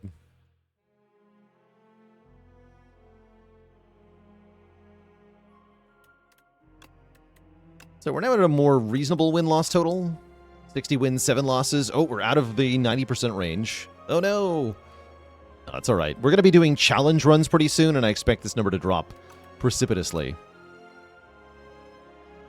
We're going to do some fun stuff. We got one more Ascension 10 run to get, I think I'll leave that till tomorrow, Twitch chat, as it is definitely dinner time for me. So I'll say thank you all for hanging out and tuning in, dear Twitch chat. We're going to throw a raid on over to SD89, who is an awesome variety streamer, very cool dude, plays hundreds of new games per year, but has been really going hard at the Slay the Spire too. So I hope you all enjoy hanging out with Essie here, and I'll catch you all on the flip side. Say hello for me, everybody, and toodaloo, my friends. Enjoy some more Spire action, courtesy of Esty. Night-night, everybody.